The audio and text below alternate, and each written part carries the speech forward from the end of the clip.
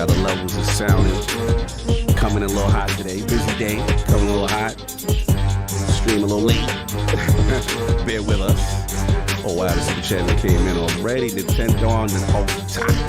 Let's go. $10 super chat. Shout out to Kyle coming in second for the Big Cat Trivia Show season gaming because he missed some sacred. I totally understand though. It's a very for the kid who comes. Yo, you wild slanderous.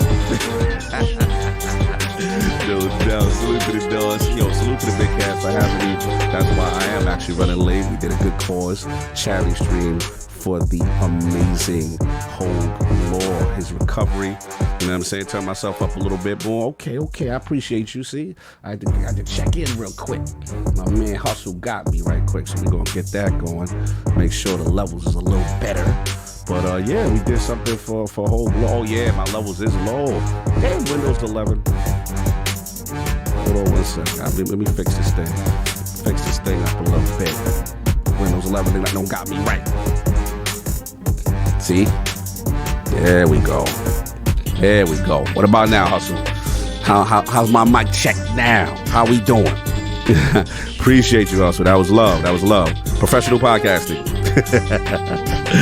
No doubt. Black Conflict X, what up? Nobody 175, what's going on? You know what I'm saying? Oh, Mr. Ordinary, what's up? No doubt. Michael Welter, good to see you. What's going on? Salute. Yeah, RayGun coming in.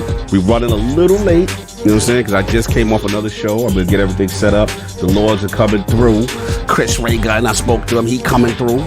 So it's going to be fun. We got some fun today. You know what I mean? So I will be back. And we'll get the rest of these amazing panel people in here. Tom, what's going on? Salute. Loud Supremacy, what up? Y'all pulling up. 4 Eyes Balloon. I see y'all. That's what's up. So look, I'll be back. I'm going to go get some people. And we'll have some fun in the realm. Fun show, fun topics. I will talk to y'all.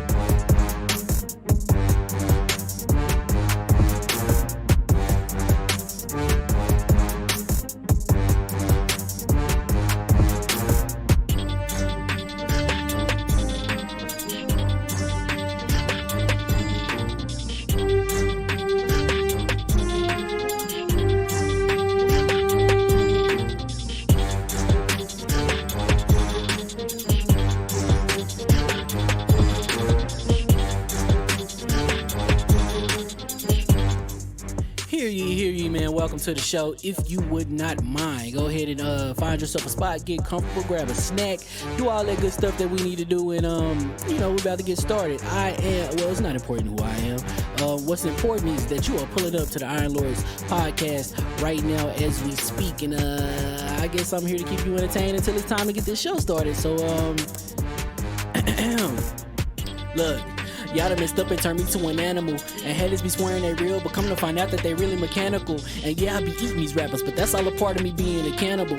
And they say I'm better than money because you can bank on me being accountable. I know a million rappers that don't want to be on a song with me, that's understandable. I kill a beat and they want to compare me to Freddie and Jason. I'd rather be Hannibal. They be like, why use a video game? Just be original, y'all too dramatical. I know it's random, but I am addicted to flipping the sample and making it flammable. This is that yoga, fire, flame. They think it's arson up in the apartment, they call it department and I get the blame. Still I be running, collecting them rains. You just a target when I'm in the range. I was the hardest to start regardless back when you was messaging people on AIM. Check my vocals, all on Twitter, but I'm anti-social. Love my city, but I'm still bi-coastal. I got nah, let's switch that. What is you doing? What I want to do? Don't stop. Nah, that was dope. I'm just keep that going. Look, I guess you could say that I'm very spoiled. For them to be your dogs, they ain't very loyal. But I ain't gonna hold you, I ain't here to boil you. You ain't gotta say it, I'm embarrassed for you. Always been a nerd, never been a loser. Making Voltron with a gang of cougars. And I'm going places, better tell a Uber. Cause it's pretty hard to sleep on Freddy Krueger. Let's do that again. Hear ye, man. Welcome to the show. If you would not mind, go ahead and find yourself a spot, get comfortable, grab a snack, do all that good stuff that we need to do, and we're about to get started. It's not important who I am. What's important is that you are pulling up to the Iron Lords podcast right now as we speak, and I guess I'm here to keep you entertained until it's time to get this show started. So Look, y'all done messed up and turned me to an animal. And haters be swearing they real, but come to find out that they really mechanical. And yeah, I be eating these rappers, but that's all a part of me being a cannibal. And they say I'm better than money because you can bank on me being accountable. I know a million rappers that don't wanna be on a song with me, that's understandable. I kill a beat and they wanna compare me to Freddie and Jason. I'd rather be Hannibal. They be like, why use a video game? Just be original, y'all too dramatical. I know it's random, but I am addicted to flipping the sample and making it flammable. This is that This is that yoga, fire, flame. They think it's arson up in the apartment, they call it department and I get the blame. Still I be running, collecting them rings. You just a target when I'm in the range. I was the hardest to start regardless back when you was messaging people on AIM. Check my vocals, all on Twitter but I'm anti-social. Love my city but I'm still bi-coastal. I got, nah, let's switch that. What is you doing? What I wanna do. Don't stop. Nah, that was dope. I'm Keep just super that going. Keep that going. Nah, go ahead. Look, I guess you could say that I'm very spoiled. For them to be your dog, they ain't very loyal. But I ain't gon' hold you, I ain't here to boil you. You ain't gotta say it, I'm embarrassed for you. Always been a nerd, never been a loser. Making Voltron with a gang of cougars. And I'm going places, better tell a Uber. Cause it's pretty hard to sleep on Freddy Krueger. That's, whew. Let's do that again. Hear ye, man. Welcome to the show. If you would not mind, go ahead and find yourself a spot, get comfortable, grab a snack, do all that good stuff that we need to do, and you know, we're about to get started. Well, it's not important who I am. What's important is that you are pulling up to the Iron Lords podcast right now as we speak, and I guess I'm here to keep you entertained until it's time to get this show started. So look, y'all done messed up and turned me to an animal. And haters be swearing they real, but come to find out that they really mechanical. And yeah, I be eating these rappers, but that's all a part of me being a cannibal. And they say I'm better than money because you can bank on me being accountable. I know a million rappers that don't wanna be on a song with me, that's understandable. I kill a beat and they wanna compare me to Freddie and Jason. I'd rather be Hannibal. They be like, why use a video game? Just be original, y'all too dramatical. I know it's random, but I am addicted to flipping the sample and making it flammable. This is that This is that yoga, fire, flame. They think it's arson up in the apartment, they call it department and I get the blame. Still I be running, collecting them rings. You just a target when I'm in the range. I was the hardest to start regardless back when you was messaging people on AIM. Check my vocals, all on Twitter but I'm anti-social. Love my city but I'm still bi-coastal. I got, nah, let's switch that. What is you doing? What I wanna do. Don't stop. Nah, that was dope. I'm Keep just that super going. Keep that going. Nah, go ahead. Look, I guess you could say that I'm very spoiled. For them to be your dogs, they ain't very loyal. But I ain't gon' hold you, I ain't here to boil you. You ain't gotta say it, I'm embarrassed for you. Always been a nerd, never been a loser. Making Voltron with a gang of cougars. And I'm going places, better tell a Uber. Cause it's pretty hard to sleep on Freddy Krueger. That's, whew. Let's do that again. Hear ye, man. Welcome to the show. If you would not mind, go ahead and find yourself a spot, get comfortable, grab a snack, do all that good stuff that we need to do, and you know, we're about to get started. Well, it's not important who I am. What's important is that you are pulling up to the Iron Lords podcast right now as we speak, and I guess I'm here to keep you entertained until it's time to get this show started. So look, y'all done messed up and turned me to an animal. And haters be swearing they real, but come to find out that they really mechanical. And yeah, I be eating these rappers, but that's all a part of me being a cannibal. And they say I'm better than money because you can bank on me being accountable. I know a million rappers that don't wanna be on a song with me, that's understandable. I kill a beat and they wanna compare me to Freddie and Jason. I'd rather be Hannibal. They be like, why use a video game? Just be original, y'all too dramatical. I know it's random, but I am addicted to flipping the sample and making it flammable. This is that This is that yoga, fire, flame. They think it's arson up in the apartment, they call it department and I get the blame. Still I be running, collecting them rings. You just a target when I'm in the range. I was the hardest to start regardless back when you was messaging people on AIM. Check my vocals, all on Twitter but I'm anti-social. Love my city but I'm still bi-coastal. I got, nah, let's switch that. What is you doing? What I wanna do. Don't stop. Nah, that was dope. I'm just Keep that going. Nah, go ahead. Look, I guess you could say that I'm very spoiled. For them to be your dogs, they ain't very loyal. But I ain't gon' hold you, I ain't here to boil you. You ain't gotta say it, I'm embarrassed for you. Always been a nerd, never been a loser. Making Voltron with a gang of cougars. And I'm going places, better tell a Uber. Cause it's pretty hard to sleep on Freddy Krueger. That's, whew. Let's do that again. Hear ye, man. Welcome to the show. If you would not mind, go ahead and find yourself a spot, get comfortable, grab a snack, do all that good stuff that we need to do, and you know, we're about to get started. Well, it's not important who I am. What's important is that you are pulling up to the Iron Lords podcast right now as we speak, and I guess I'm here to keep you entertained until it's time to get this show started. So look, Y'all done messed up and turned me to an animal. And haters be swearing they real, but come to find out that they really mechanical. And yeah, I be eating these rappers, but that's all a part of me being a cannibal. And they say I'm better than money because you can bank on me being accountable. I know a million rappers that don't wanna be on a song with me, that's understandable. I kill a beat and they wanna compare me to Freddie and Jason. I'd rather be Hannibal. They be like, why use a video game? Just be original, y'all too dramatical. I know it's random, but I am addicted to flipping the sample and making it flammable. This is that yoga, fire, flame. They think it's arson up in the apartment, they call it department and I get the blame. Still I be running, collecting them rains. You just a target when I'm in the range. I was the hardest to start regardless back when you was messaging people on AIM. Check my vocals, all on Twitter, but I'm anti-social. Love my city, but I'm still bi-coastal. I got, nah, let's switch that up. What is you doing? What I wanna do? Don't stop. Nah, that was dope. I'm Keep just super that going. Keep that going. Nah, go ahead. Look, I guess you could say that I'm very spoiled. For them to be your dogs, they ain't very loyal. But I ain't gon' hold you, I ain't here to boil you. You ain't gotta say it, I'm embarrassed for you. Always been a nerd, never been a loser. Making Voltron with a gang of cougars. And I'm going places, better tell a Uber. Cause it's pretty hard to sleep on Freddy Krueger. That's, whew. Let's do that again.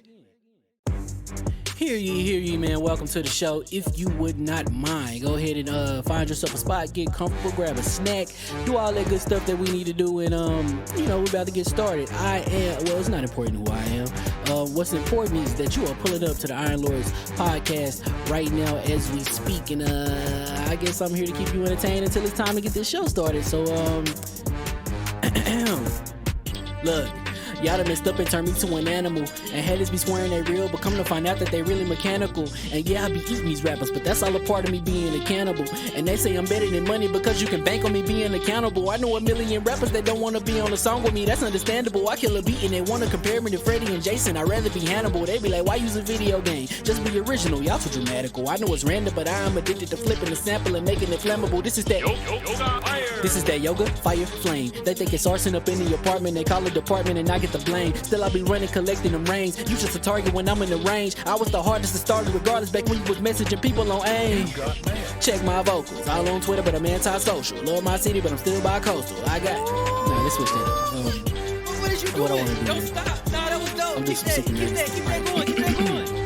Nah, go ahead. Look, I guess you could say that I'm very spoiled. For them to be your dogs, they ain't very loyal. But I ain't gon' hold you, I ain't here to boil you. You ain't gotta say it, I'm embarrassed for you. Always been a nerd, never been a loser. Making Voltron with a gang of cougars. And I'm going places, better tell a Uber. Cause it's pretty hard to sleep on Freddy Krueger. That's, whew. Let's do that again. Hear ye, man. Welcome to the show. If you would not mind, go ahead and find yourself a spot, get comfortable, grab a snack, do all that good stuff that we need to do, and we're about to get started. It's not important who I am. What's important is that you are pulling up to the Iron Lords podcast right now as we speak, and I guess I'm here to keep you entertained until it's time to get this show started. So look.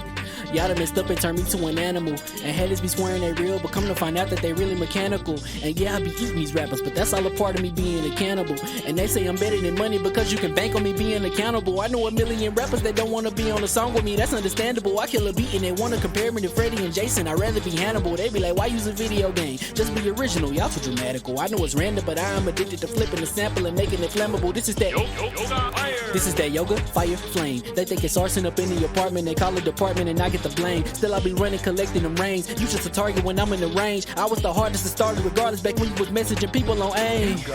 Check my vocals, all on Twitter, but I'm anti-social. Love my city, but I'm still bi-coastal. I got, nah, let's switch that up. What is you doing? What I wanna do? Don't stop. Nah, that was dope. I'm just Keep super that going. Keep that going. Nah, go ahead. Look, I guess you could say that I'm very spoiled. For them to be your dogs, they ain't very loyal. But I ain't gon' hold you, I ain't here to boil you. You ain't gotta say it, I'm embarrassed for you. Always been a nerd, never been a loser. Making Voltron with a gang of cougars. And I'm going places, better tell a Uber. Cause it's pretty hard to sleep on Freddy Krueger. That's, whew.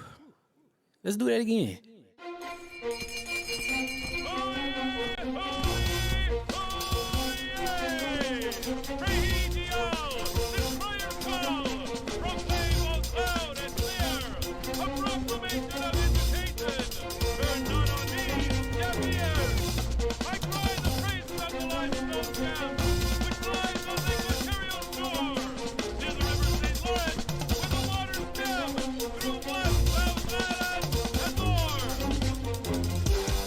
I'ma just chill and watch them and eat snacks in the attic. I wanted to chill with the pack and be like a young whoop, but then they would mistake me for addict. If I can imagine it's cool to give you some advice, then invite your girl to your squadron. Cause if you don't give her that option, you gon' be single player like Sovereign. You gon' get tossed in the bushes by King David. Royalty and not a pretender.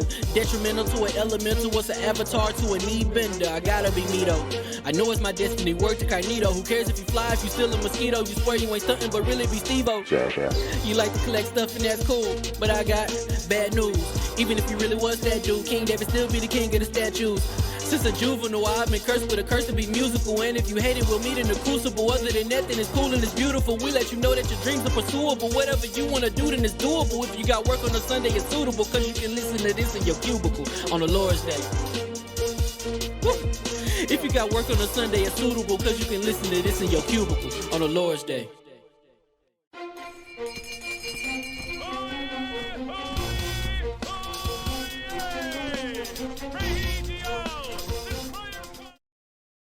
All right, switching over. Let's get a couple mic checks right quick. So, hello. I'm hearing a lot of yawning today. Yeah, it's that hour, man. yeah. Losing sleep has people You guys are lucky you getting a yawn from me. in the bushes. God called me. I was like, oh my God, what the hell? Kid, turn your levels up. You know they want to hear you live and down. Just a little, you know. I woke up at 11:45 or 12:45. I'm like, it can't be 12. It can't. All right, we good. Hear ye. And we are live. Welcome to the Iron Lords Podcast, LLC, and also live on lordsofgaming.net. Episode number 295. 295, y'all. God damn. Yeah, we've been podcasting a lot. That's a lot. It's my last episode. I'm retiring. How that sound? Oh, glorious. And it's another glorious Sunday. We're back at the round table on the Lord's Day. I'm extremely excited about our special guest, and we've got Starfield's new release date in Starfield Direct. Work. Yo, work. All right, Loaded Lux. Glorious day. Glorious day. LastofUsFactions on PS4. ResidentEvil4 Remake Demo. An Exoprimal and Guilty Gear Strive or Game Pass to discuss, so we're going to get right into it. I want to introduce a Lord whose charismatic and analytical approach to the games industry is truly a joy to listen to. Whether it be his passion for all things pop culture or stepping in the ring to throw them hands for real, all done with his trademark wit and sarcasm. Introducing the comedian and host of the Chris RayGun YouTube and Twitch channel, co-host of the Snark Tank and the Sacred Symbols PlayStation podcast, my fellow Lord of Destiny and Last Stand brethren. So let me get this straight. Halo 3 is his GOAT. His most overrated game is a fireable offense on Sacred, and he refuses to bump Imagine Dragons. Live from LA by way of New York and making his debut into the realm of the Lords, my man, Lord Chris RayGun. How we doing, sir? Holy hell. God, that is one hell of an intro, man. I mean, I'm doing well. I look, man, I'm honestly fucking upset. Language with the Lord's Day. But you good. Sorry. You got it out. We got through the sponsorship. We get it out. We gotta get it out in the front. We lost that hour. We lost that hour last night, and I thought we were gonna gain one, and so I was out last night, and it was a mess. It was just a mess. I was like, oh no, this is not, bro. not good. It's not good. Like you said, we said in the pre-show, like when that clock went from like 1 to 3, and I'm like, damn, bro. It was not ideal. But what you been playing, man? What you been up to besides that? Besides losing sleep? oh my god, training, getting punched in the head every single, like constantly, constantly every week, multiple times a week, multiple times a day. It's nice. No doubt. I think it's probably why I've been enjoying Destiny so much. Gotta talk about that. He's like, I low-key have a concussion and enjoy Destiny. That's why Destiny's so good. That's a great answer, Chris. I buy that answer. Yeah, it's like, you know what? Like that was a weird campaign, but you know what? It's not getting punched in the head. So. King, do you have any training tips for the young spar or the young squabbler that's about to step in the ring? Is he MMA or he's boxing? No, boxing. This is you. Oh, good. So did you see the fight last night with Tony Harrison versus Tim Tszyu? Last night? No, I didn't see the fight Oh, last so night. I then was you're not really boxing. Oh my God! I guess I'm just messing with you. But no. Last night He's Tim Tszyu really versus, boxing. He's not watching boxing. That's nice. Tony Harrison versus Tim Tszyu last night. It was a really good fight. So if you want to get tips, you can actually watch Tim Tszyu because he was underrated going into that fight. We thought Tony Harrison, because of his background and his pedigree, but he gave Tim Tszyu a fight. But in the 9th round, Tim Tszyu beat the brakes off of Tony Harrison and left him slumped in the corner. Yo, Don Sakara, you wild disrespectful. He said you need a concussion to play Destiny right now. You gonna stop being disrespectful? Don Sicario, I buy that. Thank you. I'm gonna read it as a super chat. Yo, because out of your Destiny hate, man. Listen, don't do that. Leave him alone. He like Destiny. No doubt, and you already know we got the 4 horsemen of gaming, those original lords of the realm here at the round table. My co-host with the co-most, my brother from another mother, the difficult game conqueror, lord of his own world, and the how of the young wolf. My man, Lord Attic, how we doing, sir? Doing pretty good. I played a lot of that Resident Evil 4 demo. The parry system on that game is kind of crazy. Like, Yeah, we gotta talk about it. It's insane how they like add one little feature like that and it completely changed the whole aspect of the game. Yeah, that little animation. We're gonna talk when we get to the topic. Well, yeah, it's interesting. So just been the demo, sir. Yeah, that and Destiny. No doubt, no doubt. Oh, shout out to Blaze 4K in the building, PlayStation in the building. Gifted out subs. What's up, brother? Oh my God, he's back. Yeah. I had him running. Let's have a baby. Yeah, you gotta give him a Sony baby. You gotta give him one. Sony baby. My man's back. Blaze in the He's alive. building. I I haven't was seen worried. that name in a minute. Salute to Blaze. No doubt. So that's been it, Attic. Yeah, that's pretty much been about it. I've been watching more like TV and stuff this week than I was gaming. Besides Destiny, No doubt. No yeah, I've doubt. been watching season 2 of Chucky. But I know people like to joke because Chucky got a TV show, but that's a good TV show. Like, Chucky. Salute to Chucky. I chuckle under your breath. Oh my lord. I'm not even trying to do that. That's like Jason hour. no, it's actually a good TV show. They got like people for like it's like an extension of the movies, and like they did it right. They did it right. Like the little kid Andy from the first one, the one that he tries to put his soul into, like all of them. Like, oh really? As a grown adult, like, is it the actual actor? That'd be cool. If it was the actual actor? I don't know if it's the actual actor. I mean, it's been a minute. It We're might gonna be have the to actual check actor. Attic. Attic just like slasher and killer. Yeah, everything is murder and killing. murder. Everything with him is violence, like severe violence. Yeah, Like, I love that. and then he got the Pico Attic on here, Pico Attic mode today. You got to be careful, man. Yeah, he's in. Oh, yeah. He's a Chucky Resident Evil show 4 is awesome, salesman. okay? The He Chucky looks like show is awesome. the have my steak medium rare guy. Oh my god. Y'all messy. Y'all Leave a messy. little blood. Don't you inside. notice when are I you like selling? something? Don't you notice when I like something? There's a condition. Oh, it's just killing. Oh, it's just anime. There's nothing else behind This is that. when I You know like what? something. I'ma But prove when you my guys point. like something whack, it's always open. That's Check lit. it out. I'm gonna prove my point. I said Attic. It's 4 movies that come out this weekend, right? So it's 65. It's Operation Fortune. It's Scream, and then there was something like Puss in Boots. I said, "Yo, Attic, movies is up." And He said, "Yeah, I'm all gonna that see it. I'm going." sounded. Yeah. All that sounded. It sounded very like you wanted to mediocre. see killing. So Very, you definitely very, go Scream. very lukewarm. May I add? All that sounded very lukewarm. Lukewarm. So that's been And it. I'm sorry, I ain't driving 45 minutes to Tell the watch truth, Shane the Devil. 65. see? Okay, like There you go. Tell the truth, Shane the Devil. That's the guy. So that's been it, sir. yeah, that's it. And No. yeah, I did watch Scream. Definitely watch R&R this Tuesday. Yes, to, sir. Watch that. Yeah, No. I can tell you. He can tell you about the murder, and I can tell you about the other movies. We'll get to it. And of course, we have our most technical gaming lord, the solo gamer who lives for the single player selfish experience, and also the Sopstradamus, the Lord of Clarity and Lord Patriarch of the Iron Bank. My man, Lord Sovereign, how we doing, sir? I'm doing well. I'm doing very well. Yeah. What's I'm up, just gonna need a Smooth? little bit of an addendum to my intro. Oh, I'm okay. gonna, What if we you doing? could, What we doing? can you insert hailing Solve. Hailing Yes. what? They from the master someone, race. Someone in the chat said it is the same character. It is the same actor. From Oh wow, that's cool. All right, so now we hailing for the master race. Hailing from the master. I want to see that. I'm gonna preface everything that I say with hailing from the master race. Oh god, Lord Steam Deck over here. you call him Lord Download because he always got to download a patch. That's fine. But you know that 4090 rocking, baby. So, you can't hear how Spider-Man doing. Anyway, no, Spider-Man's still broken. Spider-Man's still Oh, broken. it's still the port still messed up.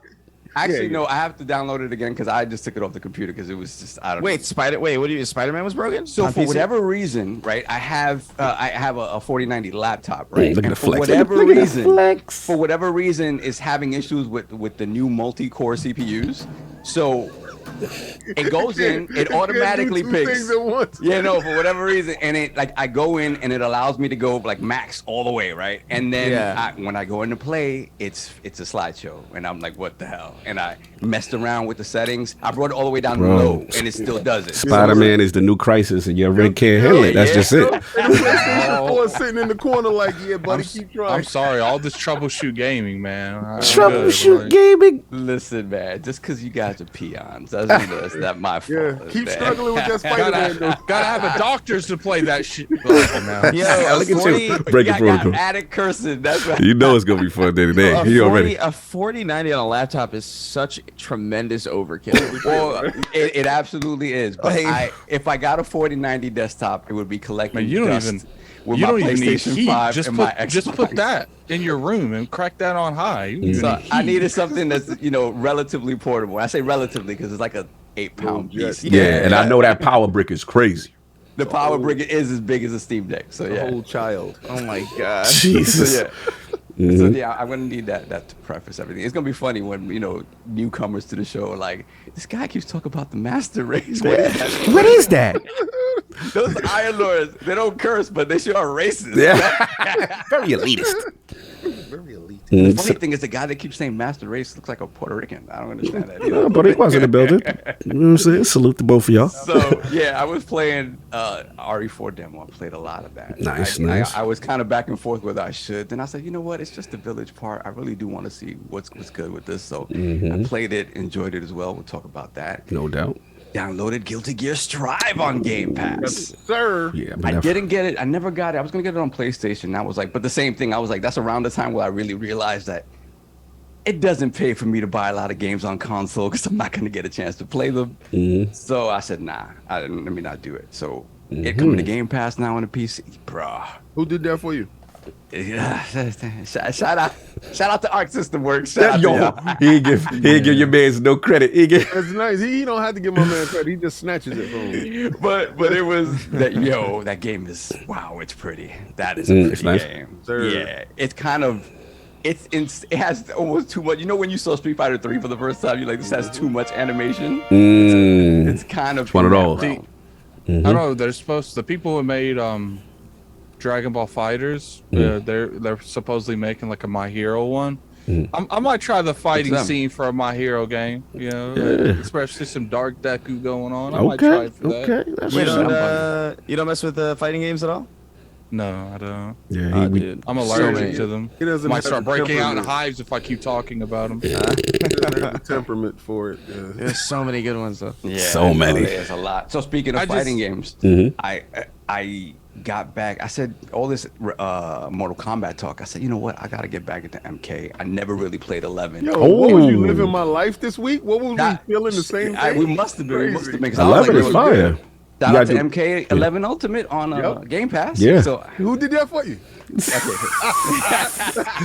Why Phil gotta get? Why Phil Spencer shout gotta out get to Ed all the Boon. credit for every Game Pass I'm edition? just saying. It's Hey, like- yeah, he gonna get the smoke, but he get the credit too. We gonna give him that credit. shout out to Phil Dominus Maximus Aurelius. It's like And it's like Ed Boon. Xbox wants to bring you every fighter under the sun, but Killer Instinct too. Like, Yeah. Shots. But I gotta say, bro, I never really. Who he did? Go over there and play. You can go download it. It's in Game Pass. Get out of here. Continue, so. I never really played it when it launched, and I said, whatever. It's like kind of every 3 Mortal Kombat they sort of rebooted. So 9, 10, and 11 was this new reboot, right? And story-wise, it kind of crazy, but I had not touched 11 at all. I said, let me get into this story, bro.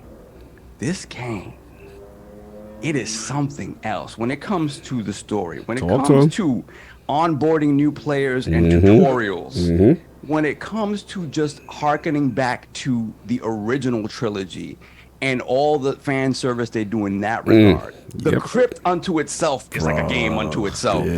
Like, it's kind of bonkers, man. And I'm going through the story mode. I'm like, is it me or is this the best Mortal Kombat movie ever made? Listen, I've been telling people, like, you know how I'm Tekken hardcore, and I was always listening like that Tekken even had a narrative and endings and all of that. Like, Mortal Kombat done lapped everybody as far as fighting game, having a story, each person having character, and then you play as everyone from different perspectives, and it's crazy. Right. And it makes me super excited for 12, because 12, the end got spoiled for me, but I'm not going to spoil it here, but it ends in a place where you can basically reset everything. Right. So I'm excited for what 12 is. You have to do the Aftermath DLC. Yes, I have to do that. You have to do it is so well done, and the game narratively wise goes somewhere else that you could be like, yo, they doing that. Okay. You know what's crazy is, like, I feel like Mortal Kombat has so much potential, like, on like TV wise and stuff. It's a shame that like people keep getting their hands on that brand and just doing it dirty when it comes to that last one. Like the last one. Nah, just listen, if you're offended by the movies, just play the game story mode and you'll be fine. Like, really, it's that good. They fix it up. No doubt. And the last fighting game thing is we got that last trailer for one of my former men's in Tekken, Phoenix. Now I'm a little disappointed because I'm not about the hair. I don't know what's going. It's like midlife crisis. You feeling Geritol, Paul? No, like, bro, like I liked him when he was like hitting his 30s, where he had the ponytail and got the beard. Listen, but it's almost like. It in a way it's very realistic in that, you know, he's midlife crisis, Paul, still rocking the leather jacket and rocking the hairstyle he thinks the kids are using today. Holding on, bro. Oh my God! But even his face is different. Like, his face is different. Look wider, and I'm like, he just doesn't look like an attractive dude anymore. What's going on with He's had a rough go. He really has. It's a conspiracy, because I think Street Fighter did that to Ken, and now Tekken is doing. Yeah, they did it to Paul. God, blonde but hair dudes Paul is not looks in this dirty. He's not in this shit. Yeah, he doesn't look right. He looks like he turned down the lead role in like what's the Dirty Dancing 3. Yo, you wildin'. You wildin'. In Days Gone, he's like, I'm not gonna take that Days Gone role. Look what happened. Savagery. Yeah, Dude, I love Tekken. Oh yeah, me too. That's right. You've been playing recently, right? Yeah, I just recently got back in. It's been years. Like, I used to play Tekken, like 2 and 3 were like the big ones for me back in the day. Like, and I would play those endlessly with like family, like cousins, and I would swamp. It was Nina, Yoshimitsu, and King were like my people. And Yoshimitsu was just a complete jerk. Yes. Like, he was just like just the way that he would like sit and spin and then hop up behind Yo, him. Yosh. Did he have like the Harry Carry move? Yeah, and some other. If he turned around and kill you at the same time, kill yourself, And it was. How did you play him, Chris? Did you play him? Did you attack a lot, or were you turtling a lot with him? Oh, dude, when I was younger, I had no idea what the hell I was just mashing shit. I was mashing nonsense and just trying to. When I was younger, I wasn't really that good at fighting, and I only picked it up recently because I was at a friend's house and we were like, hey, you want to? My friend has an Xbox with every single game he's ever remote, like half owned, downloaded through game. It's still on his hard drive because he just doesn't like to get rid. He hoards. I was like, how do you have all this? How do you have all this on your hard drive? And he's like, yeah, I got like a 10 terabyte drive hooked up. And I'm like, why? so we're going through all these games. And it's like Kingdom for Keflings. I remember that. I remember that. Just weird nonsense. And then I see like Soul Calibur and like Tekken. I was like, oh my god, Tekken 7. Yeah, let's play Tekken. I haven't played Tekken in so long. And so I jump in and I'm like, oh, all my characters are here. Nina's in there. All right, let me jump in with Nina. And it plays.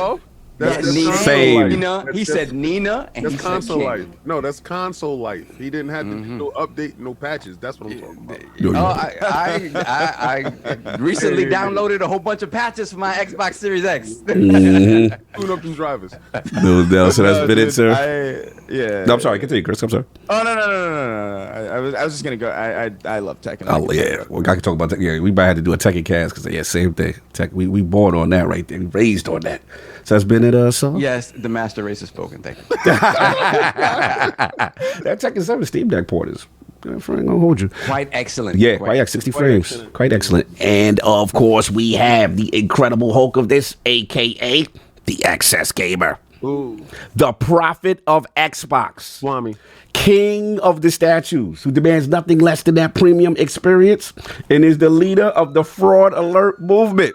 Ooh. Beloved Lord King, how we doing today?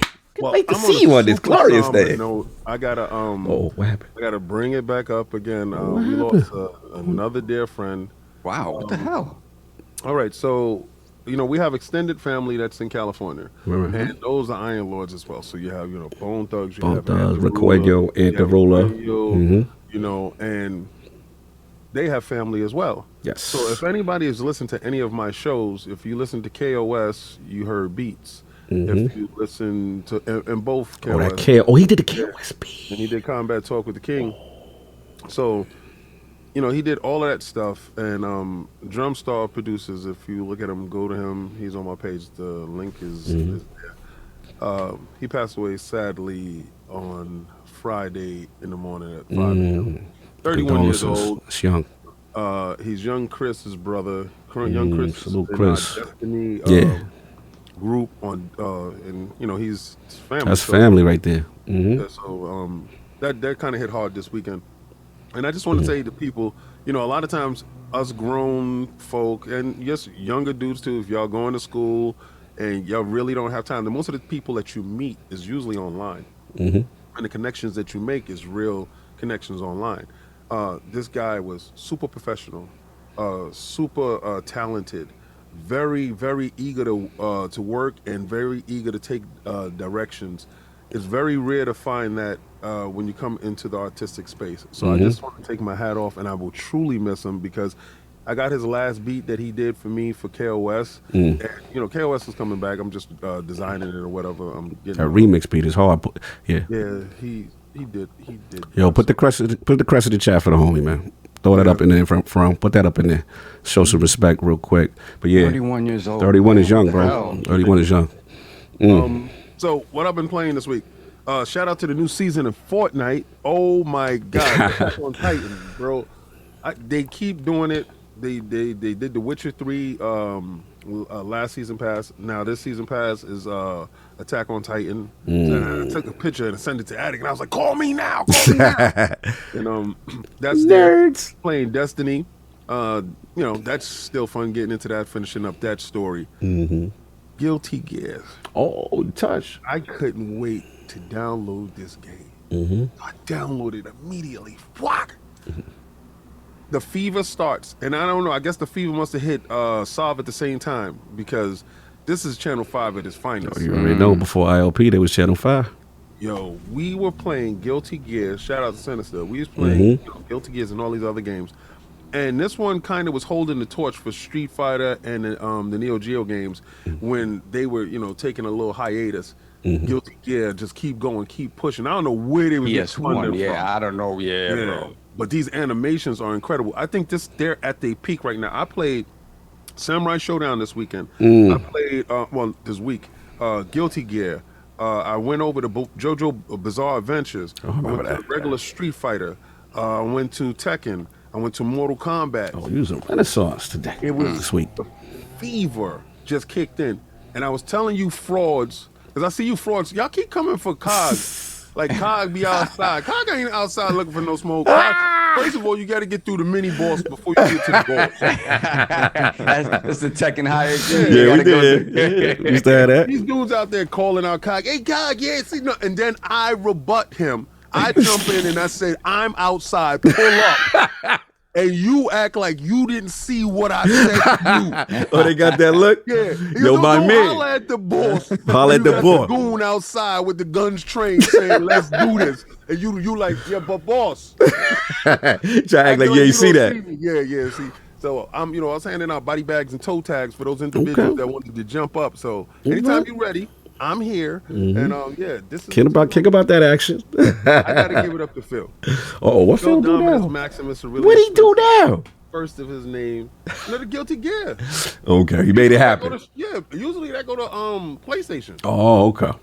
And to have it in Game Pass, That's a good look. like, it's crazy. So it's trends are changing, things are actually changing. You didn't know what King was talking about. You would think that Phil made the game. Yeah, like Phil designed the game. You know what, you gonna act like you ain't gonna give him credit because you're gonna give him all the smoke. Anytime something go wrong, nah, Phil, you know what you did, Phil. But anytime something good go down, nah, Phil. Not his credit. Yeah. Continue. He's been holding that in forever to say that. Anytime a football team loses, we blame the quarterback. I don't care what the quarterback did, right? Anytime they win, I don't blame anyone because I don't watch football. So there you go. There you go. Well, it's gotta, the buck's gotta stop somewhere, even if it's not necessarily fair. That's right. So he gonna get the smoke and he gonna get the praise. No Thank doubt. you, sir, for having me. Have a great week. So do my friends. No doubt. So that's been it, sir. That's it. And of course, we have the gaming ninja himself, the Shinobi, LordCognito. Spread that realism to rub in the ILP. Not telling you what you want to hear, but what you need to hear. Shout out to my man, Mr. Matty Plays, great defining Duke. Talking about what's going on with release dates and directs, and Somebody got spicy loud even during listen, man, it's a very emotional, very passionate subject, So shout out to him, and shout out to the LSM community for their crazy, toxic public bathroom stories. It's absolutely out of control. I don't know what's going on over there. Yeah. It's hilarious. You know what I'm saying? Shout out to I need to regulate that. Yeah, they out of pocket. They out of pocket. So shout out to the Last Word, Ebontis, Ty God Travis. We have my man, Paul Tassi pulled up. Talking Lightfall, seeing what's going on, issues and such. You know what I mean? So that's been that. And then, for me, I playing a little bit. I didn't really get a chance to get in there as far as the day one raid contest mode stuff. So much going on. But shout out to everybody. Looks like they finally got it. But man, that contest mode is no joke. I heard it was controversy though. Oh yeah, it's definitely. I heard they leaked the mechanics. I heard they leaked who the boss was. Yeah, dude, they just snitching. Like then they had some other thing where apparently there's some Pokemon references and like. Yeah, like somebody was like, I know it has to be some Pokemon references because somebody had like a Pokemon thing and then they had like a Bungie thing and then Bungie was like, yo, can I copy your homework? And Bungie's like, I just don't take. So I was like, what is going on that's Pokemon related in a Destiny raid? So now I'm intrigued. I can't even fathom that. I haven't done the raid yet. I had some friends of mine did it so they could learn the mechanics, and then we were gonna try and run it probably today. But I didn't see any of that. Yeah, that's what I want to know. I got to defer to Addict on that. I am not a Pokemon guy, so I don't know what the references. Yeah, I don't know what the references are, but I've been doing that. And then shout out to the Rocker Blade Point. Got a good Wolong crossover event thing going on. Been rocking that, and they about to drop a new character. Maybe one day the community, one day a community stream with the Lords. Is it next Saturday? I mean, we got to figure it out. You know what I'm saying? No doubt. So that's been it. You want to get these super chats on before we get into it? Yes, sir. So small rules of engagement. We don't have Chris the entire time, so I'll read these and then we'll read the rest afterwards. Sure, but hold on one second. What we got? We got Nintendon the Otaku, member for 1 year, $10 super chat. Shout out to Cock for coming in second in the Bitcast trivia show on Season Gaming because he missed some Sega. Yes, he missed some Sega related questions. You deserve that. It was the Saturn. Who cares about the Saturn? Well, you lost. That's why. Always the bridesmaid. Never the bride. Shout out to Colin. He pulled it out. They cheated though. Let me just joke. I totally understand though. It's a very. I technically have more answers right than Colin. He just won the 2-point. Well, the ones for the extra points. So he was clutch. He has some gray area answers. Yeah, he was fighting with the judge. Salute to the big cast. Salute to Hogue Law. It was for a great cause. You know what I'm saying? For his recovery. Great to see Hogue, Ainsley, Trap. Oh man, I was so fun to be a part of that. So I'm a little tired today, but it was worth it being there before this show there to salute them. We got Robert Kellett, $2 super chat, violating Starf delayed, send SAC 2 dropping November 20th. I do not abide these abbreviations. Let's stop this right now. It's Maddie. Fraud alert on Maddie with these weird abbreviations of games. You know what I'm saying? Like, it started with Hog Leg, and now he's like, I'm mid. So I said, you ain't calling my game mid, bro. Like, mid, son. Oh, man. Salute to Maddie. And we got Sith Lord member for 7 months, Lord Bronze. Thank you, sir. Thank you, Lords, for making my special weekend even more special with your show. Hope all is well. And you gentlemen have a great show and a great week. You as well. Salute, salute, salute. That. We got Nintendo the Otaku, once again, member for 1 year, $5 super chat. Shout out to Chris RayGun for having the best and most accurate pick of most overrated game at the LSM event. We can't wait for it to go up for everyone. Yo. Yeah, we can't reveal that. Spoil it. Yeah, we can't reveal it, but I mean, you'll figure it out. Yeah, for sure, for sure. What else we got? I'm excited to see how that turned out. Like, apparently, it looks really like I've seen some screenshots of it. It looks crazy. Yeah, I can't wait. Yo, that was fun, bro. That was a lot of fun. Yeah, it was. No doubt. What else we got, Solve? Then we got, like as King said before, Blaze 4K in the chat. Put the crest in Put the the chat crest up for the 4K. homie Blaze. Salute. Gifted 5 ILP memberships. Appreciate that, brother. No doubt. And we have Robert Kellett once again, $5 super chat. So for this unofficial Sacred X ILP, welcome to the realm, Chris. Any tips for a Destiny 2 newbie? You and Cog not lying on Witch Queen. It's been great. Yeah. Oh man, tips for a new. You know what's why I haven't been a Destiny newbie for about a decade. Feels like so. I have no idea. I had a friend of mine. He was like, "Hey, I'm thinking of getting into it. Where should I start?" And I had no idea what to tell him. Yeah. Actually, I was like, I mean, start. The biggest. I say. Asked me, I told him don't.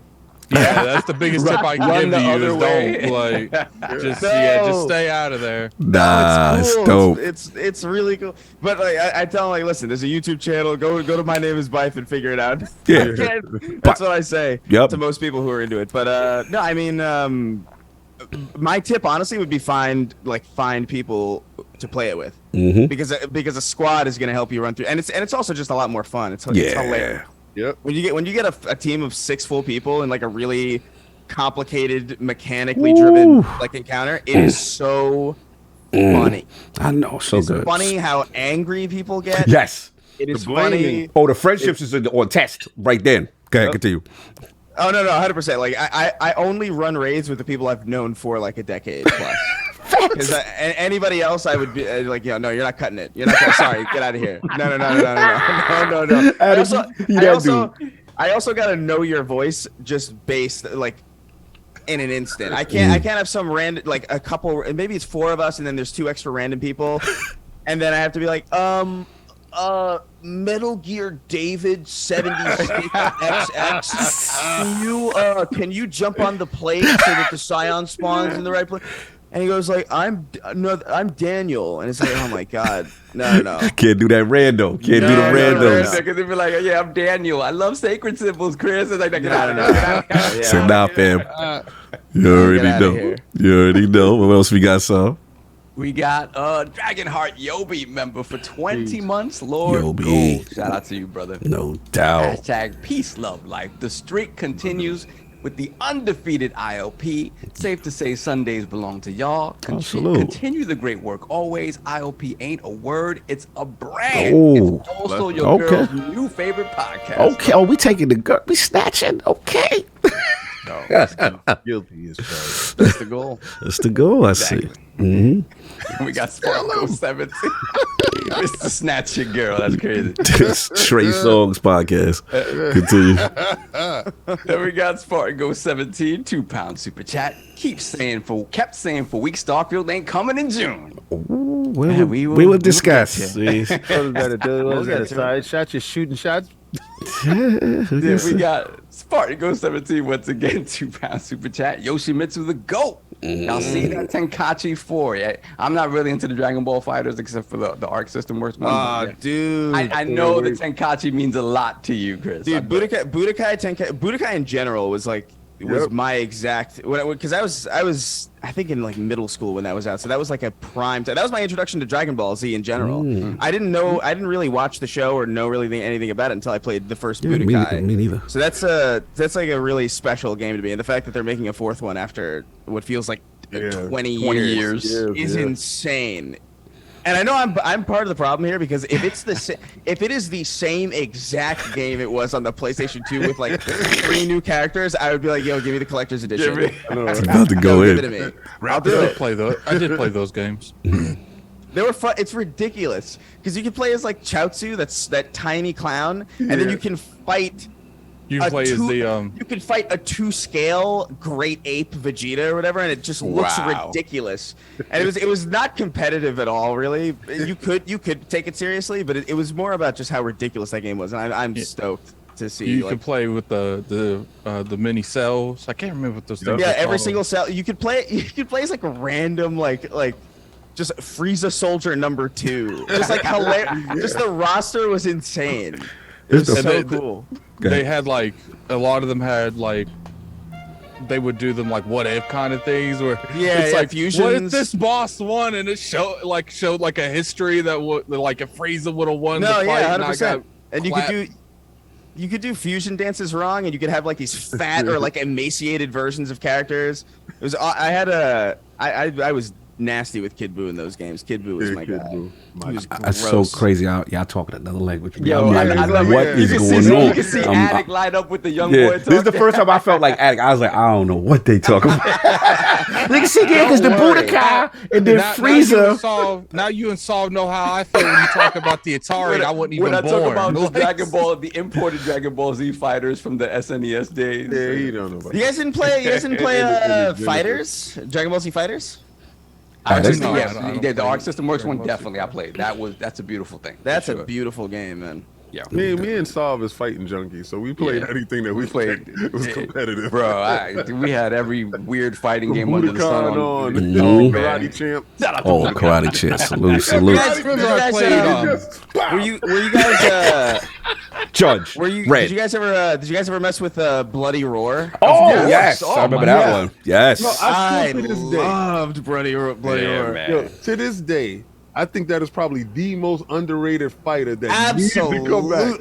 Yo, that was the reason to turn on your PlayStation. You was one kid that was there that they was playing Mortal Kombat, they was playing Street Fighter, but you was like, this Bloody Roar though. I love. Isn't Bloody Roar the ones where you like transform into animals? You could transform into like these, but there were these ridiculous. There was one Stun the Insect was like my favorite. It was just because he was like this mummy that he could turn into this giant like beetle mosquito, and it was disgusting.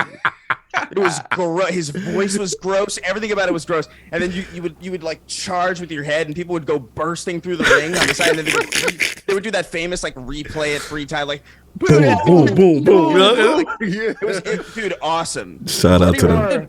Bloody Roar needs to come back. I did play, as far as fighters, I did play the Naruto Storm games. Those are good. Oh, yeah, those are good. Yeah, You was playing that. Remember that? I gave you that work. Remember that? Oh damn! I still won though. Why you act like I didn't win? You got some. You got some. Time on fighting battles. We got super chats and show to do. I threw the fight like Cog threw the fight when he was with Colin today. Yo, y'all messy. Don't do that. Don't do that. I slipped up on stuff that you knew. Bro, I didn't even mess with the Saturday like that. So you knew when they had Saturday questions, it was over. He's like, oh man. Yeah, Cog received a little PayPal bonus. Are you implying? Yo, you implying that was the LSM influenced 1 and 2 trivia? An inside job, you know. Look, man, you gotta make the boys look good sometime. But I'm just messing with y'all. What else we got? Gaming Forte, $5 super chat. Sorry for your loss, King. Crazy today. Yeah, they're coming through hot. Yeah. Sorry for your loss, King. All I can do is try to cheer you up with this. Hey, King Boo Boo. Hey, Forte. Y'all messy. Salute. Then we have DJ Oros, member for 2 years, my God. $5 super chat, long time listener, first time caller. Just wanted to pop in and say, keep up the amazing work. Yins are the best. # hey bestie. Hey bestie. You guys are ridiculous. He's ridiculous. Yeah, wait till you get yours. Then we got Zip Davis. Shout out to Zip. I said this to King Online, and I'll say it again. Young Icarus Bethesda flew too close to the sun September 6th. Are you kidding me? I'm done. No Starfield as 12 months passed by, but Todd Howard's still pretty fly for a white guy. Yo. Yeah, he said that. He definitely dropped those bars. Salute. Then we have Astro Parrot King. The homie. RayGun in the realm. I like that. No LFG. Octopath 2 question marks. Yeah, that joint fire. We reviewed it all. He's asking you, Chris. Oh, yeah, Octopath. For Octopath. Yeah. Oh man, I don't know, dude. That's a Colin, negative. That's a look. That's a Colin experience for sure. I'm so bad at I don't know. RPGs like that are really. I feel like I have no time to really sink into them. Same. And I love the art, the visual style of that game a lot. But I'm so bad at getting into those. Yeah. I really liked the first one. It was a pretty decent It would have experience. been great if it was on Game Pass. The second one, right? I would have appreciated just the game being on it. Go check it. Who did that for On us, though? Xbox. Who did that? You know who did that? You know who did that to us? Sony. Yo, you stupid. I would say it's mainly Square Enix. No doubt. Go check out that review up on lordsofgaming.net right now. My man Flame And we got have that. Corey Hale, $25 super chat. Shout out to the Lords in chat. All these games, my backlog body count is ridiculous. Word. Yes, it is. Yeah. What else we got? So yeah, it's crazy. Gaming Forte member for 38 months, Lord Bronze. Shout out to the fire team members that couldn't make the raid. The experience wasn't the same without Cog and Addict. We will be back. It's all good now, baby. Everything's good. He didn't even mention me. Yeah, you not part. You not part. Whatever, sir. No doubt. Let's There get we through have these. Matt Without Fear, member for 14 months, Lord Silver. Tinfoil hat time. Sony have been saying Microsoft could add bugs to COD. Didn't they help fund the Callisto protocol, which ran noticeably worse on the Xbox? Yo, you know what's so funny? Yeah, Those messy. conspiracy theories that Microsoft could do this. Y'all guys did that. Y'all messy. Moving on. Time. There we have Robert Kellett, $5 super chat. So you're sticking around, Chris, to see Cog take King's knees. Oh. Whoa, what? He don't know the context. That sounds crazy. That sounds horrifying. Yo, you know what's funny, man? I could have took your knees easily again, King. That would have been the third pair of knees I'd have got from you in 6 months. Listen. Trench coat addict, be quiet. Well, trench coat addict. You know what? It said. You know, I kind of got the same. I'll tell you that. You know what? The dude you for got the London mercenary train for Resident Evil 4. Time on y'all being messy. messy. Yo, Oh yeah, you got that Resident Evil 4 jacket right now. You got that right now for sure. He really does. He got London train station Like vibes. wow. London train station vibe. Yeah, like he's about to flash somebody. Like he's speaking. May I interest you in a watch? Yo, you out of pocket. No, you may not, sir. You are out of I'm pocket. just sitting at the train station. Can I interest you in King's knees? Time, but we'll see what happens with these bets. But the bet the knee over might here. return. We'll see how it goes. Buy it at a high price. What you selling? What you got? No, I'm you selling King's buying? knees at a low price. Sound like you got a pocket full of coins. Because I got so many of them, man. It's supply and demand. When you got RayGun, so many time is of them, limited. alone. Yo, God. Yo, he the dude inside the arcade with the coins in his pocket. Hey, kid, want some coins? That's dirty. That's dirty. I'm not co-signing that behavior. Saw, please. The Then super we chat, have please. Danger UXO, $10 super chat. Gents, I've been a Star Citizen backer since 2016. Oh man. Oh, Jesus. A few months for Starfield is nothing. Oh my You goodness. still waiting, ain't you? Bro. Then we have Zip Davis once again, $5 super chat. All joking aside, I just wanted to send some PAX cash. Good luck, Oh, Lords. Appreciate all you do. Love. You guys are the best. Welcome, Mr. Gun, to the round. No doubt, debate, Mr. brother. Gun Gun Bang Bang. We almost did. Martin Go 17, too proud super chat.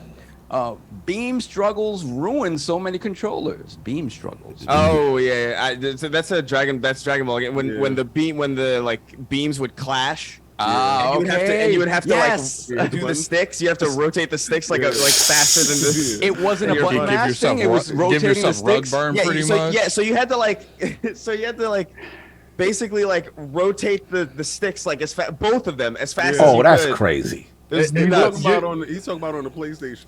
Yeah, it was easier on the PS2 because the Xbox You know one's a what? little wonky, but Yeah. 'cause the You know what's funny is I just played Resident Evil 5 with Grace, and the very end where your Sheva tried to get up on that little lava mountain point, like that's the hardest like push a button sequence I've ever done in games. Like she and I can't usually I be Sheva because I can do that. But every time I have to be Chris, I'm like, okay.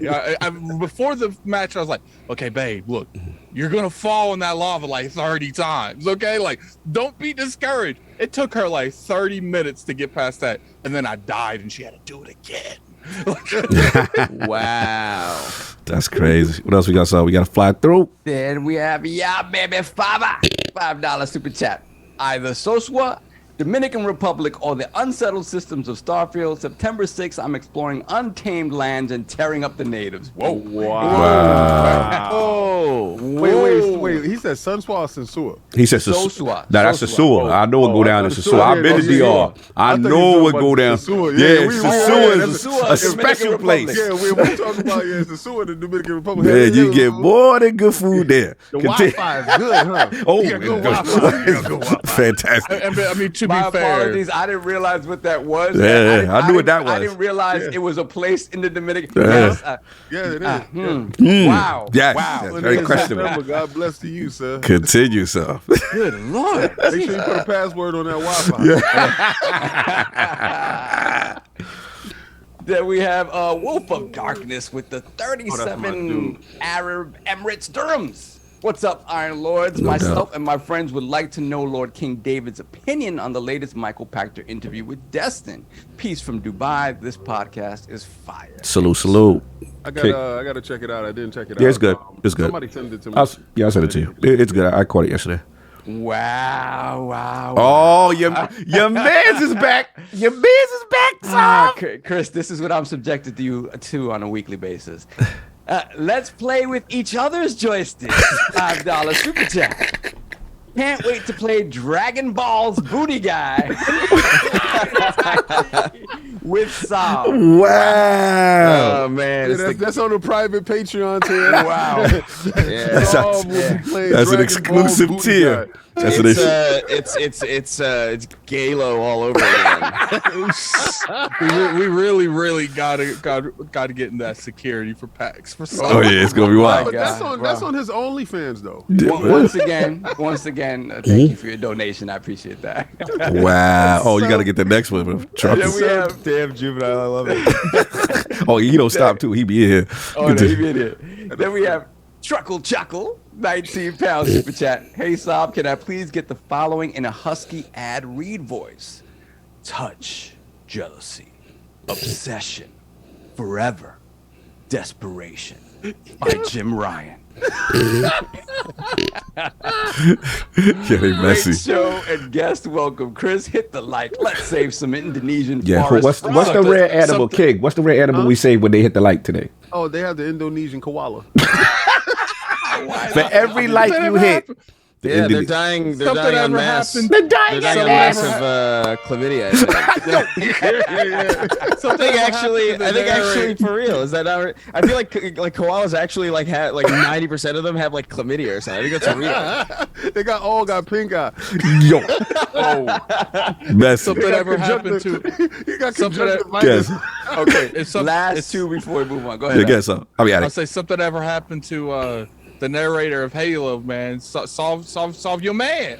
yeah, we got the voice reads, man. We hiring. God. Yeah, him and Chuck Bodak is great. Layer. Jigga J, member for 19 Yeah. months. Lord Bronze. Happy Sunday, Lords and Realm. Wolong is fire. Game No Pass doubt. is fire. King, don't go too hard on Starfield date. You don't know They about gonna that. get this work. Yo, you have no idea the atrocities that these guys have committed, bro. Just to ask, did you guys see the reviews, like the Xbox reviews for Wolong? It's like a bunch of people rage quitting the first boss. Like Yeah, it's ridiculous. crazy. I saw. If you guys want to see a video on it, because obviously we can't talk about it like to a good degree. Like go look at Kid Smooth's video. Like Yeah, he it's literally wild. went over. It's so many people saying it was fun, but I just couldn't beat that first boss. Like, Yeah. They did the tutorial on the tutorial area. That just to first get boss is apparently the hardest thing in the game. Like, no, like, it's not. Or, Yeah, but well, it's I mean, easy. logically it has to be, right? Because you know the game less than you would have Than you would, had right. played further, right?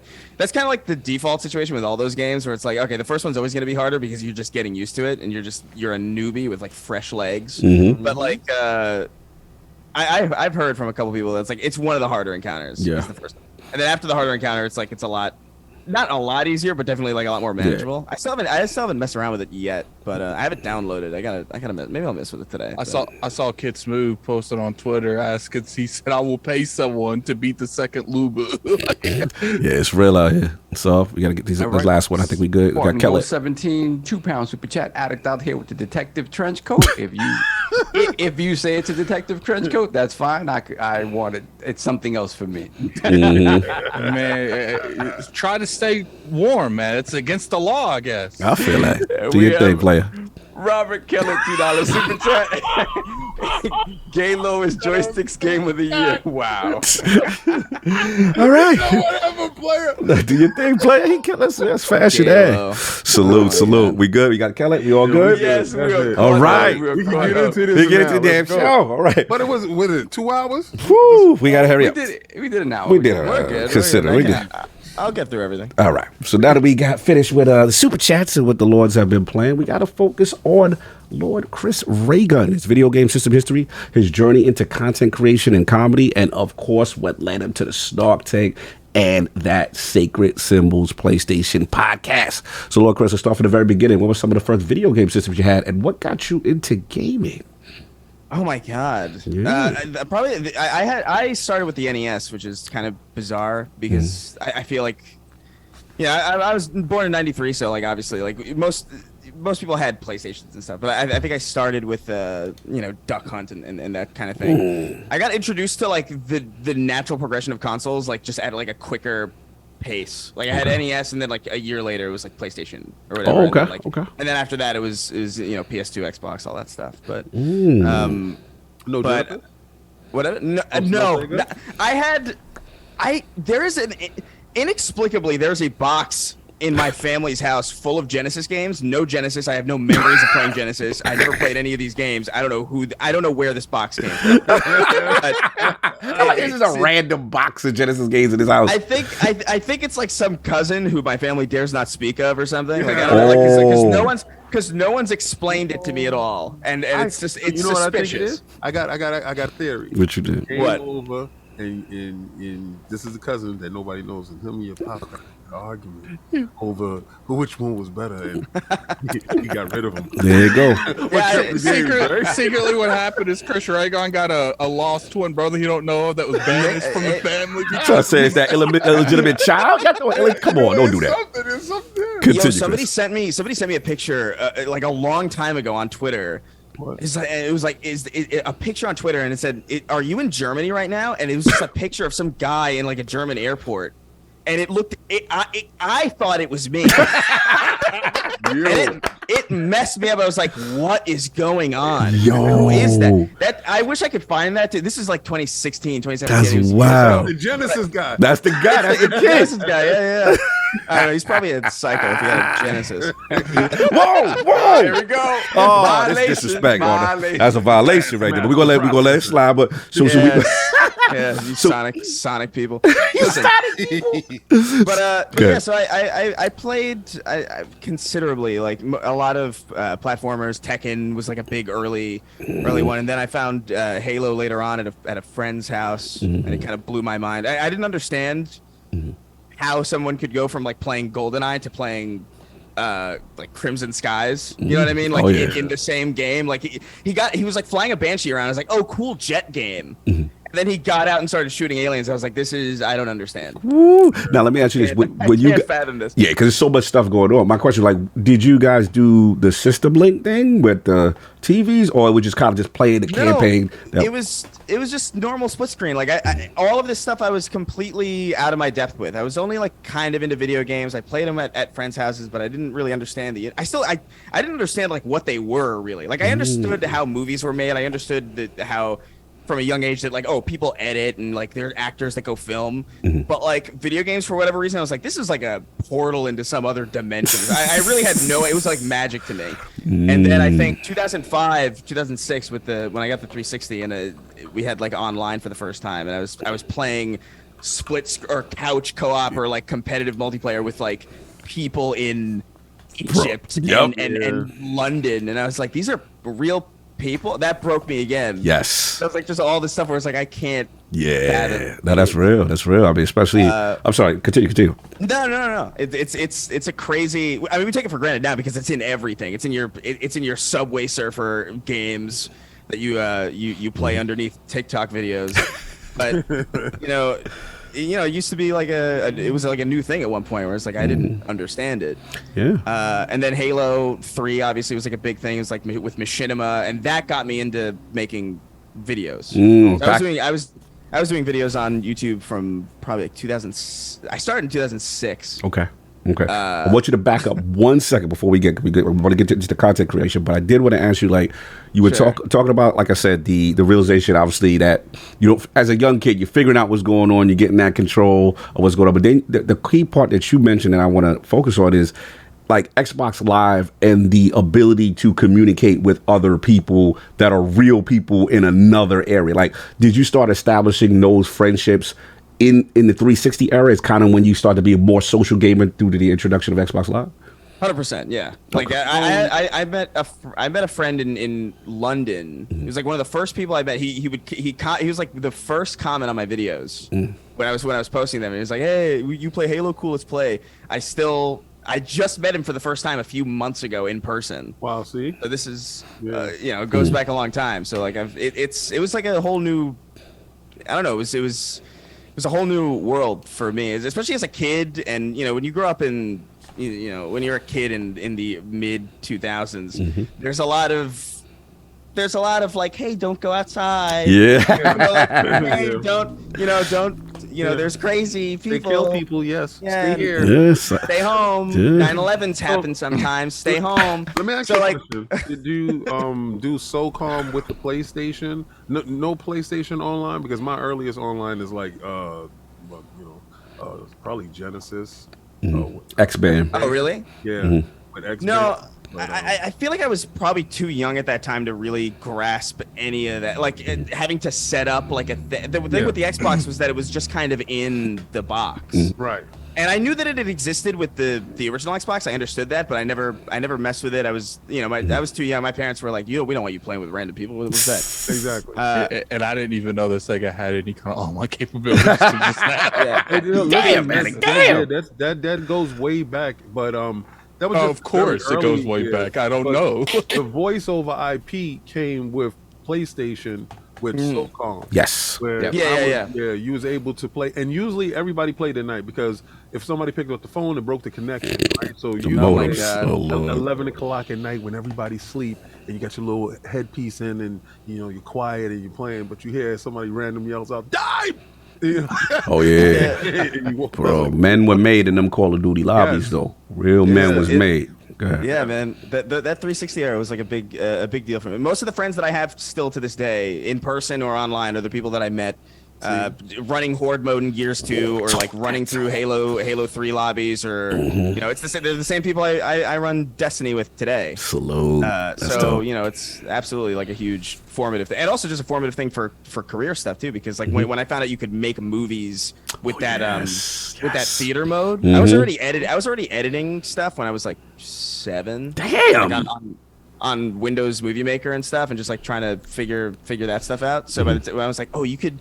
I remember specifically thinking like, oh, people are making movies in Halo, and it's like, oh, I have like access to like these big sci-fi sets, these actual explosions, these like car chase. I could like, and it was like so much fun like making stuff. Those are all gone now, by the way. You cannot see those horrible videos. Like 12 making them, but it was cool. It got me started, and I evolved over time, just doing different stuff. So I was doing YouTube. I was doing YouTube for like 7 years before I got any money out of it. But that's what I was going to ask you. So pretty much it was just a natural progression for you to just at that young age say, hey, I just want to do content. I want to make a channel. Like it was just, there was no individual inspiration to say, hey, this person looks cool. I want to do something like that. What kind of drove you?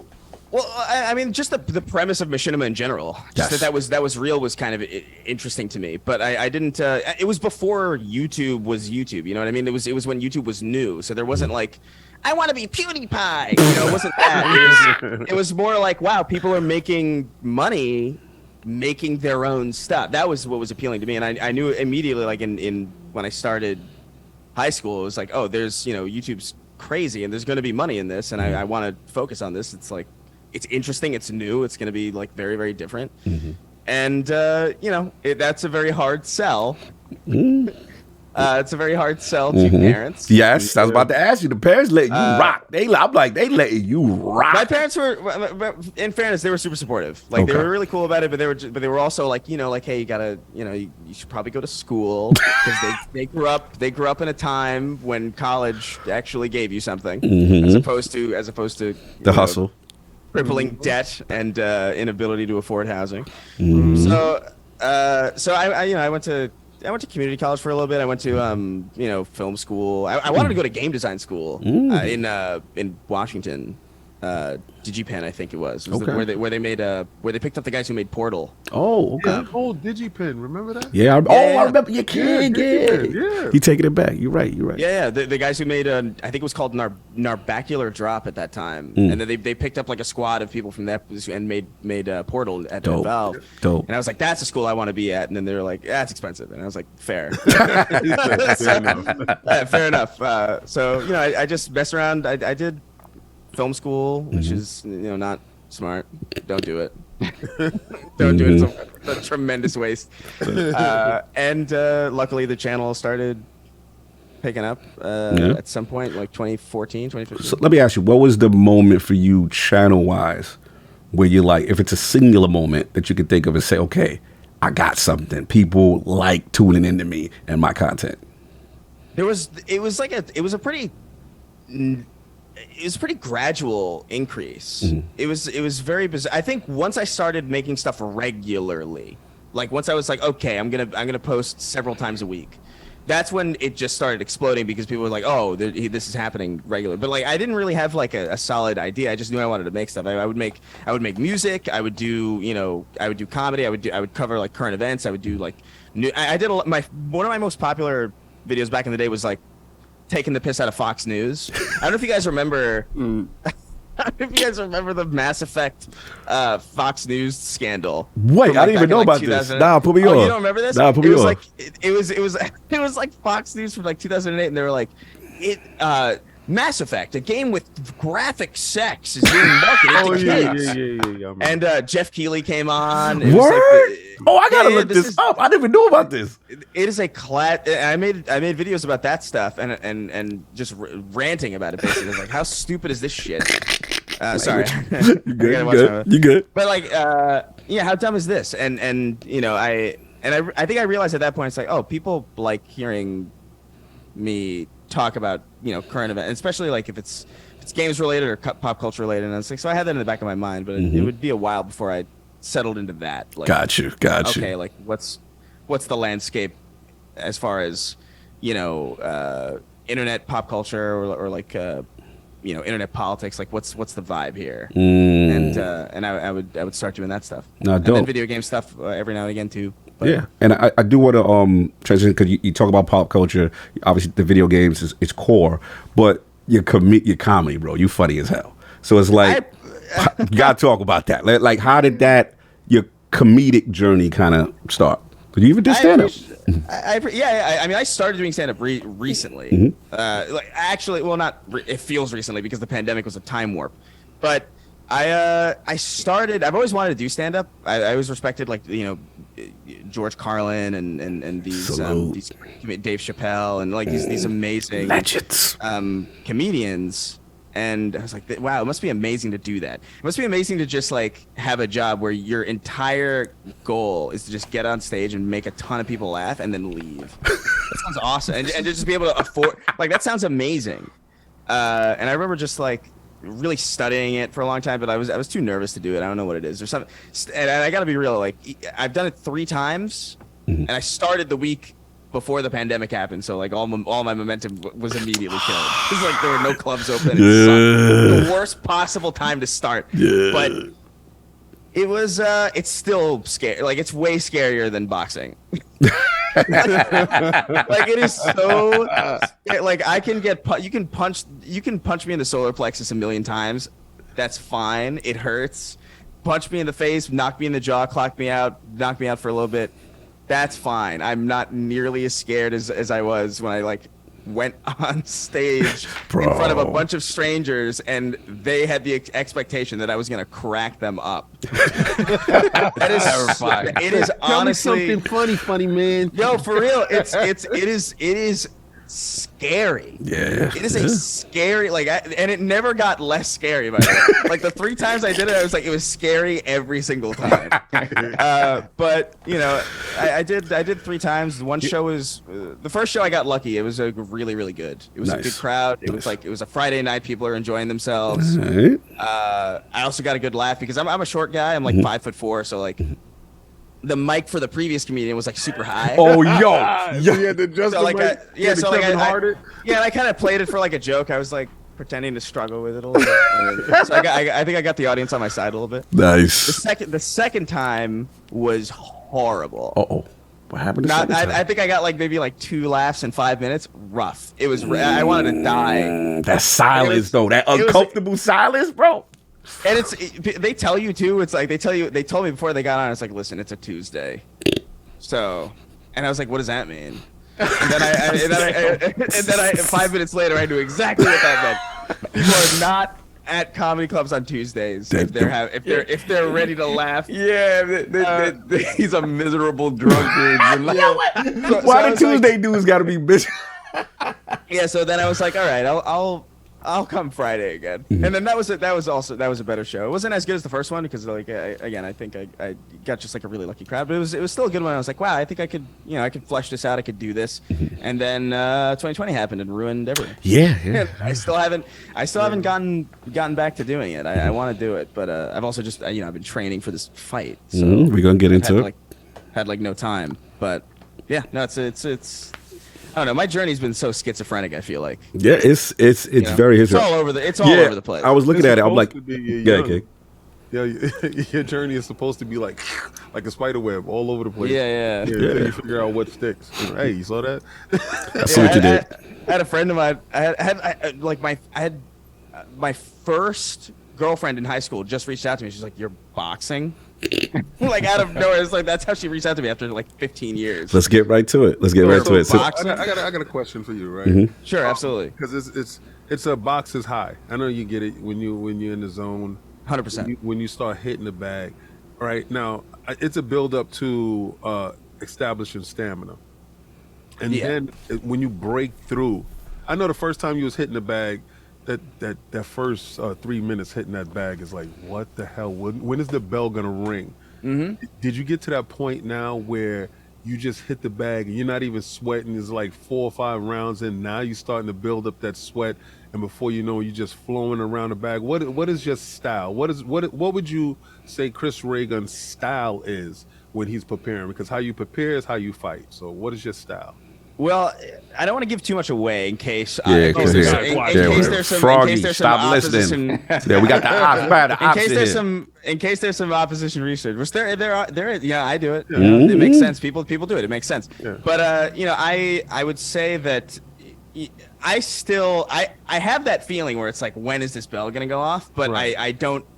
It's not at the forefront of my mind. Like I know I'm feeling it, but I just I'm just gonna keep pushing, and then then the bell rings, and then I collapse. Dude,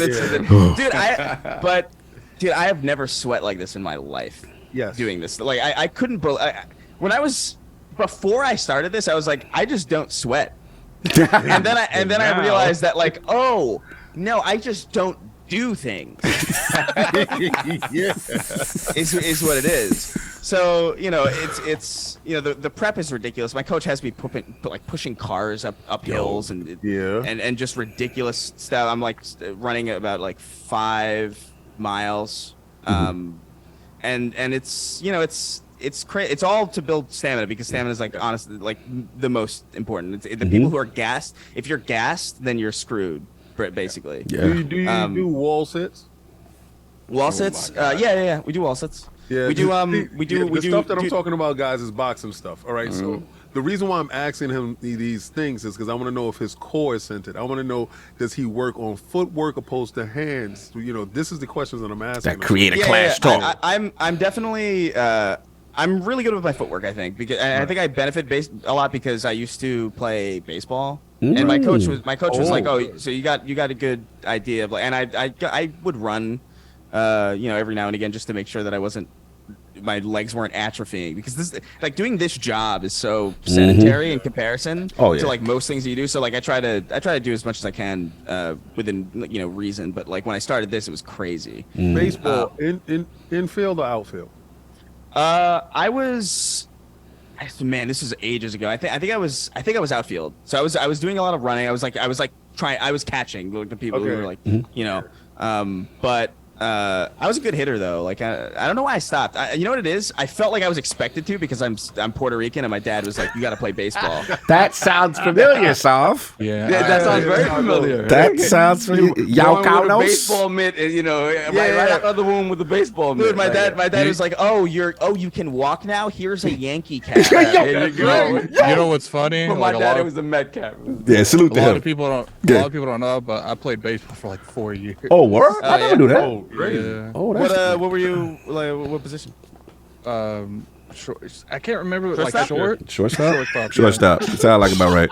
On Friday Night Fights, Friday Night Football, he was doing shortstop. Yeah, but the footwork for baseball is really, especially outfield infield doesn't matter, because the thing about baseball is shortstop. If it was shortstop, that ball comes at you fast. Pause. Oh, it does. I played third, and the ball comes at you fast. With the only thing about it, it's a tighter space, right? But yeah, man, the footwork. When I started doing like boxing with you, King, when I started doing like just training MMA and training more, even though I never fought, but I trained MMA. The footwork, all of that stuff, and the stuff that I did when I wrestled as well. All of that came into play, and it was just like, wow, okay, I have this skill already. It's just a matter of tuning it. Yeah, no. Yeah. I did a lot of I was like maybe 12. Like I was really, really young when I was doing that. And it was mainly one of those things where my mom was working 2 jobs and she low-key needed a babysitter. Send him to baseball. Put him in there. Get outside and go. I think that's kind of what it was for me too. Like it was just that there's I don't know what it is with Hispanic I don't know what it is. Specifically East Coast. Yes. Specifically East Coast, like Dominican, Caribbean, like that kind of like areas like play baseball. You have to try in case you're Aaron. You have to try. Right, just in case, you never know, right? In case you never know. Don't know if you got this skill. What's crazy about Saul? He's a Mets fan, but he's a block or 2 away from Yankee. No, he a Yankee fan. I'm not. No, I'm a Yankee fan. So this is my story, your right? pops was allowing my dad projected the Mets onto me as I'm growing up, right? And as you're growing up and you have more of a sense of your surroundings, I'm like, Dad, we live like blocks away from Yankee Stadium. Why aren't we Yankee fans? So he got into this whole thing. All the Yankees were racist back in 1920, and I'm like, all the teams were racist back in 1920. Like, so it's this whole reason why he's a Mets love the fan. idea that he thinks that the people who were playing for the Yankees in 1920 are still we're relevant. We're not still racist. playing. But the idea that they would still like these people, like Derek Jeter is actually 89 and he's still playing.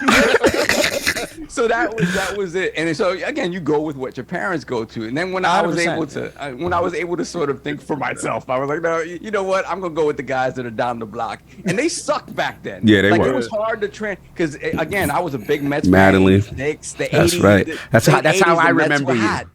When I went to school with you, that's how I remember you. Dude, I think I was a Yankee fan just by pure osmosis. Like I didn't really, I was good at baseball relatively, but like I wasn't like super into, like I didn't sit and watch games or anything. I was a Yankee fan purely because like I like that logo and they're close. Yeah. Yeah, it's close enough. Yeah. Yeah, it's like standard home teams. It's like whenever the Giants are in the Super Bowl, it's like, well, I guess I'll watch it because I don't watch football at all, but like I'll watch this because I know what the Giants are. Fair enough. No doubt. Hold on, we got how many in here? Boy, you hit that like. 600 people with only 200 likes. Hit that. Come on, man, give this man his respect. RayGun in the building. These Indonesian red-nosed koalas. Facts. You know what I mean? So I salute you on that. So you get ready for the Creative Clash. Super dope. I wanted to get back to content creation for a second because I want to talk about the homies. You know what I'm saying? Tom Sweetie, some black guy. That's his name. Literally. That's his name. Literally. I always have to clarify. It's like, oh yeah, you do a podcast? Like, yeah, with my roommate Sweeney and some black guy. What? And everybody's like, what? And I was like, I swear to you, that's his name. I swear. I think he did it on purpose. I think he did it on purpose. That's literally the only reason he did it. Like I just so he has to have that awkward clarification conversation whenever somebody else brings him up. I love it. Let's get it. Snark Take. Let's talk about the origin story, man. How the whole thing started. Oh man, so Derek. Well, Sweeney and I, like, we've known each other for a very long time. We went to college together. I hated him for a long time. He was just immediately annoyed. We would argue all the time, and it was funny. Like our friends would laugh at, like, whenever we would, like, get into arguments, and just like, all right, well, I didn't think anything of it. But then we moved to Los Angeles kind of around the same time, and I remember thinking, like, God damn it, he followed me. And so he roomed with us. Me and my friend Jalen, who we did the drive from New York to California. We did it in about 3 days because we had, like, no money. I respect it. Yeah, it was rough. That was a rough one. Oh God, I don't even want to think about that. I never want to do that cross country road again. Oh, that sounds brutal. Like, never again. It was so bad. We were, like, cramped in, like, some, like, 1996 Ford Taurus. Oh, the little joints. What's funny is half my family's here and half my family's in Arizona. So my grandfather especially, he could make that trip in, like, 2 days. That's wild, man. Salute to anybody doing that. Nah, man. But yeah, so we lived together for a little bit. He needed a place to stay, so he crashed in our living room. But I just did not like. I was so upset that he was like I was like starting this new chapter of my life, and here's this guy who just argues with me all the time. Just like in my living room, constant. And I was like, all right, you know what? I'm making videos. You have to pay me back for this somehow. So, like, I'm gonna use your torment for content. And people liked it. People had fun. And then, you know, I met Derek sometime later. He was also doing YouTube stuff, kind of similar stuff to what I was doing, and we all kind of linked up and did these collaboration videos once a year. Where we would all, like, we would read, like, dumb nonsense on Twitter, and we would make fun of it, and people loved it. And we were like, this is just three of us just riffing. Like, we do this all the time. Why not just, you know, why not make something out of it? And it took us a while to do that because I was so averse to podcasts, well, specifically doing them, because I was like, I don't want a schedule. I don't want to be tied to. I don't want to have to wake up at any point ever. Like, I want to be able to wake up and start my day like I'm my own director here, right? And so the thought of, like, all right, guys, let's meet every Sunday, or, like, let's meet every, like, Wednesday at, like, 9. Is that good for you? Like, no. Like, it's just so averse. So it took a while to really convince me to do it, but I was like, you know what? Yeah, maybe there's something here. So we got something together, and, you know, it worked out. The show is a mess. I love it. I'm astounded that people. No, the tangents y'all going though is wild funny though. I ain't gonna front, like, it just be random, and then y'all get so passionate about it, and it's natural chemistry. So I can see it. We had a recent one where I think it was Derek and Sweeney were arguing about, like, who was the better. I think it was Ray Charles versus Stevie Wonder. Yes, Stevie Wonder. I saw that joint. Y'all was wilding. Yeah, they was wilding. Gotta go with Ray Charles though. Yeah, who's the best blind black artist? You gotta go with Ray Charles. He's the first blind black though. Ray Charles. He's a pioneer. You know. Aren't there rumors? Doesn't Shaq Stevie swear? Wonder's copying him. Yeah. I can't. Jack swears that Stevie Wonder isn't blind. Shaq is like, nah, man, this dude knows he can see everything, bro. Yo, Mike Tyson. It's Ray Fox. It's Jamie Foxx and Mike Tyson. And Jamie Foxx tells a story that Stevie ain't really blind. He said Mike started wilding out, and Stevie got up and was like, excuse me, I'm getting blind. That's Yo, wild. before Mike Tyson starts swinging on people. So yeah. I'm gonna go with Ray Charles on that one. Yeah. No doubt, no He's doubt. been confirmed blind. He is confirmed blind. Nah, salute to the Stark, man. That joint is wild funny. Love the chemistry there. Seeing y'all moving and shaking. Then I also want to ask you, obviously, what a lot of people also know you for is that Sacred Symbols #1 That's PlayStation podcast. LastStandMedia fam in the building. So, like, let's talk about the origin story there. How did that whole thing develop? I feel like I should remember more of this than I do because it's such because like I swear because I feel like there was a point where Colin just was in my life and I don't remember him. I don't remember the point where he just showed up. Like he followed me on Twitter and I remember being like, oh, that guy, I know that guy. And then I think he said like, come on I think he said come on Fireside Chats or something. This was like an interview show he did a long time ago and I was like, yeah, all right. And I did it. And I think a year went by, and then he was doing something. He had stepped away from video games. He was doing like history or like or something else. And then a year went by, and he was looking to start a video games podcast. Generally, I was like, I think I want to get back into video games, and he pitched 2 ideas to me. I don't know why he came to it. It was so weird. Like He said, I don't know why. No, because he was like because I just tweet about Halo all the time. Like that was my thing. Like I was tweeting about Halo all the time. I was like frustrated. I was like, what the hell's going on with this thing? And he was like, I think he messaged me. He said like you seem like you understand a lot about the industry, despite the fact that you don't really make content around it. I think that's interesting. And I want to have like a different flavor going into like whatever it is we're doing. And the first pitch was a general video game show, just not PlayStation at all. Oh, not even PlayStation centric. Okay. No. And then the second one, or the audio order of these might be reversed, and the second one was a PlayStation show because that's like what he was doing before. And it was basically up to me what I wanted to do, and I was like, well, I'm an Xbox guy primarily. Like that's just kind of where I've been for a while. It's like it's just where I've been. I don't know. It's just like where I was. And I thought about it, but I was like, I feel like if we just did a general one, it would just be another one. Right. It would just be another general one. And I feel like if we focus on PlayStation, we can at least that's a smaller group of podcasts for sure. Like and so I figured like if we came out swinging in that field, we could really, it would be a lot bigger, and I think it would be a lot more important. And so we met up at this place in Santa Monica. I think it was just some bistro place. Shout out to that bistro. I wish I could remember exactly where it was. I think it was around Joe's Pizza on Santa Monica Pier, and we just decided like, yeah, we'll do this, and we started it, and it's been 5 years, and I can't believe it. I know, and then again, original construction, just you and Colin. This is pre-Dustin.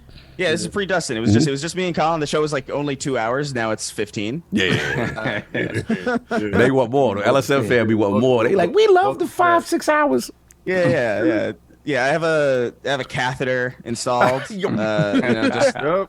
Just for posterity. No, salute to Sacred, salute to all of that, man. Yeah, you killed it, brother. Absolutely killed it. I appreciate it. Want to say magic moments, because to me, I feel like you got so many different things as far as content creation, comedy, doing the boxing thing. You got all the podcasts, you got all this stuff going on. I was going to say, just as a creator in general, like, what do you consider your magic moment when you kind of take a step back and you're like, yo, this is cool? Like a magic moment? Yeah, any singular moment in content creation of what you've been up until this point where you sat back and you go, wow, this is really cool. I think, this probably sounds a little lame, but I think the second I realized that I could live on my own, doing like just stuff I was doing anyway. Like, I'm doing videos, and I was doing videos for like 7 straight years, to no real success. I just like doing it. It was fun for me. It was a way for me to hone editing, and it was just fun. And I remember as it was getting more and more profitable, and I could like actually like, I can move now out of my parents' place. This is crazy. My parents were like, this is.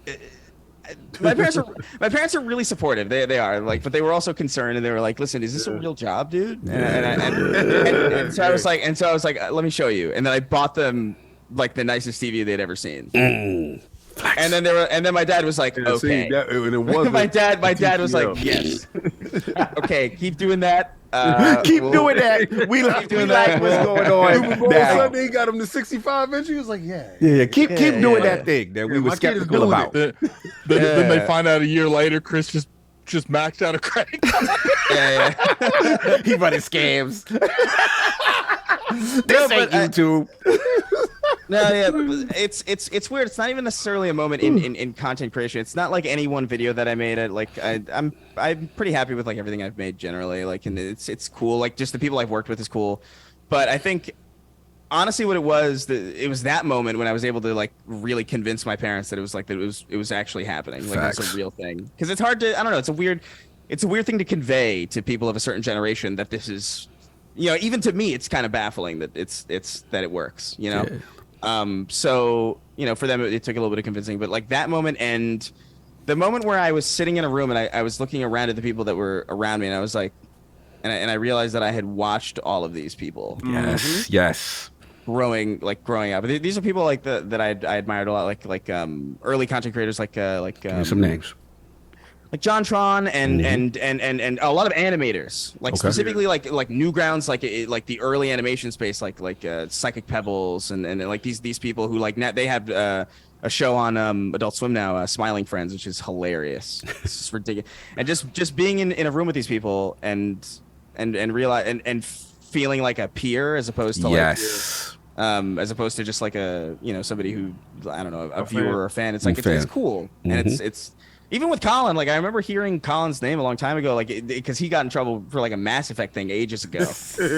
And I remember reading that article at the time and being like, this is complete. I have no problem with this. I don't know why people are up this guy's ass. I don't know, like I don't know what's going on.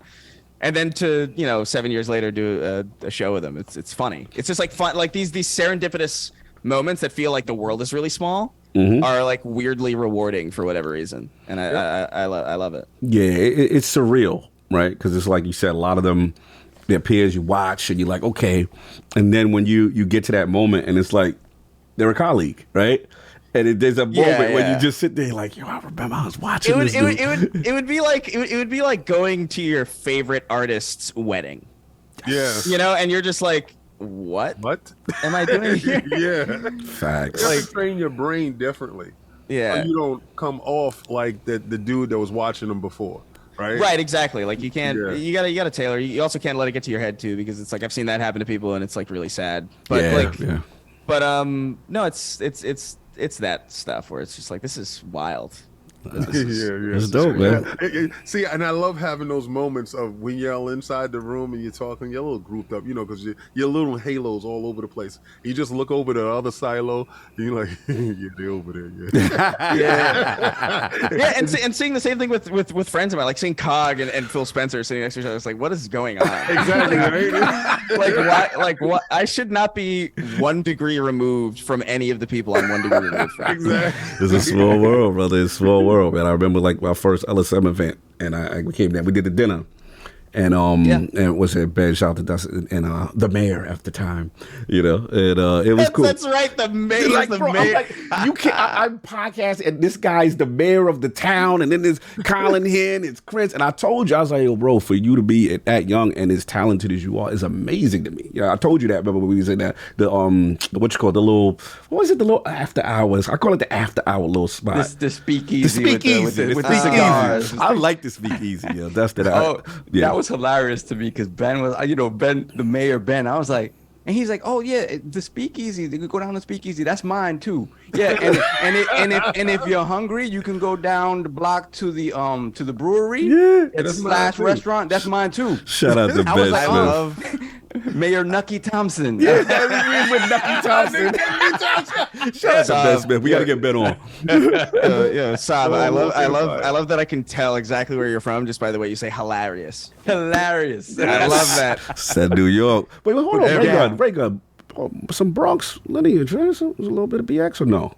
Yeah, well, I grew up on. I split my time a lot between the city, Yonkers, and and my grandmother lived on Gun Hill Road. Oh man, you was in the trenches. You He's was in the trenches for real. Gun Hill Road. Yeah. Gun Hill. It wasn't sweet. It wasn't sweet in none of them places. You got no bullet wounds, no stab marks. It was definitely not a misnomer. Yeah. And you just learning to fight now? What witness protection program was you in? That was wild. Continue.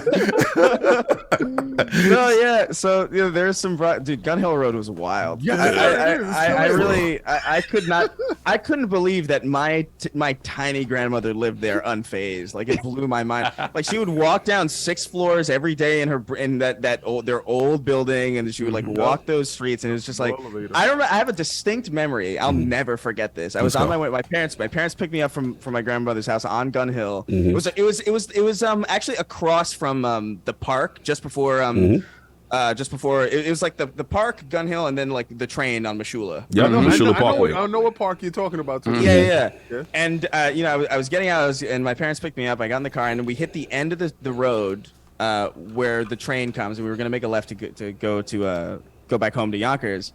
And I turned to my right, and there are 3 people beating up a payphone with their bare fists. Street Fighter. And I remember like just looking over, and I looked at my dad, and I was like, "What's going on?" And he was like, "Just don't worry about it." Yo, listen, guys. Gun Hill Road is in the Bronx. Yeah. And I tell y'all, They had to get stay that. out of the Bronx when you go. They had to get that change. That's why when King was like, "Yeah, we got to show you the other places in New York." No, you don't. Manhattan and New Jersey's fine. Manhattan, New Jersey. I'll show you the Bronx. It's fine. We'll show you where we came from. Nah, I'm good. I'm good. Yo, now you know why I'm those not tour buses are exchanging double deckers. I'm not exchanging people beating up a payphone for me. Okay, I'm good. Like, pastimes in the Bronx is bare knuckle telephone. Yeah, and listen, as long as you don't have quarters in you like the payphone did, Word. you good. Right. You But wait, good. it's just what got me was the bare fists, man. Like I would have. I think even at my young age, I would have understood. Like, oh, they're trying to get money out of the pay. Like, if they were if they were hitting it with something. Right. Just the idea that they were punching it. Yeah, that's wild. Yeah, that was wild That's to me. I was like, wild. what kind of Dragon Ball nonsense is going on? that was the manteca at work. They was saying something. What kind of Chris Redfield insanity is going on? And so like, yeah, I mean, I there's a lot of experiences you have growing up in the Bronx. So you referred to when Chris Redfield hit that big giant boulder. He punches a bull, and that's what it was like. It was like watching a bunch of Chris Redfields attack a payphone who clearly didn't deserve it. Shout out to that payphone's gone now, by the way. Shout out to the Bronx. It was probably gone that day. It's a wild time. We grew up in the era, man. We grew up in the era. Look, man, tremendous history. I want to try to sneak in at least a topic or two, even though your time's limited. Yeah, but no, I mean, I got a message that the people that I'm supposed to go see are running like way late. Okay, cool. So I got at least probably like an hour. All right, no doubt. So what we do is every guest in the round, we got to do the tradition. You know what I'm saying? So I need Lord Chris RayGun. I think I know the answer to one of these, but I need to hear it live. Your top 5 video games or franchises of all time, and why? Oh wow. Okay, so top 5. Okay. You take a singular video game, or you could take a franchise. I'm not gonna do franchise. That's the easy way out. That's too broad. Yeah. So I would. Shadow of the Colossus is my number one. It's always been. I love Shadow of the Colossus. I think that game's just beautiful. I'm playing it again actually. I started again last night, and I forgot how gorgeous that game is. The remake is crazy. The remake is wonderful. It looks amazing. But that's a game that's crazy because I remember playing Shadow of the Colossus in 2013 on the PS3, like the up-res version on the. That was the first time I played it, and it blew my mind then. Yes. Like way after. The scale of the Colossus is a crazy. Colossus, yeah. It's that sense of scale. That sense of scale is still to this day. Like I've never seen like there's no game that has nailed it in that same way. Like I think God of War 3 kind of comes like with like some of the things, but it's a different type of scale. Like there's something about like just seeing it get closer and closer as you approach it, and then like it's just towering. And then the fact that the bosses are level design. You know what I mean? Like the design of the bosses is its own level in some way. It's so cool. Yeah. But so it's I would say that. I would say definitely the Halo 3. It's just it's too formative. It's too formative for me to just ignore. It's too. I still play Halo 3 every now and again. Go talk. This is so difficult. It's what you feeling now. To save time, like this is an insane one. Let's go. And I understand. But Crash Team Racing, Naughty Dog. I'm not. Their first, for whatever reason, their first kart racer that they ever made was cracked. I don't know what the hell they were. It was broken in the best. Like that Crash Team Racing is like the Smash Brothers Melee of kart. It's broken. It's ridiculous. It's the most competitive kart racer I've ever played. By a mile. Yo, Attic, you know who goes hard for that? I think BG goes hard for Crash Team Racing, if I remember. He's another one that's on that train. Yeah, he likes pretty much all kart racing, to be honest with you, though. So we got Crash Team Racing, okay. And I would say got 3 right there. I would say BioShock is in there. Of course. BioShock is absolutely a classic. And honestly, I feel like number 5 would change a lot depending on how I'm feeling. But what's today? But lately, I'm feeling I'm feeling Prey a lot. Like Prey. Prey was crazy. Prey was insane to me, and it still blows my mind. But that could change. Like obviously, this list could change. But generally, I would say like Halo 3 and Shadow of the Colossus are always there. They're always at the top. They're never not there. No doubt. And the final question: favorite console of all time and why? PS1. I think. Wow. It's the PS. It's a pretty close tie between the PS1 and the 360 to me. And I think the 360 honestly gets a lot of points in my book because it died on me 3 times and I still love it. There you go. So if anything else had done that, I would easily hate it. You know, like if my Switch died on me 3 times, no way would I love that thing. You know, like it's like, okay, big deal. Breath of the Wild, cool. But I liked Breath of the Wild, but like not enough to buy the same machine 3 times. No, that's real. That's real. You love your 360. But the key is, you said, it's interesting because PlayStation was one of my favorite PlayStations. So like, why PS1 over most people say, hey, PS2. You know, like why PS1? I have a lot of fond memories with PS2, but and honestly, obviously Shadow of the Colossus is a PS2 game, and that's my favorite game ever. But I think just the PS2 was dominated for me by Dragon Ball. It was like my Dragon Ball machine. It was Budokai. It was Budokai Tenkaichi. It was like all this stuff, and then the occasional like random platformer, like Taken the Power of Juju or something, like some weird. But I missed. In the PS2 era, I missed all of the I never played Jak and Daxter. I never played. I never played Ratchet and Clank until like the PS4. I didn't. Like a lot. Metal Gear Solid even. Like I played. Dude, I played Metal Gear Solid 2 for the first time all the way through on the Vita. And so like that generation, I was mostly on the Xbox because it just had for whatever reason, it was that Halo. It was not only just Halo, but it was Halo. It was Hunter the Reckoning. It was I was wait, what? He messy. I said it was cutting edge. Yeah. No, I'm messing with him. He be messy. No, dude, His Xbox shot. He shot it right now. His Xbox. Dude, I there was something about the Xbox that felt alien to me. Like it felt cool to have it. Like it was this big. It was heavy. It was like what is it? It was green. Like when you left it on, it would have those weird like NASA like beep boop bop boop like weird like.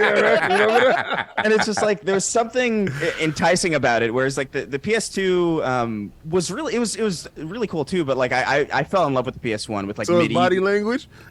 Yeah, basically. His body language for the 360. He was like, it was Yeah. Like, I talk with my hands a lot. Yeah. But no. The PS1, it was a lot of really important games to me, like Ape Escape, those Crash Bandicoot games, those Spyro games. Ape Escape is amazing, by the way. Like oh my god, King loves Ape Escape. Yeah. I love Ape Escape, dude. It's underrated as hell. I think it's so sad. And nets. there's over some here, you monkey. there's some weird connotations to that. Yo, Like, but I think no, Ape Escape is awesome. Crash Team Racing is awesome. Like Spiral, Medieval, the original Metal Gear Solid, like all these like super aggressive. It was like what's crazy about it too is like it's early Symphony of the Night. Like these are this is an amazing time, despite the fact that it was like the first like foray into 3D. So like these were kind of janky and awkward. Yo, Chris, you really know why I like the PlayStation 1? Wow. The bottom of the disc was black. What So does that have to do with it? no, because remember when you picked it up, it just looked like space. Yeah. He was like, "Oh, yo," because all the DVDs at that time or CDs at that time, it was silver. Oh yeah, sure, yeah. And they had like I don't know, they was acting like it was like security protected. He was like, yes, my PlayStation. But it was all those games like the first 3 Tekkens, Tony Hawk's Pro Skater, Let's go. Tony Hawk's Pro Skater, Neversoft's Spider-Man games, Oddworld. Just like there were so many games on the PS1 that felt like magic to me, and the PS2, you know. And maybe this was just kind of my fault, honestly, just with how I was playing it. But it was mostly just like the Dragon Ball machine. Right. Not fair enough. Fair enough. And then, but yeah, I would say PS1, and that startup sound is still like the best. Yeah, that sounds solid. Yeah, like logo. Like I have yet to hear a better startup sound for anything. Yeah, I think one of the most memorable startups for me was like the GameCube, because you could twist it if you use the controller. Yeah. It was weird. Yeah, I forgot about that. But the GameCube, I don't know, because the thing is, like, I'm 29 now, right? So when I was a kid, the game going from the Xbox, right, where it was like this like rolling, like this crazy, and then even the PS2 was like ethereal. It had like this kind of like this wavy kind of like otherworldly sense. And then you go to the GameCube, it's like beep, boop, boop, boop, boop. It's like it felt like it felt like I love much respect to the GameCube. Like I love Melee, like Metal Arms, Glitch in the System, like all these like I love the GameCube, but for whatever reason that startup sound made me feel like a baby. Yeah, right. Yeah, but one thing you could say though, even though it was unorthodox, like you could definitely the difference. Like the moment you hear that, I was like, that's GameCube. Oh yeah, you know. I hate when you can hold it and it has the baby sound. Beep, boop, beep, boop, beep, boop. I was like, no, this is it. Salute to Chris RayGun, man. Tremendous gaming history. We got to get into some topics, man. Let's do it. Let's do it. So we got to get a couple of these. Yeah, I mean, we don't have too many. They just come in now. Actually, it's just like 5 of them. And then we can flow. Hold on. One second. We got Stitch member for 2 years, $5 super chat. Is trench coat addict going to run around PAX Commando? Whoa, just a trench coat and screaming, "Come play with my joystick, where you at?" Yo, he went left with it. This reminds me like I did a podcast a long time ago where a friend of ours, this is before we had video, but she was dressed, and I don't think she meant this, but she was dressed like a minion. Like she had a bright yellow long shirt and then like denim overalls. She had just come back from like work or something, and I was like, "Why do you look like him?" And we spent the whole episode making fun of her for looking like a minion. Salute. So look out for Addict on the show floor at PAX East. Yeah, he be out there. I'm gonna have like the trip pants on. Yeah. Meet and greet. Continue, sir. So we got Robert Kellen, $2 super chat. CTR is legit. Put a ton of hours into the PS4 version. Okay. It's a good remake too. Like they really nailed it. They kept all the broken stuff. I was worried they were gonna fix it. They were trying to make it like we gotta make it smooth and accessible. It's like no, that game is still cracked. It's more cracked now actually. So props to them for not fixing what's not broken. You know. There you go. Then we have Hargeet Chanit, member for 1 year, $2 super chat. Salute to the Lords. Welcome to the realm, Chris. Salute, Hargeet. Then we have Hargeet Chanit once again, member for 20 months, Lord Gold. Tell me you're covering how PlayStation is scared that the Xbox will be, that Xbox will behave the way they do in their remedies response to the CMA, and how Jim Lion crying flying. Hold on, Jim Lion crying flying dance moves Ryan doesn't want a COD deal. All right, Harky being super messy today. Yeah. What else we got? Tai Casares, $15 super chat. The real question: how many of you would it take to down a gorilla on steroids? What are we doing? Wow. What are we doing? Oh my God, this is Reminds Derek me of again. This is- Attic, hold his legs. It reminds me of there was like this TikTok trend going around. I think you made a TikTok about it, Chris, where it's like how many 2-year-olds could you fight before they took you out? Oh, I don't know. Like this is like an ancient question. Like it's always like how many like ninth grade or like how many fourth graders do you think you could take? Yeah, it was fourth graders. or something like that, or like I don't know, man. Enough. How about that? That's my enough. That's my answer. This sounds like you know what it sounds like? This sounds like Derek undercover again. Yeah. Somebody like, said that this sounds like a much to Snark Tank debated question. It sounds like a Derek thing where he's like, we should. I don't understand why we don't have just why we don't just give gorillas steroids and have them fight. What? And it's just like I'm sure there would be a group of individuals that'd be against that fight. Oh yeah. man! But I give him steroids though. He just let them. Let them Why do you need the steroids? What does the roid rage do to this? No, I can't. I think the idea is just like gorillas fighting is already impressive, but now imagine them twice as strong. Barry Bonds gorillas. Getting limbs getting ripped off with the Savagery. Continue, so. I think that's it. All right, cool. Patreon questions real quick. Shout out to Tao in the chat. Hello, Lords. I wanted to ask you, what do you think about the state of games that have co-op in them? As someone who tries to play with his brothers and niece, games either have local but no online co-op. Not to mention 3-player co-op. I blame Destiny, just saying. Co-op seems to be a thing of the past. Thoughts, anyone? On Patreon questions? Are you talking about Nintendo games? Just co-op in general. Co-op in general. Yeah, I mean, in the way that they used to be, I guess it's different for sure. Mm-hmm. Obviously, like we used to have more reliable split screen. Obviously, Halo not having split screen is insane in co-op. But you know, there's still a ton. Like I would argue we've gotten some of the best. Like It Takes Two, I thought was awesome. Yeah. I think we need more experiences like that. Like Yeah. It Takes Two. Yeah. What was the one before The that? one before that. Way Out. Joseph, as far as literally handling that genre by himself. I prefer co-op where like both individuals are written into the story. Yeah. Like Resident Evil 5.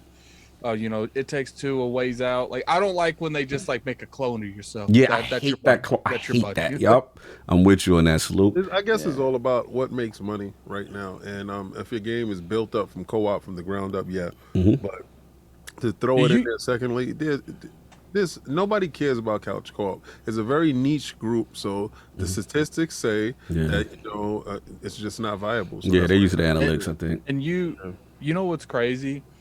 The fact that Joseph was able to convince EA to like, they just got to buy my game once. That's all. They just got to buy my game once. They can do the friend little share thing. That's all. And EA was like, sure. Like, but that's the only way that you can. And it get was successful co-op to work, too. man. That's the crazy. Yeah. It was successful. Yeah. Like, Yeah, look, man, EA. You know, it's not. They're a different EA than they used to be. Not that different, in fairness, but they're definitely better. Like, I mean, that Dead Space remake is amazing. So, like, since they upgraded the HR department, I would compare this.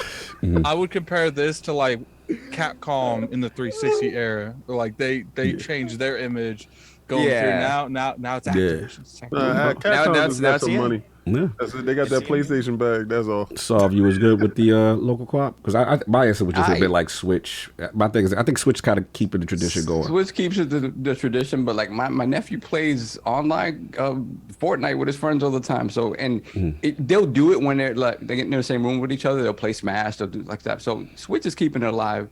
On PlayStation and Xbox, I don't really see it as being viable, man. Like for me, it's just everybody's playing online, and that's just what it is. Fair enough. Second question, Ahmed, shout out to Stitch.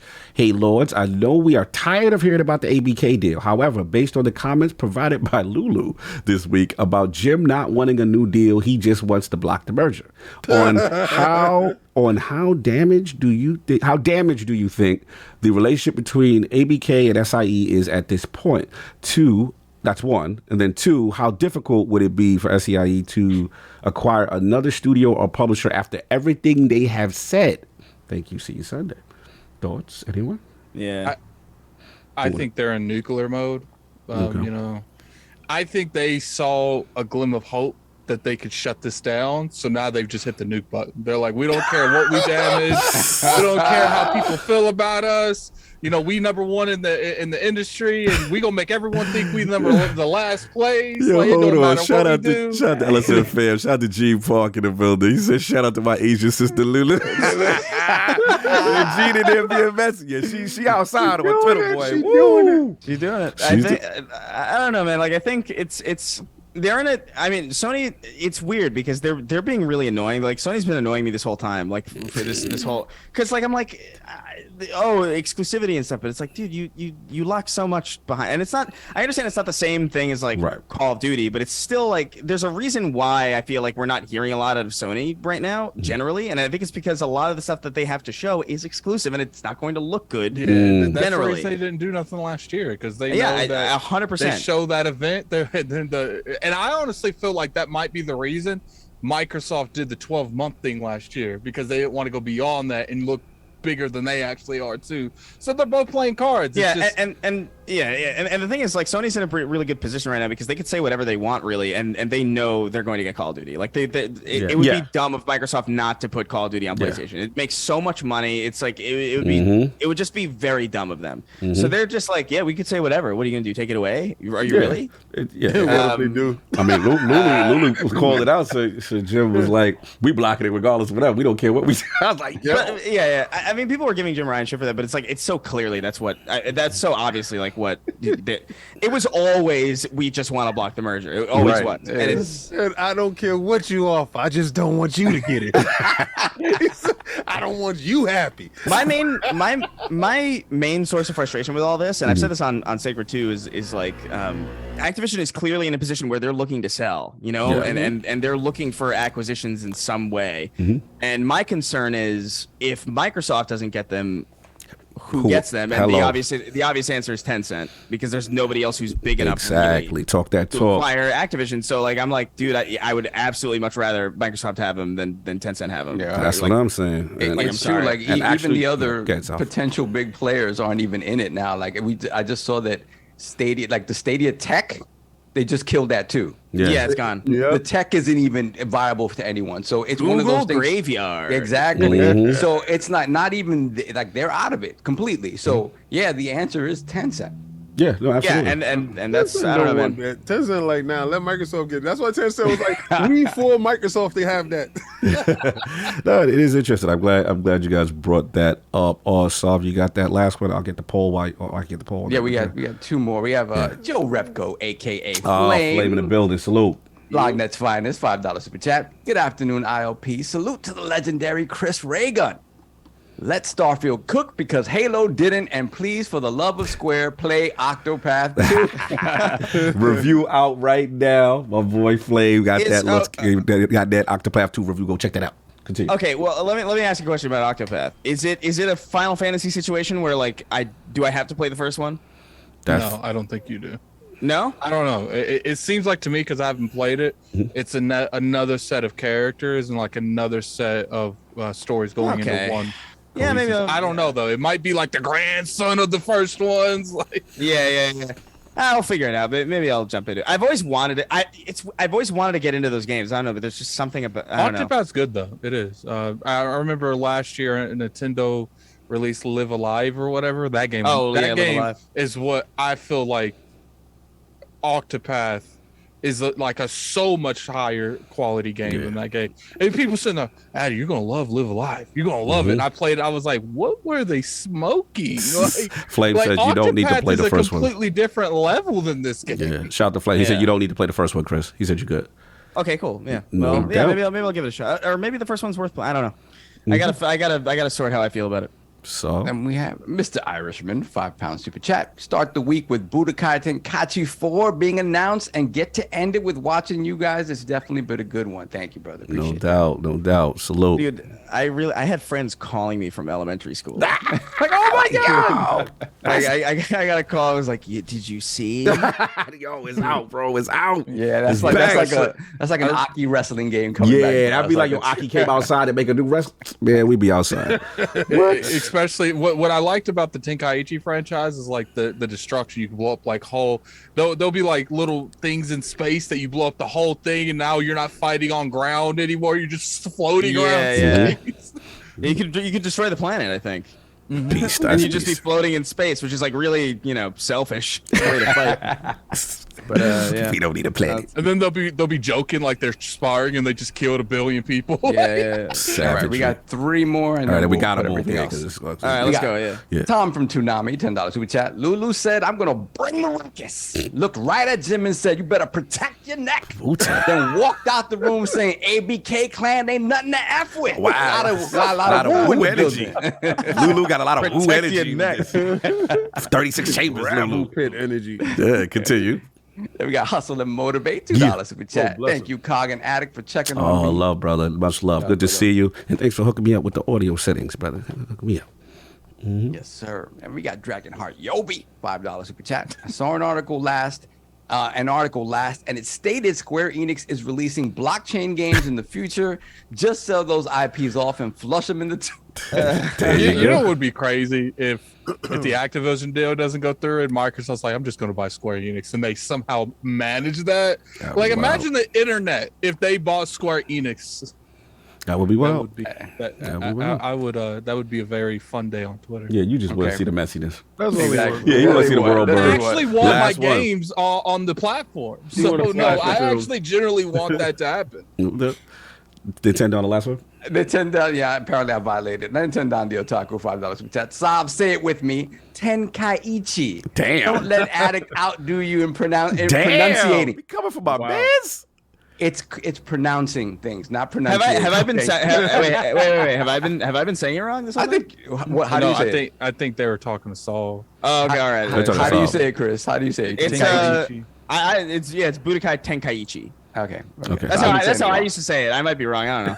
Maybe it's Yeah, because we played it. Sound like y'all saying filet of fish to me. Yeah. I don't know what y'all It's talking one, about. it's one of those things though, but because they don't say it ever. So like it's only the name of the game. They never say that word ever. So like I don't know. Okay, so it's inferred as a pronunciation. Oh. Everybody This could is- be wrong. Yo, Look at This is Saul. like during the this is Yeah, he looking over some petty this is during pronunciation. the Well, time. the man comes to thank you for your $5 donation. I appreciate that. Thank you for This your is- fine. But when This is you during- call me on pronunciation and you say pronunciating things, Damn. This is at the time too. Damn. This is at the time too, where like every name was at the title screen. You click Resident Evil. Like, Yeah. But they never say that particular. We got G title. Park in the building. He said that is the correct pronunciation. Salute, G. G Hell yeah. co-signers, no doubt. Tenkaichi, but I forgive me for pronunciating it incorrectly. This guy is Messy, so bro. petty You when bad it comes petty. to Don't that. ever do it All again. right. I love Last that. week spoke results and the people spoken. With Sony potentially forced to detail PlayStation exclusivity deals to the FTC and Xbox, which of these potential scenarios do you think Sony would value the most? The winner of the 4-way ILP poll at 49% of the vote was blocking third-party titles from Xbox Game Pass. Coming in at second with 30% of the vote was extended length of PlayStation exclusivity contracts group. In third place with 12% of the vote was the Messy Lords. I don't care. Sony's still going to block this deal anyway. And in last place with a close 7% of the vote was marketing rights on the biggest third-party games. Saw 49% of the vote said they believe that Sony values blocking third-party titles off Game Pass. Thoughts? Yeah, I think that's yes. According to Jim, listen, I really want to see the ins and outs of this document and really see because again, I really like want we've that been thing saying, to get leaked. it's just it's a messy business. Everybody's a hypocrite. It's Yeah. just it's funny. They had to know that this was going to have to come out, and the hypocrisy was going to be out on the table for everyone to see. You know what would be crazy if you I find don't out think that they thought that was gonna happen. Yeah, I don't think they did either. Like, but I think they thought that they would get subpoenaed for it, but I think they generally thought they could avoid giving it. Like they would win the hearing. I think they knew it was gonna happen. I just don't think they care because they know that it doesn't matter. Yo, listen, Chris, it's confidential witnesses don't ever Oh think my- they have to take We this doing stand. snitching now When again. But they're I think- snitching in the back room, I you're think like, yeah. And the they telling point about everything. them not caring, though, that's the point. Nah, there. that's at the end. That's at the end when do they you think outed the you. reason then the reason that that they keep debating the subpoena and like delaying the findings is just like them buying them more time and costing Microsoft more money. Oh, for sure. I think so, 100%. But I don't know. This whole thing is insane. I'm excited. I'm excited to see whatever is in these documents because Chris, these are from the Bronx. You from the Bronx? None of that. You don't do none of that snitching. You ain't about none of this. You from YO, Chris? This is not the move. You can't rep this dude. King, show Chris the mug. Show Chris the mug. No. The mug You got a mug? being clean. We got the emoji. Emoji's up. The emoji's up right now. We have a mug that says "Stop Snitching." King is leading the Stop Snitching Sony movement. Listen. He's from the Bronx. He's from YO. He don't do none of that. None of that. That's not in his DNA. He play baseball and he boxes. He's snitching is not a move. And he's a comedian. Comedians can't co-sign the snitch. And he's on the #1 PlayStation podcast in the world. Yeah, but he ain't snitching. He ain't down with that. He's sitting there. He said this smelled funny from the beginning. Yo, you know this? He said him and Colin went to a bistro, but the pizza shop was right next to him. I can't. He's so New York, it hurts. I can't. I'm with him. Continue, Chris, and then we'll move on. No, I'm just saying, usually when we get these types of document leaks, the last time I can remember anything happening related to this, it was another Activision situation a long time ago. I don't know if you guys remember this, when a big Call of Duty lawsuit was happening, and we got leaks about what Destiny was going to be. Oh, yes. It was in maybe 2012, 2011, something like that, and we learned a lot of interesting stuff out of that, and so this is going to be a. We're gonna learn. We're gonna learn about some. I'm not co-signing nothing. I'm just saying it's going to be out there. It's going to be out there. He's like, I ain't snitching, but I'm just saying we're gonna learn. We're gonna learn. He said, "Listen, let's Gambinos. We don't snitch." We know we utilize the information that's out there. If it's on the table, I'ma look, but I ain't. Yeah, Time. We don't stitch, but we still gonna talk about it. Y'all messy. All right, let's get to the main event. Y'all know what y'all here for. All right, Starfield. Bethesda Starfield. Shout out to Tom Warren and the Verge. Put the news out. Will now be released September 6th. The latest upcoming title from Microsoft-owned Bethesda is getting that new release. They also announced that the Starfield Direct event will now be on June 11th. That's the same day, I believe, as the Microsoft Bethesda, Xbox Bethesda. It should have came out, but go ahead. I'm going to let you go first. I know this is contentious. So, they just said in the event, Todd Howard, how it came out there. He said in June, we're going to bring you into the studio and give you a deep dive in the game at our Starfield Direct. There's so much that we still have to show you. The dedicated Starfield event will be, again, follow the annual showcase. So, showcase, that event, June 11th, which has caused a bit of a buzz and controversy on Twitter. There's a lot of feelings. And, I think King has been very prophetic about his feelings and dropped the early diss record on Twitter about what is to come. So I'm going to shut up because this is what the round waited for. They said, Cog, shut up. Let him get his balls off. And I think we'll all go after King. So, King, now that we have the date of Starfield and we know how you feel prior, how you resonating right now? I was gonna do a battle rap. I literally was gonna start it off with time and just go into a whole battle rap, and then I was just like, nah, that's corny. And then you realize how much time that was. And I would take a lot of time. It's not. I don't listen to you. Damn. Trench coat mafia. I don't listen to you. Leave my man alone. He took it off though. He took it off. He did take it off. Oh yeah. He said, "I'd rather have hard nipples than have on this trench coat." I snapped my fingers and it just disappeared. Yeah, continue. Hogwarts. And then I go back and I looked at that showcase 3 times. 3 times I went back and looked at the showcase. 30 games. This hasn't been done in 20 years. The 12-month thing. Then I watched the podcast over again. I watched podcast right after. And Saul was like, that's an unnecessary rate. And I'm like, man, shut up. And Saul was like, but they're painting themselves in the corner. I'm like, oh, man, shut up. Because get out of here with that soft talk. A lot of soft talk. It's just all about, the Kool-Aid stuff came later. Okay. It's all about I'm sorry. having respect for those people, because you know, Microsoft is the kid that you see him trying hard, but he just don't have the athleticism. You know, he's on the baseball team, but he don't have, like, you know, you got the Derek Jeter. Everything come easy to them. Mm-hmm. You know, and they getting the accolades and they trying, but he trying hard too. You know, sometimes he stumbles, like he's running to the base and he's going real hard because he practiced all week, but he tripped right at the end. You know, like he get called out. You know, but Microsoft is always trying. Mm-hmm. This is all on you, bro. I told you, make your date. 30 games you showed. 10 of them don't got dates. That's a hell of an L, bro. That is a hell of an L. I don't care. Don't tell me, oh, you know, we took the time out for the 30 to the, you know, it was Todd ready before. It was Todd ready last year, right? And everybody knew going in that you put a target on your back. Now, I know you're going to say, oh, we don't have control over third-party studio games like Stalker 2. We don't have control over Hollow Knight. We don't have control. Then you shouldn't have put 12 months up. Yeah.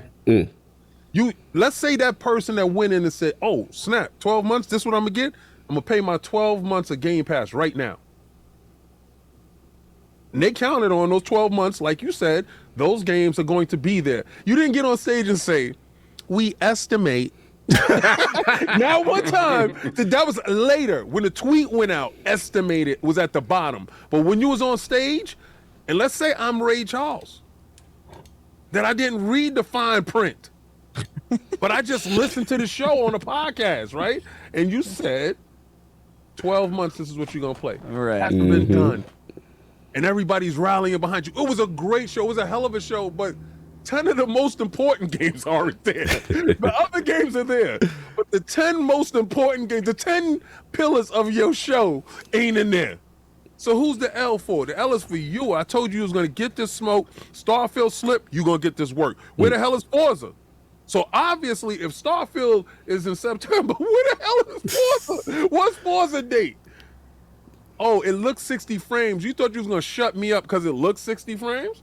Give it a Todd 30, like Todd said, and get it out and give the patch. Because, you know, COG and Saab. I can't believe this man said release in the 30 frames. Listen, Wait till it's about to. I don't care. I don't care about the semantics. You don't care if the game runs You better? know what? You don't care the quality of the game. I don't care. No, I'm with Attic on this because Attic says, I just care about the results. So you ain't going to have it both ways, Attic. You're not going to say, oh, I want just the results. I don't care what is holding you up. I don't care what is wrong. I don't. You told me 12 months. And I think the measure of a company and the measure of the people is how they stick to their word. I supported you this whole time. I'm the one that had faith. Remember? I'm the one that put up a picture, a tweet that said, I think it's going to launch on time. So I got to front line this, right? You didn't come out and say, yo, you know what? We definitely messed up. King mad because he jumped outside. Is your professional relationships affecting this decision? Yes. Yes.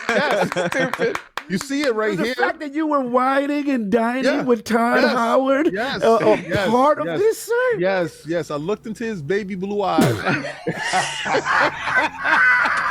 and he said to me, King, don't worry. Got you.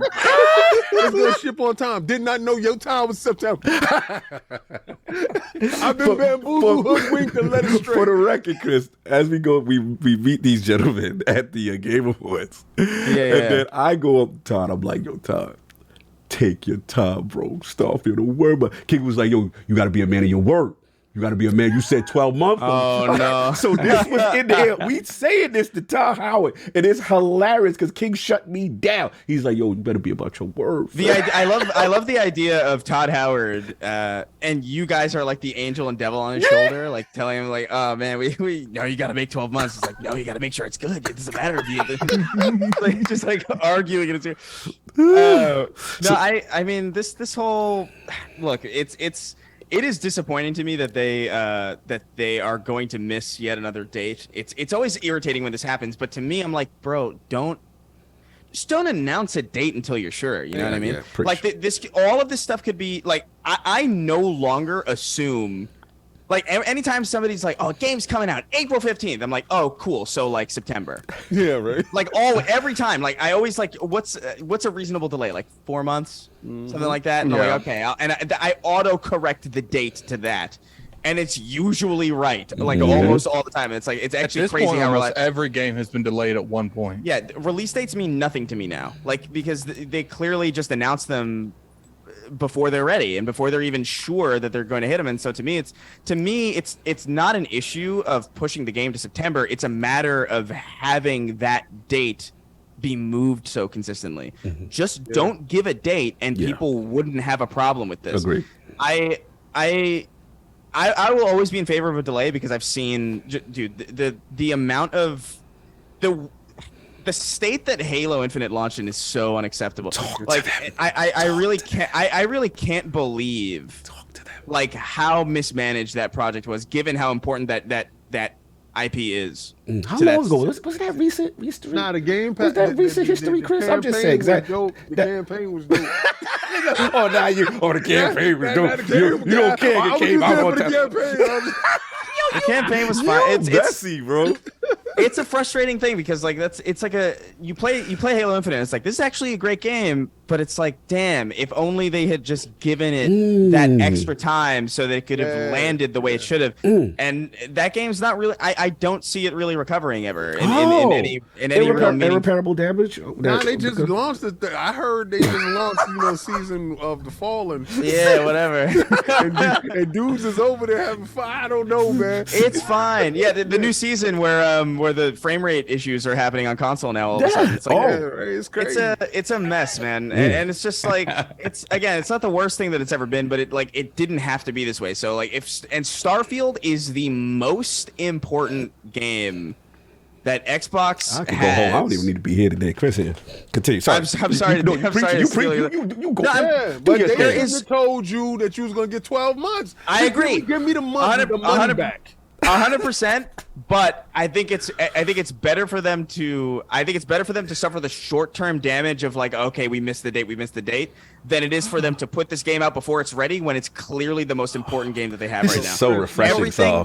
Everything is riding on Starfield, and I mean that everything. He thought he had an ally for a whole 2 minutes. How? I feel like they looked at me and said, "How do we keep an idiot in suspense?" Here's my thing with it. I do feel like give Microsoft that smoke. They set expectations. They gave you dates that, realistically they didn't know that they could keep it around, especially from like a third party point of view.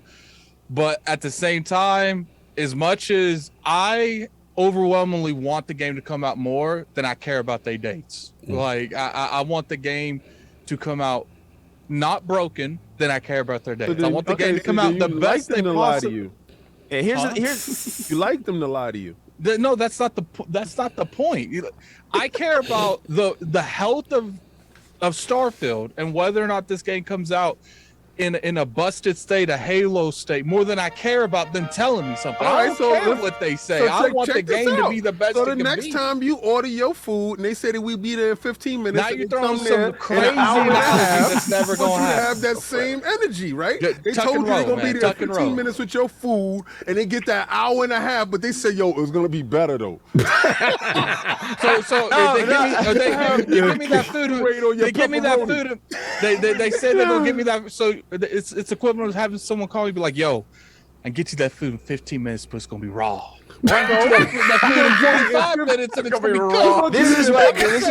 This is why I order my food 3 days before I'm hungry. There you go. But just in case something goes wrong. Don't want to hold these dudes by the rule of the law. No, I literally said, yo, if you want to give them the smoke, you have every right to give them the smoke. But I care more about Starfield as a game than I care about what they said. I care more about the lion.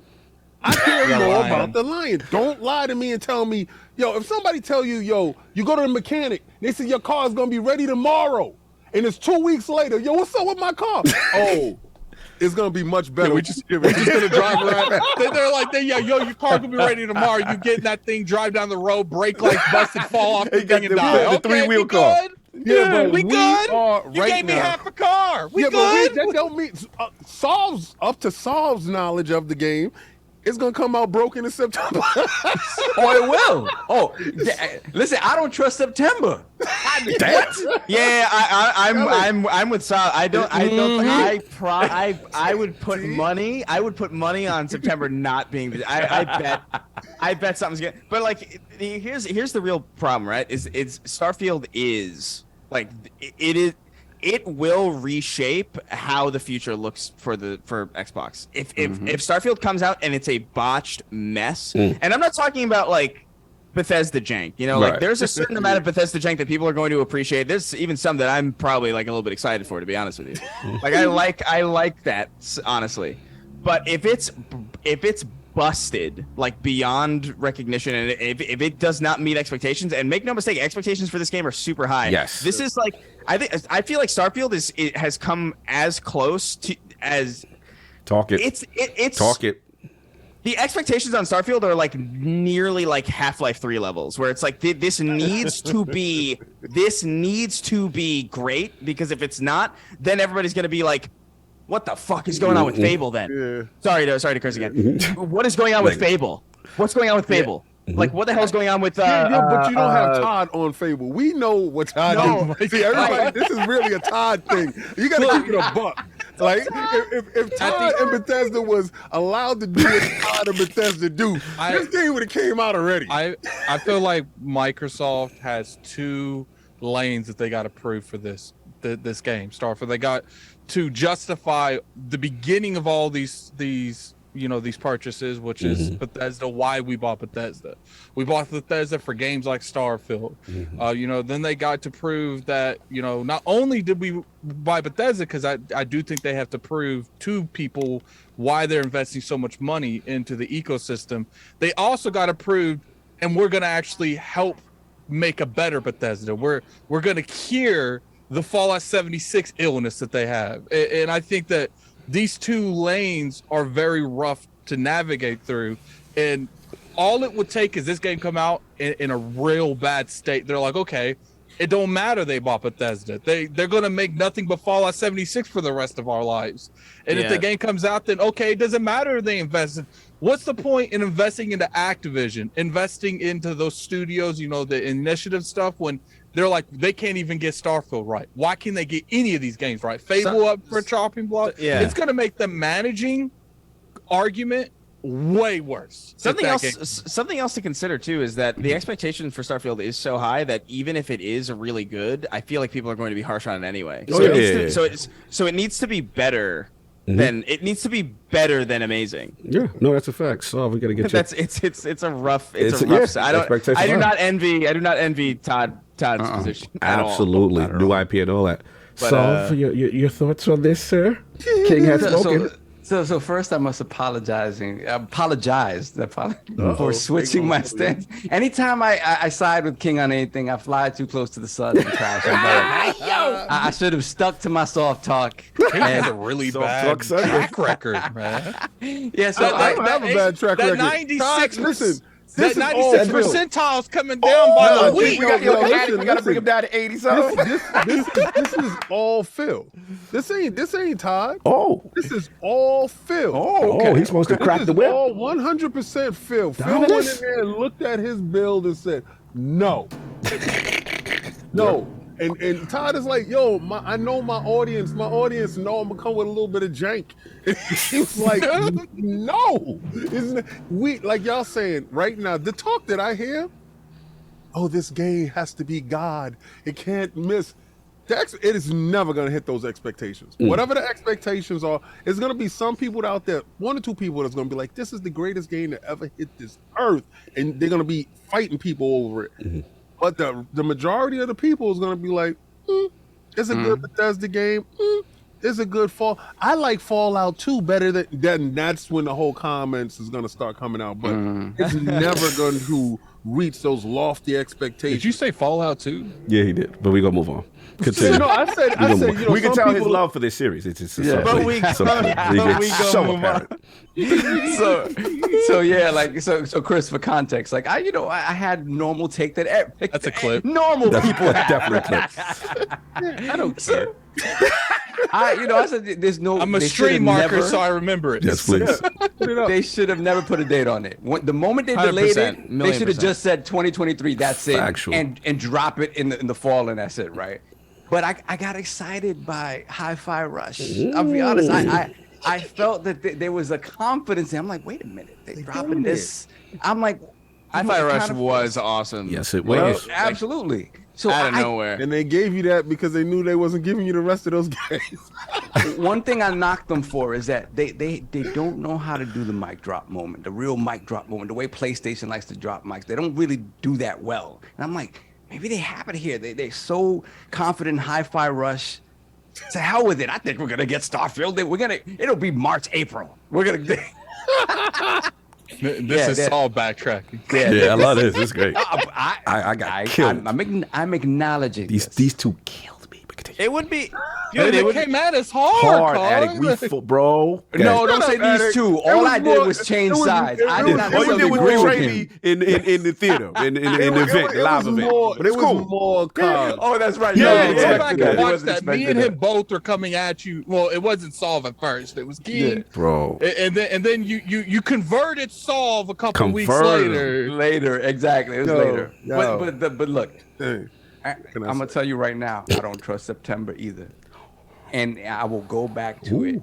These games, a BGS game, could literally be worked on forever and not be bug free. So then you agree with King?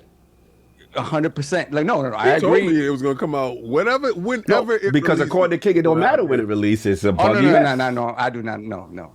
It's gonna have some I'm going back. I'm going back to where I belong in the land. Oh, you in the coming back land home? of reality. Oh, you coming back We're home? going We got in the it's land nice of over there. Kool-Aid. Continue. Kool-Aid. I'll drink the Kool-Aid. Yes, Soft yes. talk. What Soft you talk should do all is day. just Soft get your Talk Sunday. focus together. You know, don't get caught up with Put a poll in the This is the chat. part. Take of me the off the podcast gangster where- list. Yeah, don't get I'm caught up not- with the gangsters over there. You know, get Come over here, focused. Soft Talk Sunday.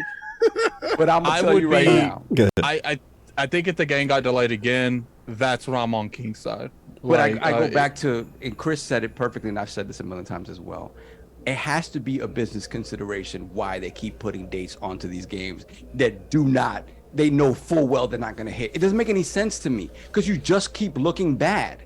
Just don't put a date on it. Factual. You know what it is though. Let's be It's real. suspense. Like they went into last year, and people saying, "Yo, we want more gameplay and we want dates. We want gameplay and we want dates." And I think their mindset's like, we don't know if this game can realistically hit this time frame. That's why they didn't give street dates. They just gave a time period. But we got to tell them some form of time period because if they would have came on stage last year, let's be real, and gave a bunch of games with no time frame whatsoever, no one would have cared anything that was shown. No,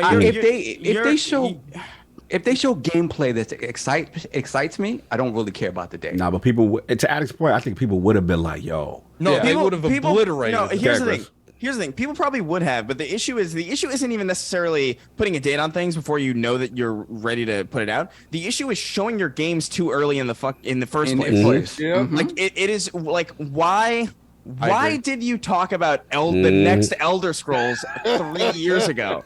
Like, don't do that. How long ago did we see the first teaser trailer for Fable? 3 years ago? Was it 3 years ago? 2019, 2020. It is 2023. We still have I know no word on 2020 Fable. or 19. Why'd you do that? I'm gonna be honest. I'd rather the silence. Avowed. Yeah. I'd rather complete silence and shock me 6 months before the game's about to come out. That's what I mean. That's what I mean. We saw Avowed. I mean, we have some form of hope that maybe Hellblade's end of the year, beginning of next year, but that's not even really. I don't up. believe We that. haven't seen- I don't believe But, that. but You know what? To be honest, King, They with can't your fool track you no record, more. I wouldn't believe it either. So Listen, you can stop trying to come for me. Put your trench coat back on. I'm on. It's not my fault you keep going out the street. It's not my fault you keep jumping out the plane. You jump out without a parachute. They complaining. Continue, King. I gotta get my balls off, please. I'll scare you back. Put that back on. I mean, sorry. Hide your face. Hide your face. The problem is, I don't trust them anymore. Don't trust them. Wow. Right, this is the only industry where they could give you a date and we're cool with it, right? And they can switch it up. We don't take that from anything. Your Uber 5 minutes late, dudes is getting 1 star, right? This is literally, y'all don't settle for this in nothing. Your girl upstairs getting ready, and she's like, "Yeah, I'll be down in 10 minutes." An hour later, you are furious. Y'all in the car. You're not talking. You're just driving where you got to get to. Oh, could you tell your wife that y'all gonna get married September 6th? And you be like, "Nah, we're gonna do this in December." There's nothing. There's nothing that we settle for this for. But here you go, your heart pumping Kool-Aid, and you dudes ain't calling these dudes to the carpet. No one's talking to the carpet. We just act like because we don't condemn them. Calling them we out. understand. No. We called them like out, this. but we understand what they do. You act like it's gotta be one or the other. I don't understand. Just because you're the one that jumped out the plane, don't mean we don't have parachutes. You know we why? all jumped out the plane, King. It's just You we talking for Timmy? You talking for little Timmy? You talking for little Timmy? Little Timmy that mowed that lawn and got that money up, that $100. It's for little Timmy. For the Game Pass Ultimate, he said, Phil Dominus Maximus. Stupid ass. He said, Game Pass Ultimate will have 30 games, all these games, Starfield, RE4, everything. I'm going to be playing Forza in the next 12 months. What if he only got 12 months to live? You messed up his boy. We doing the cancer story too? Oh, we doing this. He could have been over there with greatness, and he gonna sit here and wait 12 months, and you ain't gonna give him what he needs. Oh my 12 God. months. You out of pocket. We gotta stop you right now. What if he expires in June? He got September. He don't got a September, but you made Timmy sit down and wait. He gave you his Game Pass money, and Lyle was up. Nah, I'm not about this. I don't like this. You lied on stage. It's 10 games that ain't coming out. Where's that? Oh, exoskeleton.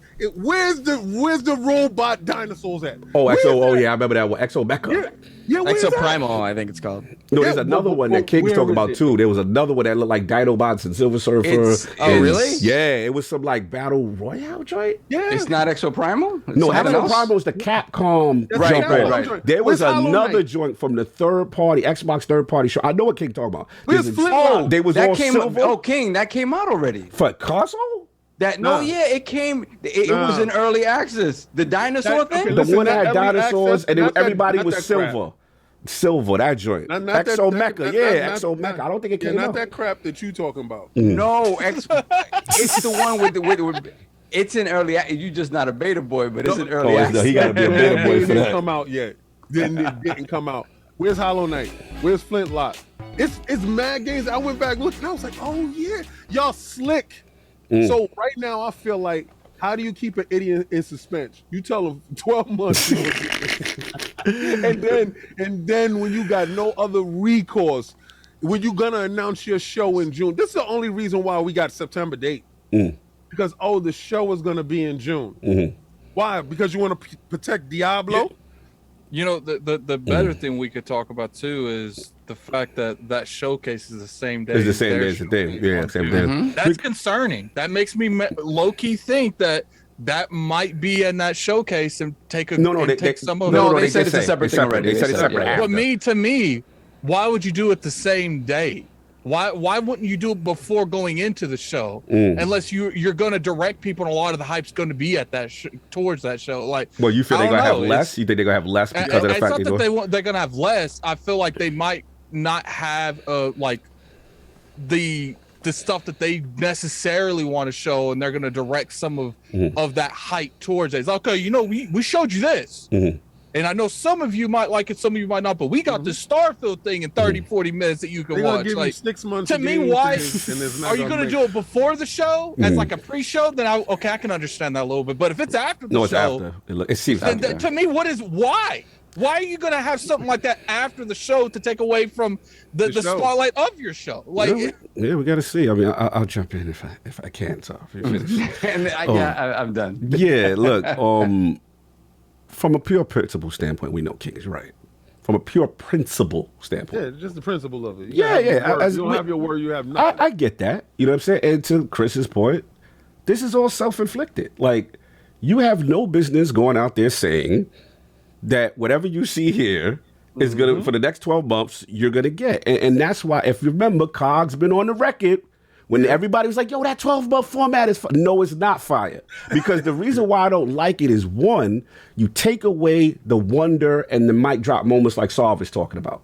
The magic that could happen, right? That's what make a Nintendo show. Yo, I can't believe they dropped. You know what I'm saying? At the end, same thing with a Sony show. Like, oh, man. So I hated that.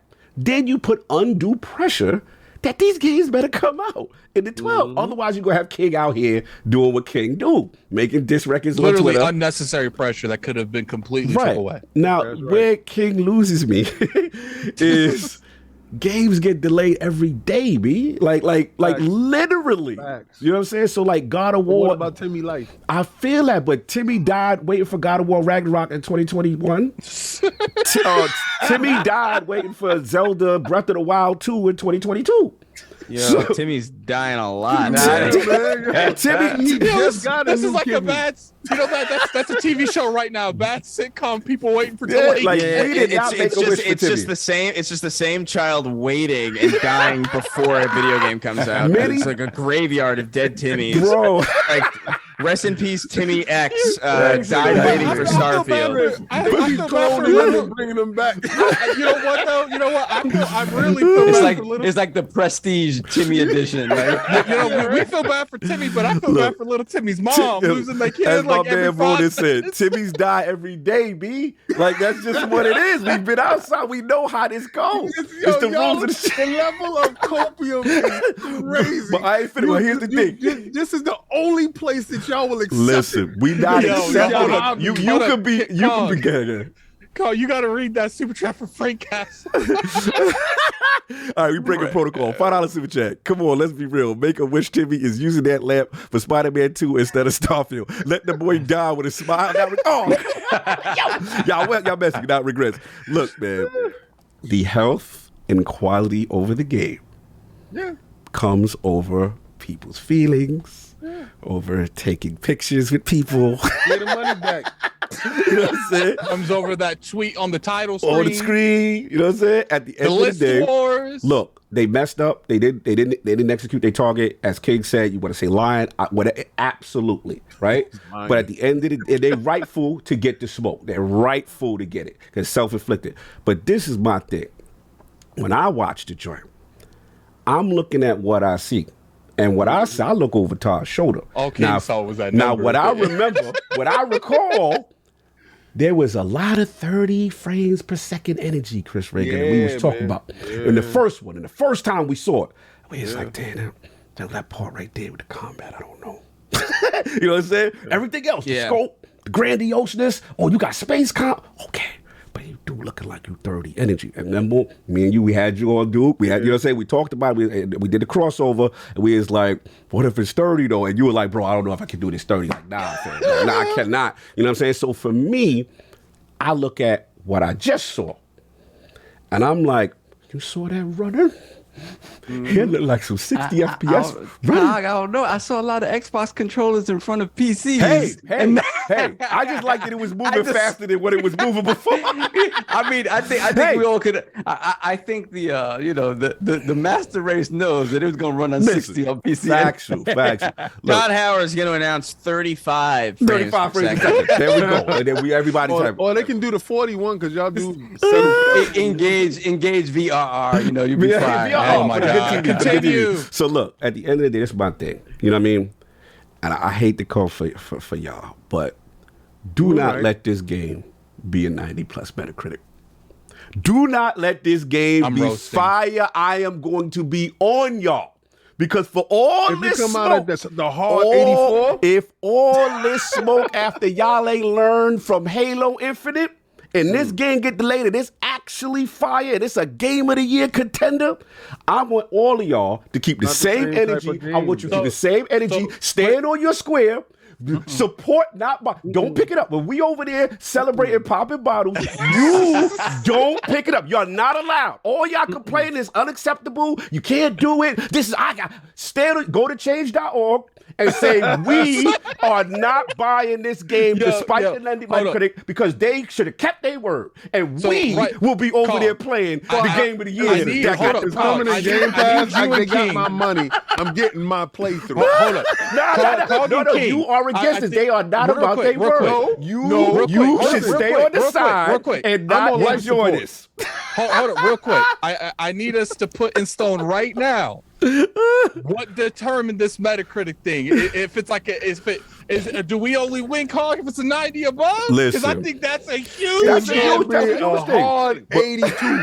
This is if this is an 88, 89, King is coming for our neck. 85 or higher, whatever. Hard 82. I want them to teach Xbox a lesson, and I want them to stay on the sideline. I don't want them to part. I don't want to see them down. I don't want to see my friendless Starfield. I want you to be a man of your convictions. I'm just saying, Cog, math ain't in your favor. Everybody under the sun is going to review this game, and that only brings the number down. I'm just saying.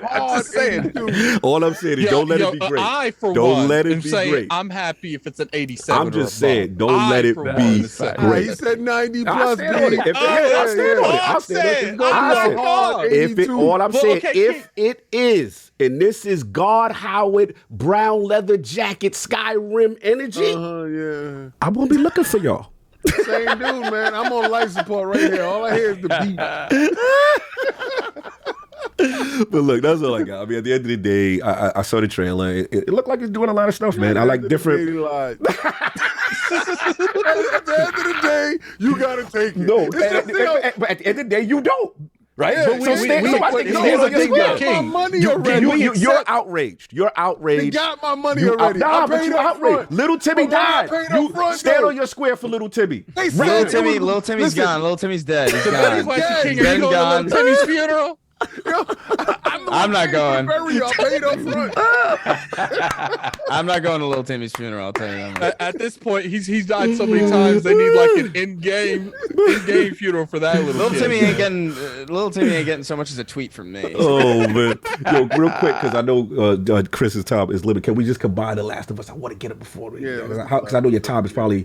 Let's just go to The Last of Us. Can we just jump right into The Last of Us topic, Chris? I got like a half hour. Okay, cool. So yeah, that's pretty much that. Let's combine this joint and then we read the super chats after the next joint. Right. Shout out to Chris for extending that time. Thank you, brother. I appreciate it because I needed his thoughts on this. So news broke. I think this was an Inside Gamer that I saw. Yeah, King in it. He's in his bag. Yeah, he up to 90% on this one. So new job listing suggests that Last of Us multiplayer could be coming to PS4. So the listing is for an associate multiplayer quality QA tester who states that the applicant must have working knowledge of PS4 and PS5 systems, suggesting that The Last of Us multiplayer will be a cross-generation game. So this is kind of recently broke the information. Yeah. Chris, what's your thoughts on this? You know, cross-generational title. Are you upset? Or do you understand? Like, what's your position on this? It's disgusting. I thought we moved past this, dude, we got Dead Space running exclusively on next gen hardware, you know what I mean? So what the next Last of Us multiplayer thing is going to be a PS4 game? That sucks. I'm not upset. I'm not upset by it because I don't really care that much about Last of Us in general. It's kind of, it's a very, it's fine to me. Like it's not one of my favorite games ever, I'll tell you that much. So the multiplayer specifically the live service multiplayer version of it not being like a pure PS5 game isn't personally disappointing to me. It's just disappointing from a standpoint of man, I thought we got over this by now. You know, like I thought we were at a point where it's like, okay, we supported. It's been 3 years. Nah, they said longer though. They said long. It was in the fine print. See, we keep Ray Charles in it, and we not reading the fine print. We keep on listening to them. Yeah, I mean, I don't know. The Last of Us Part 2 is a PS4 game, and that looks good, and I assume that the next gen version is just gonna run better, and that's fine. I just like, I don't know, man. I want us to get past this weird hurdle that we're saying. I honestly think that the Xbox is in a weird spot with the Series S as well. Yo, somebody just said Last of Us on PS4 is the Series S4. The Last of Us. Yo, shout out. Who said that? That is messy. Shout out to McFly Walker. It's the Series S4 that is PS4. Yo, that was messy. Little man catching the string for nothing. So considering we're talking about Tom for Toonami said, Attic, you still sure Spider-Man 2 a PS5 only? Yeah, I'm still sure. 100% million. Yeah. There's King's still bending the knee for that. Okay, midnight tweet. No, Spider-Man 2 if Spider-Man 2 is a PS4 game, I'm leaving. I'm not participating in this. I'm gonna go live in the mountains. I'm gonna be a mountain person. Hey, you're gonna be at You're your gonna start house. cutting trees down. You know what, man? That's gonna be the best shit Chris has been in his life. I'm already in the best shape I've ever been. I'll keep it going. Move into the mountains, cut trees down, eat elk or something. You're gonna be doing sit-ups in the snow, and Little's gonna be going walk past and saying, "Hi, you here too?" Yeah. Chris gonna walk in. He gonna look like Brock Lesnar in a couple of years. I can't with y'all. Continue, Chris. I don't see why it would, because we've already started to say, if Dead Space remake is PS5, like, I mean, there's no reason why Spider-Man doing it. Right. But if it is PS4, man, that's gonna be rough. It's been, the console's been out for 3 years. You know, like we have, if Halo 3, you know, came out, and that was 2 years after the launch of the 360. If Halo 3 came out and it's like, oh, it's still coming out on the original Xbox, so it's limited in that way, that would be disappointing. Like, just straight up, it would suck to know that that hardware, dude. The Xbox One and PS4, that's 2012 hardware. Yeah. It's 2013. It released in 2013, but like the specs of that is 2012 and below, and even back then it was underpowered. Yep. So the idea of a 2023 Last of Us multiplayer game being limited to that machine is insane, and I can't abide by it. If that's real, that sucks. And Pedro Pascal face. Yeah, you get a Pedro Pascal skin. It is exclusive, PlayStation 4 only. Lord Attic, your thoughts? Factions or multiplayer mode, Last of Us, potentially PS4 as well. I feel like the reason you're going to see this is because I do feel like Factions is going to be on PC day one too. I think so too. Yeah. And I think day one when you're day be one. careful. Like, you know, on this podcast we say stuff like this, and that's so fine. community They can come get at me. upset. You know, I'm willing to take that bet. Look. It's a live service. It is a live service game. Chris, it is most likely going to be a live service game. They want that everywhere. I feel you with your logic, but on this podcast we have Sony literally come out and say that live service games was going to be on PC. How about we take that back? But I'm just telling you, the community does not react well because they feel that it's never going to be a simultaneous situation. That's what we were told. I'm trying to get my knees back. So what's up?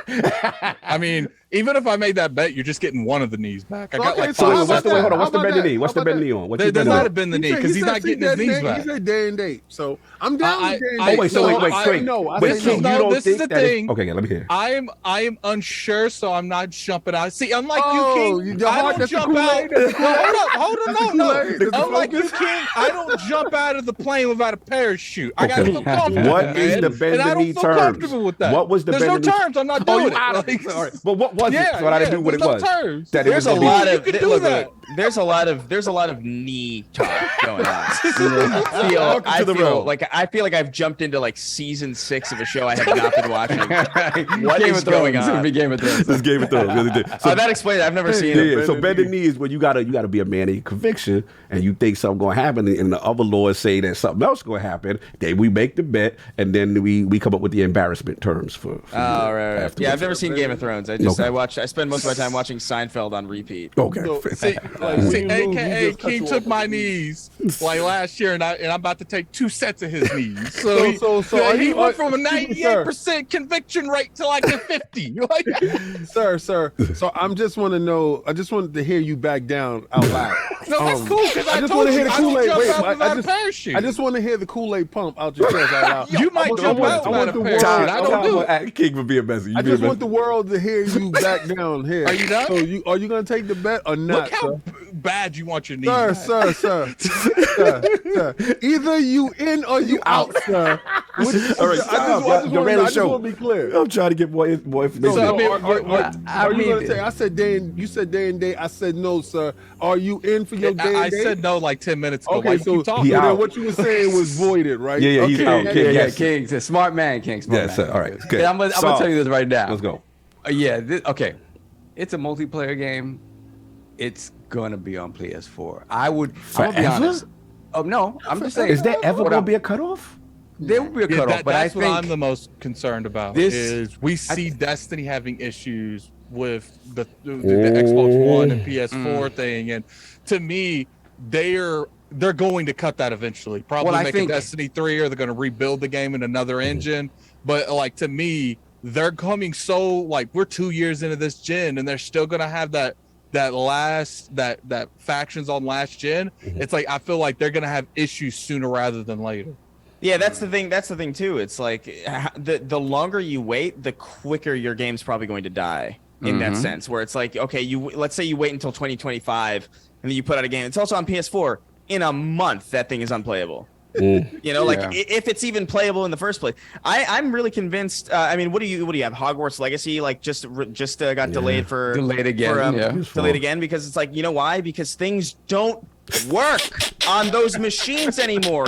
You're trying to run Adobe Premiere on a TI-83. You could tell Chris wanted to say a different sentence right there. I respect that he did that on the Lord's Day. You see how he I'm trying, bro. You're doing fantastic. Chris is doing fantastic. We had Jaffe here too, so trust me, you're doing fantastic. No, I'm gonna be honest. Like the multiplayer games that are coming out of PlayStation, right? That we don't really know about. I think the only one that isn't going to be cross-gen is the Bungie game, whatever Bungie's next thing is. I think you're right. I think matter? Yeah. That sounds about right. Anything else? To me, they're getting that player base, and then to the point of the PC Day 1 release. Yeah, where you at? A pure multiplayer experience, just pure multiplayer. You need a big community around it. Day 1, I would be. Listen, PlayStation community don't like that. They always say that never happened. They said that they would always a year later. But they also believe in generations. Why I don't believe it for the Last of Us Factions is when you look at the press release about what they talked about. The game seems like it is a lot more narratively focused than just a straight up multiplayer game. I think that aspect is going to be in there, but it seems like it's going to be a Naughty Dog narrative focused, highly polished, story-based experience that you can play with either one person or multiple people, and then you're going to have the versus part of it, right? The PvP part of it. I just think that's not that. So for me, day 1 on PC for that game, no, I don't see it. Oh, okay. Oh, you don't see it. Oh, I don't see okay. I don't see it. Right. I see it. I see it 100%. For anything else coming down the pipeline. Wait, too much. He's trying to make a bet. He's trying to get to knees, Chris. He's trying to get to Stay clear, Chris. I'm the broker. So Chris. He's trying to walk again. You think this game is coming out on PC day one, same time? I think so. It's a live service. Well, here's the thing: there would be no reason to delay it if it's a live service game. You know what I mean? Like, what are you really holding out on? King. I think you're making sound logic here. So with that logic, you won't bet your knee. How many knees are we talking? You got 2 of them. I mean, I need my knees for the fight. I'll give you 1 knee. Oh, all right. So he put it up though. He put it up. I'm down. Hold on. So Slow-Mo is saying that they have stated that all live service games will be day one on PC. Okay, I'm down. I'd like to see that quote, Slow-Mo. Slow-Mo, give me a link, man. No, let it be. You down for that too, Slow-Mo? Anyway. See, the thing is, like, I feel like delaying, like, if I understand, like, the thought process of, like, okay, we'll put out, like, I don't know, something like God of War on PS4, and then when God of War Ragnarok is out, we'll put, the original God of War on PC to get the kind of people in. But I do think you're right that there is going to be some narrative component to this version, and I could see maybe they're doing doing like a piecemeal type of thing where like maybe there's narrative content that's exclusive to the PS5 or PS4 or whatever, and then but I do think on PC generally, like, you're still going to be able to participate in the multi, almost kind of like Destiny New Light in that in some way, where like if they were going to do that at all, that's how I would see them doing it. But I really do think, like, in live service, I think the goal is to have the player base as big as possible, so that no one's like spending ages in like lobbies waiting for queues and all this stuff. Yeah, gotta interrupt 1 second. Okay. Shout out to Dip Down Games, gave me the link. PlayStation live service games coming to PC on day one. The head of PlayStation Studios confirms that Sony will release live service games on PC the same day as consoles, but not single player games. So it looks like Herman Hulst did make this statement October 2022. Right. Yeah, he was down with that. Okay, continue. We gotta hold the feet to the fire. Are we still talking about this bend the knee? Hold up. So feet to the fire. No, King, you still want to bend the knee? Yes, I do. Yes, You can't get strong now. After you got the confirmed victory. Now you want to talk strong. Addict. He mad at his conviction. Addict. So are you in? If Chris will bend the knee, I'll bend the knee. If Chris will bend the knee, I'll bend the knee. Oh, my Okay, God. 2 knees at one time. Pause. Super Sounds pause. like a party. So question. With all of these games coming to PC day and All right. date, Now we've confirmed. do you think there's any one of them that they would put free to play? That's a better question. All of them. All of them? Those All guys? of them. I feel like you don't do a games of service these days without free to play. That's crazy. That's a great question. Chris? I think that's the smart thing. However, I do think Sony is arrogant enough to charge for They're gonna give you the $20. You know what they're like? It's like, it's The Last of Us. It's a premium experience. That's what I think me and Red had this talk too. I think that's what I said. I don't want to commit because it makes sense that it's supposed to be free to play as live service, but there's a part of me that agrees with Chris that they look at their cachet like this is a a premium experience, and what they've showed with the remake of the remake, and they being successful, they emboldened that they literally classify themselves in a whole different bracket. Category, so that's there's a part of me that even though it should be live service and free to play, that they could get away with it. And gamers will be like, well, though, you saw that. It's The Last of Us. You didn't see the acting in that kill cam. You didn't see the mocap. You said the acting in the kill cam. I'm about to shut your mouth. Dude, I really don't. I see them being, because here's also the thing with Sony and PlayStation in general. Like, every time that they have offered anything free to play, it's usually been to mitigate the damage of something that isn't great. Like there was that. Do you remember that? Destruction. I forgot the name of Destruction. Something. Yeah, it was like not Twisted Metal. Yeah. Right? The card where they were like, this is gonna be $70, and everybody was like, you think it's gonna be $70? That's hilarious. You think that, and then no one bought it, and then they were like, it's free. And that's the cadence that they've set for free to play stuff and I do think that's going to change. Maybe The Last of Us will be free to play. I really don't know, but my assumption is that they would try to sell it to you first. I think they would try to sell it to you, or at the very least they would be like, hey, do you have PS Plus? Yeah, like maybe they'll do something like that. Maybe Maybe it comes day and date to PS Plus or something good. like That's that. a good one. That's a good finesse. Maybe that's what I they like do. that. Because it's a way for them. It's a way for them still to charge you. It's a way for them to compete with Game Pass, and it's still a way for them to get a lot of people. You know what you know what they would probably try to do, Chris? They'll probably whatever they're going to do in terms of IP with Last of Us. Let's say they remake Last of Us Part 2, and then they're like, if you buy the Last of Us Part 2 remake, you get the multiplayer for free. Last of Us Part 2 Remake Part 1 comes with the multiplayer factions. And then Last of Us Part 2 Remake Part 2 Remake Remastered. They split up the game into 2 games. Yo, chill. That's too much. That's too much. What's Factions is the remaster. Last of Us Part 2 is the remake. Yo, y'all messy. But look, we got to see. I'll jump in real quick. Sorry, King. Did you get your balls up? Sorry, King. No, it's just the fact that I told people that they was going to still support the PlayStation 4 to the foreseeable future. And it doesn't make any sense for them not to. But the problem is, everybody keeps talking that Microsoft is holding back this generation. Here we go. And the Series S is the whole main culprit. Little man is holding us back. The real little man is the PlayStation 4. And these guys don't care because the narrative is it's Jaguar cars, B. We talk Jaguar cars holding us back. Jaguar Cars is running Spider-Man, and it's holding back Saul's PC. So I'm telling you, you got a 4090 right now. Could you imagine what the fractures is gonna look like on your PC? You know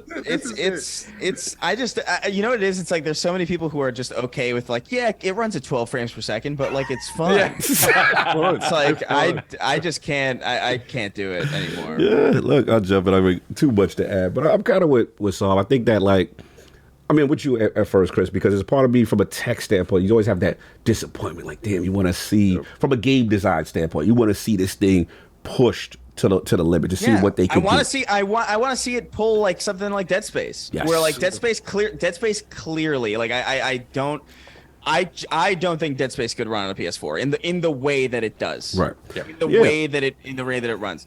You'd be on those trams for 50 minutes probably, loading everything. It would be wild. And so I want that. Like I want that real. Like if I'm going to play a Last of Us thing at all, right, I would rather it not be held back by something that is 10 times weaker than my current busted up phone. You know? No, I hear you. Like, I hear you. Crazy. No, that's the thing. And the thing is, from a pure selfish tech perspective, I get it. And it's Naughty Dog, so you excited to see what they can do graphically on PS5 hardware, almost exclusively, obviously a PC. To me, though, where I do kind of agree with King, from Solve, is that with live servers, I'm of a new mindset in the sense that, like, I think, to be honest, it doesn't even make sense to do live service without cross-platform. So if you're going 100%, to, you know what I'm saying? So if you're not even going to do live service, this is exclusive to your ecosystem, then the business standpoint, I understand. And it's like, okay, well, we got these PS5s, we still got these PS4s, we'll potentially now put this on PC, and let's maximize this ecosystem, this closed ecosystem for a live service game as much as we can. I do understand the business logic of it. You know what I'm saying? The only thing that is surprising is that the fact that we thought they had, say they kind of resolved their supply chain issues with PS5. So I thought at this point, maybe like you said, like, this is the break off now. Like, okay, we got consoles out there. We put this, we drive people to the new console, new service, that kind of thing. So I think that was a surprise. But again, I guess when the development, took place, PS4 probably was still in play, and that's it. But I thought it was interesting to see that this. I guess I'm curious as one, how long does this continue? What is the cutoff date? And then, like when we were talking about, Chris, like, are they going to truly go free to play with this title? Because this title is very prestigious to them. That name was an HBO series. We know Naughty Dog's cachet. So I'm very curious if they feel they could pull off that not being free to play with this title. So that's all I got. But yeah, man, thanks my man RayGun for rocking as long as he could. I appreciate you, brother. No doubt. Where can the fine people find you? What you got going on, sir? Oh man, I'm working on a bunch of stuff, but it's a lot of it's not going to be done until after the fight, which is the fight's in a month. So Yes. that's you Nice. can get there's still Creator Clash there's still 2. some tickets available. I think it's www.thecreatorclash.com, so you can get tickets there. It's a big charity event. It's going to be really cool. Come watch me get punched in the face. And hopefully punch. Chris, question: headgear, right? You were using headgear. No, Oh damn. Oh damn! I didn't know about that part. there's no headgear. Are you kidding? Let me ask you a question. So you turn pro. Huh? You turn pro, right? No. Yeah. After this, it's my new career. No, It's no, celebrity I'm talking boxing. about no. The only reason why I asked because he has to go to the commission, he has to get checked out by the doctor and all that other Yeah. stuff, and he has to get the paperwork. So in the paperwork, they ask you if you amateur, or you pro. Amateurs have to wear headgear regardless to what, right? So if you're going in without any headgear, then that means you have to actually be classified as pro. Well, I mean, we're not doing the. I think I have like in a week or so. In like a week, we're doing like a lot of that stuff. So I guess if I assume you're probably right, then I guess we're doing pro then. Right. But we're all it's everybody who's doing it is basically at the same level. We've all been training for the same amount of time. None of us are like seasoned. You're not gonna have. I'll put it this way. I'm not going up against somebody who's been boxing for like 30 years. Okay.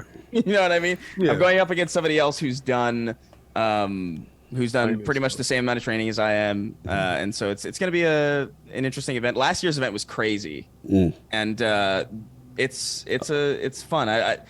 I did not anticipate to like it as much as I do. Yeah. And so come watch. It's going to be fun. Is it the mano a mano thing that you have that you are in control opposed to other teams, team sports? Because this is technically a team sport. You have your cornerman, you have your coach, you have your stuff, you have people on the outside talking to you and getting you through. But ultimately, it's you yourself that's in the ring, and you have to overcome those certain things. Does that combat that mano a mano, is that your driving force, that feel? Because you keep saying getting punched in the face, and punch in the face is probably not going to happen if you move your head properly. But Right. yeah. So like, is it mano a mano? Well, I think for me, it's just the like tuning into the instinct that's there that like you don't really like think about if you're not really in a fight. Yeah. And so my coach has been boxing for like 35 years. So when we spar constantly, and he's really, really good. And then so when I spar with other people who are who are around my level, it feels ridiculous. Like I feel like I feel like I got the cheat code. I feel like I've almost like been over preparing, and like of course, like boxing's dangerous. It's not like a joke. Nobody's going in there treating it like a meme or like not seriously. Everybody's working really hard. We know the risks. Obviously, people like there's probably going to be people with concussions. Obviously, it's boxing. It's like my coach says. He's Bulgarian, so he has like this thick accent. But he's like, it's boxing. You swim, you get wet. You punch, you get hit. You box, you get hit, and it's like Love it. Salute. Yeah, we're gonna see that. I think a later piece is on the card too, right? Is it people in the chat like acting like I haven't been punched is hilarious. What's funny, you're fighting a dude named Froggy Fresh, right? Froggy Fresh in the now. Salute to you, brother. Again, always a pleasure to work with you. LSM fam in the building. You already know. Addict, let's give a little outro. Get a little outro for Chris before you go. Yeah, what's funny is the first time I came across you was on a Defining Duke when ACG was part of the podcast, and I got like in the middle of it when I first started. I was like, "Who is this dude?" And I'm sitting here talking to Colin, like, "I want this dude on the podcast." It's with that's on Defining Duke, and he's like, "Yeah, that's that Chris dude." Like, it was. I think you were talking about Halo or something. Probably. I probably was. Yeah, most likely. It was just like, I was like, "I like the vibe, man. We got to get him on the show." Appreciate you coming on, man. No doubt. Of course, man. Solve. This is fun. Outros for RayGun before he leaves. Yeah, I'm Chris. I've been listening to Sacred Symbols from the beginning. So just that dynamic between you and Colin, I love, because I love sort of snarky, sarcastic humor, like dry, like two guys who like lean into the whole "we hate the whole world" type of humor. And the dynamic between you two, and now with Dustin is hilarious. So a little funny anecdote was for me. I was like excited to have a Puerto Rican guy on the show, whatever. I loved it. I was like, yes. Mine is in there, right? So Boricua. I don't know if you remember this episode, but this is something happened. I was like, oh, I said I gotta revoke the plantain card from Chris. Oh! No more rice and beans for you. No more. It was the Mucho Gusto episode. Oh, Mucho Gusto. So I was listening to it, and the guy wrote in, right, very excited to write it. And he was like, Chris, I don't know if it was Puerto Rican or whatever. He was like, Chris, Mucho Gusto, right? And Chris is like, what the F is that? And Chris proceeded to rip. What is that? It literally translates to much like or a lot like. What is that? It's like, that's a and I'm listening. I'm like, this is a standard greeting amongst Latinos. What is wrong with this guy? I got tight. I was like, get him off the show. Get him off the show. You got tight. You took a Boricua card? Proceeded, because I was at first, I was like, Chris is giving him the ribbon, right? But he even Colin jumped in like, yeah, it doesn't make any sense. Whatever. He was ripping him a new one. I know this guy has never wrote in. Nice. Like he never wrote in again. I love that. But that was so hilarious, man. But It was funny. Honestly, man, like I love what you do. I love that dynamic. I love everything else you're doing. This boxing thing, it takes a lot to be like, hey, I'm gonna jump in a ring and learn how to do this. And so congrats to you, man. Good luck with that. Keep your head on a swivel, brother. Yes, sir. Yeah, I Keep it mean, moving. I think I think people are gonna be surprised. It's gonna be a fun. I like It's that. it's gonna be a cool show. Whatever. I don't know what the fuck. I don't know how it's gonna go because it's fighting. Anything can happen. But everybody's taking it super seriously. It's cool. Everybody's really into it. I have a lot of respect for it in a way that I didn't before because I just wasn't really paying attention to it. But it's crazy. I gotta tomorrow. I'm training. I think twice. Oh wow. So it's starting to ramp up. So no doubt, kid. Give farewell balls to Chris Ray before we go. Yo, okay, so I didn't really know what to expect today. And, so you sit down and you just, let it come to you. And the interview actually turned out way better than I expected, to be honest with you. Didn't have any expectations. Yeah, no confidence in Chris. Damn, okay. But I had no expectations. I had no expectations. It could have been trash. When you don't know somebody, you don't have any expectations. No, 100%. Yeah, I've been there. I'll message you. I love the fact that, that he's willing to do all these different things, try everything, and do it fearlessly. I mean, listen, to train the box is one thing, to put on the mitts and stuff like that is another thing. To know that you're actively going to fight, that's a different beast within itself, right? Because you have to come through resolutions in your mind that, I'm going into fight. I'm going to actually engage into somebody that's willing to hurt me and I'm willing to harm them. But at the same time, this is a game. So you have to wrap your mind around that. I'm not willing to injure this person. I'm just willing to beat this person. So right. That mindset is incredible, right? So in order to have that, and every time you step under that rope and you go into that rope, you turn to a whole different beast. You're an invulnerable, unstoppable beast once you step into that ring, and you will overconquer anybody that's on the other side. That's fantastic. I love that mindset. I appreciate that, man. The bigger thing that because see, I done did the boxing thing. Yeah, he do that.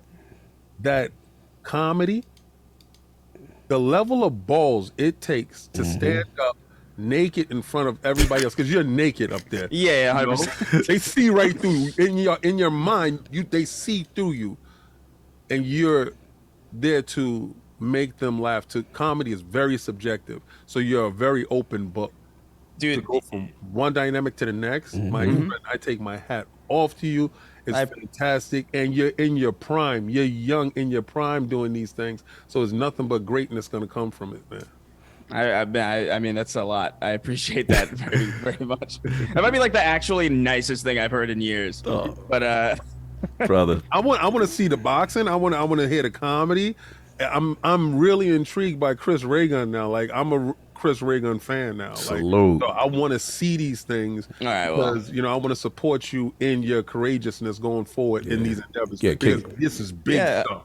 Yeah, well, hopefully after the match, I'll get back to because my schedule's been ruined by this, because it's just like it's because it's not only training, it's like everything shifts. It's like your schedule shifts, your diet shifts, everything, and because your diet shifts, your mood shifts. It's a whole bunch of it's the discipline that it requires to even prepare for something like this is insane. And it's something that I wanted to prove to myself too, that I could like do. And I'm kind of, the fact I've been doing it for like about 8-9 months, something like that. So it's, Bro, so just stepping in that ring. You already got it.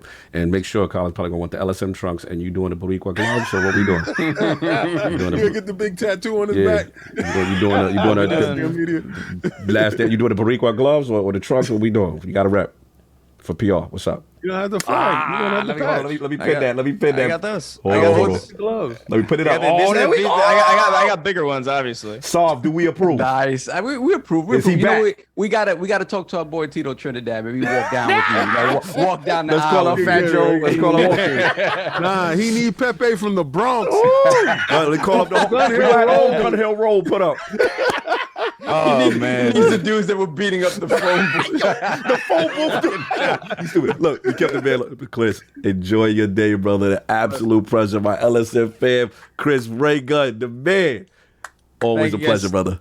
Yeah, thank you guys so much for having me. I'd love to come on again. Yeah, I'm sure, bro. You coming back? Oh yeah, Right after the fight. Yeah, right after. Let him breathe. Don't let him. Come on, let him breathe. He ain't gonna talk to nobody. Anyway, all right, brother. Have a good one. Solve. Get the super chat. Take care, guys. Later, bro. Peace. Likewise, bud. Peace. Hold on. Let me go back. Let me see. Oh, we got a bunch. Okay. We We're got a lot. starting out with let's play with each other's joysticks. $5 super chat. I know he ain't coming at my man like that. Yo! He need to pronunciate this L. Get him, Saw, boo boo. What was this about? Right, What is he baby. defending Saw from? You remember when he mispronounced Who is he? He taking his earrings off. Wait, Cog, this is the only time he said anything he said it. Cog Psalms said, yeah, that's right. That's right. Oh, this wait. He's Who like, came keep at it you? Donna Taco for the This is pronunciation? Donna Taco came at me. Wow. come over. He saw that super chat. He's like, I can't wait to read that one. He took his earrings off and was like, no, you not coming for my man. That's it. You're gonna hear He put the Vaseline. You're gonna hear Saul say, "Thank you, boo boo." Don't you dare Yo, wait, hold on. like that, We got Donna Taco. Thank you. I appreciate that very much. We got 700 and some change. Hit We that only got like. 300 and some. Yeah, Please hit that like. Come on, y'all. That Indonesian red-nosed koala. Please. That's fine. I love you, Don Otaku. You can't come at me and misspell something. You can't do that. Otaku, you gonna get this work. You gonna get this work. Play with your joystick is on you. Don't stop playing. You gonna get this work. Pause. Then we got Mark. It seems like Mark. But go ahead, Addy.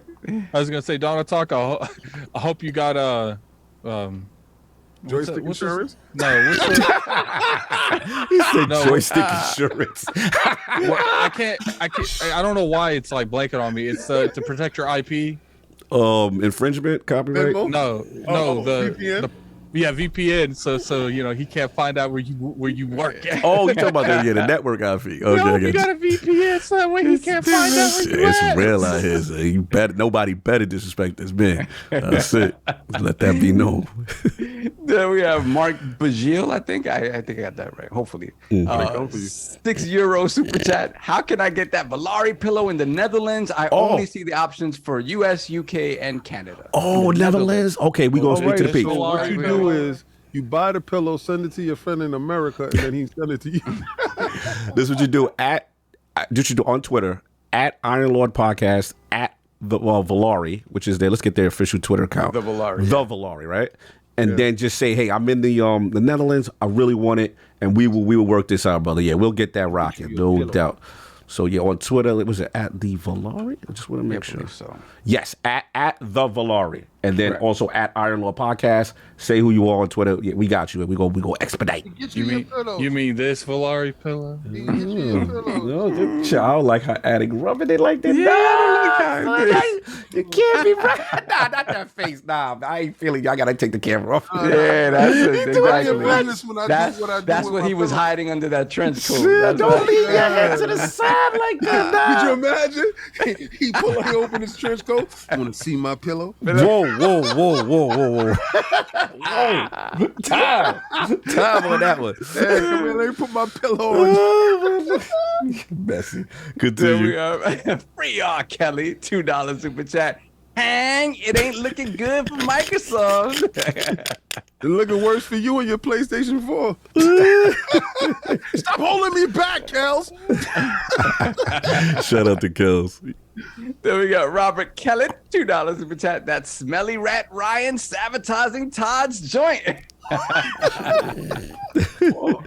He said I need to get concessions for the EU for that pillow. AKW was wildin'. Yeah, right. Then we have Mandingo McThickens, member for 2 years, $5 super chat. I know I'm late to the party. I saw that Guardians of the Galaxy is leaving. Decided to play it. That game is phenomenal. I'm on chapter 10. Love it. Great game to own. I own that. Stitch said we pulled the Starfield on the pillow. He's still waiting. I can't. Yeah. It's coming. It's coming. It's coming. It's coming at 60 frames per second. it's gonna be better when you get it. You just wait 6 more months. One thing I'll say is quality's worth the wait. Yeah. 6 more months. You didn't want to hear that. You paid up front, right? You don't want to hear that. I want to hear that. Messy. Hey, at least we didn't give expectations like Microsoft. Yeah, we ain't saying the next 12 months. It's gonna be. We were like, yo, you gonna wait a minute for this. We got you. You could have got it in a week, but you had to sew the patches on yourself. You know what's funny? When you buy anything from us in terms of clothing, Teespring, you wait. Yeah, they late. Oh my God, they always. Don't get us started with our good friends at Teespring. All right. Latano J, member for 24 months, Lord Bronze. What's going on, brother? I'm 100% with King. No doubt. They riding. They riding. Gangster list. I'll see you. Then we have Tips Whale, $5. I love that name. Tip Whale, $5 for chat. Did I miss the King disc tape, or was it delayed like Starfield? Nah, he gave that work. They was gonna get that work. They thought I was gonna be nice. Sorry. Yeah, you just gotta look to King's timeline on Twitter. It's there. Mm-hmm. Then we have Hargeet Sani, member for 1 year, $5 super chat. Chris has it right. All release dates are lies to begin with. Don't expect anyone to make the release date. Sadly, the norm now. It really is. Because y'all accept it. Y'all ain't gonna accept it with your Uber Eats. Next time Uber Eats late, don't give them a 1 star. Give them that 5 star, like you give Sony. It was fantastic. It was worth the wait.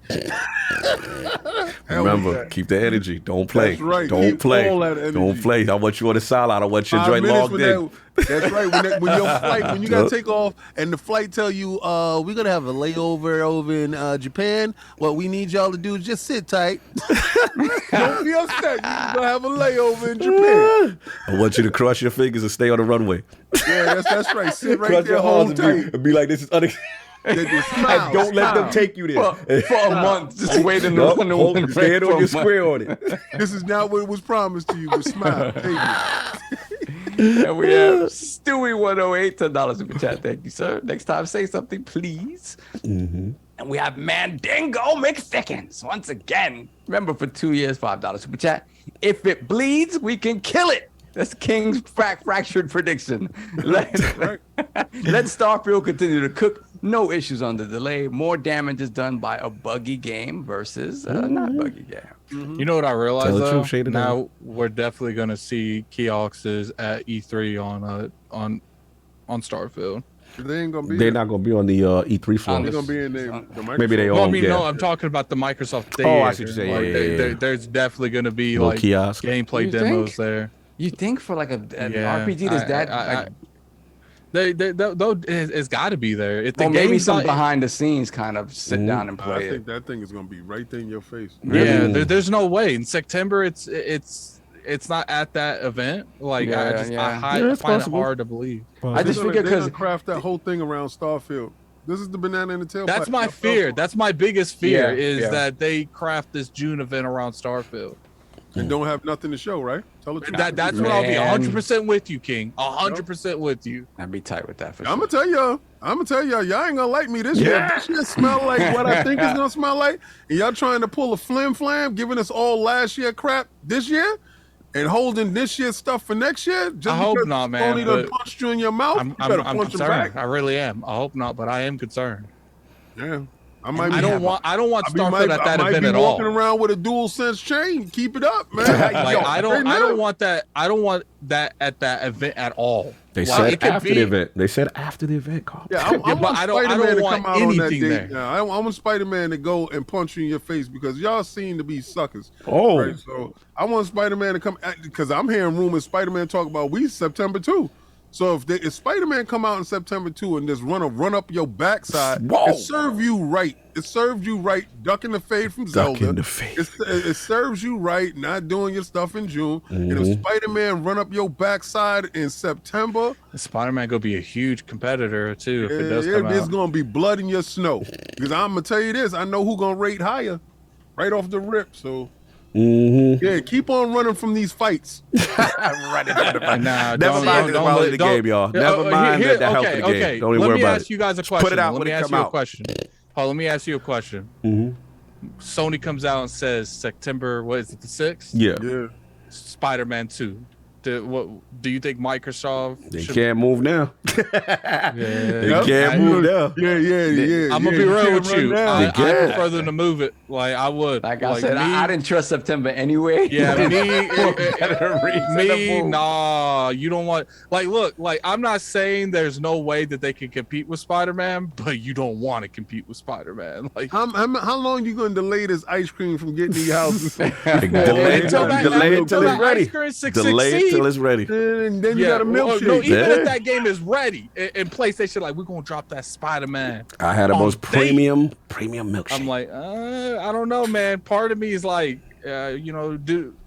All that's nice. If it's a 90 Metacritic, I'm remembering all this. I got all the receipts. All this talk. I don't want y'all playing nothing. I want y'all on the outside. It better not be good. It better not be I'm good not for all talking the about second guessing. Starfield. I'm not talking about Starfield. I'm talking about competing with an iconic brand. I understand all that. Spider-Man. I understand all that.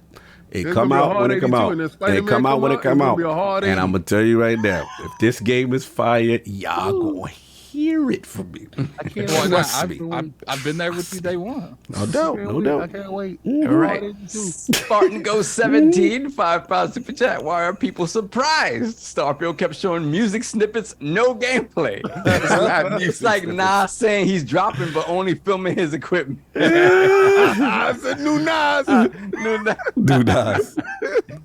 Then we have Robert Kellett, $2 super chat. Lying Phil ruined little Timmy's final hours. Damn. Yo, Bessie. Phil, is it gonna come out September? I got only until June. Yo, Bessie. Then we got Slow-Mo Backslap member for 2 years, $2 super chat. Rest in peace, little Timmy, who died before Starfield came out. Yo, this fictional story is hilarious. Poor Timmy, man. On his casket, he said, "To the moon." Love you to the moon, Timmy. They put on like the back of the Starfield box and member. Oh, we got any boxes in the building. Oh, He's having it's a Timmy miss. he said, how many times on is the argument? back of the Starfield box. How many times is argument going in the circle? Oh yeah, it's been all day. It's all day. All day. We knew this was coming. I'm documenting it all. Don't worry about it. Yeah, keep watching. There we go. Spartan goes 17, $2 super chat once again. Kept saying that Todd is the king of cap. Nobody listened. Damn.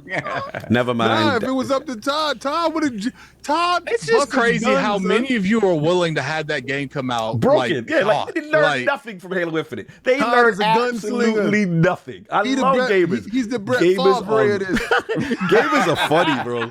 Game is hilarious. It's these list wars. The gangster lists. They want to pop off. You care about the list wars more than you care about the game. Yeah, but Todd is a gunslinger, baby. And we so happy we dropped out early with that 76. Spaghetti West. He ain't had nothing to do with that. Just like you said, I'm going with you. You go with you. Okay. So if this game's busted because you made him rush it out, he gonna have something to do with that. Listen, obviously Todd listened to COG.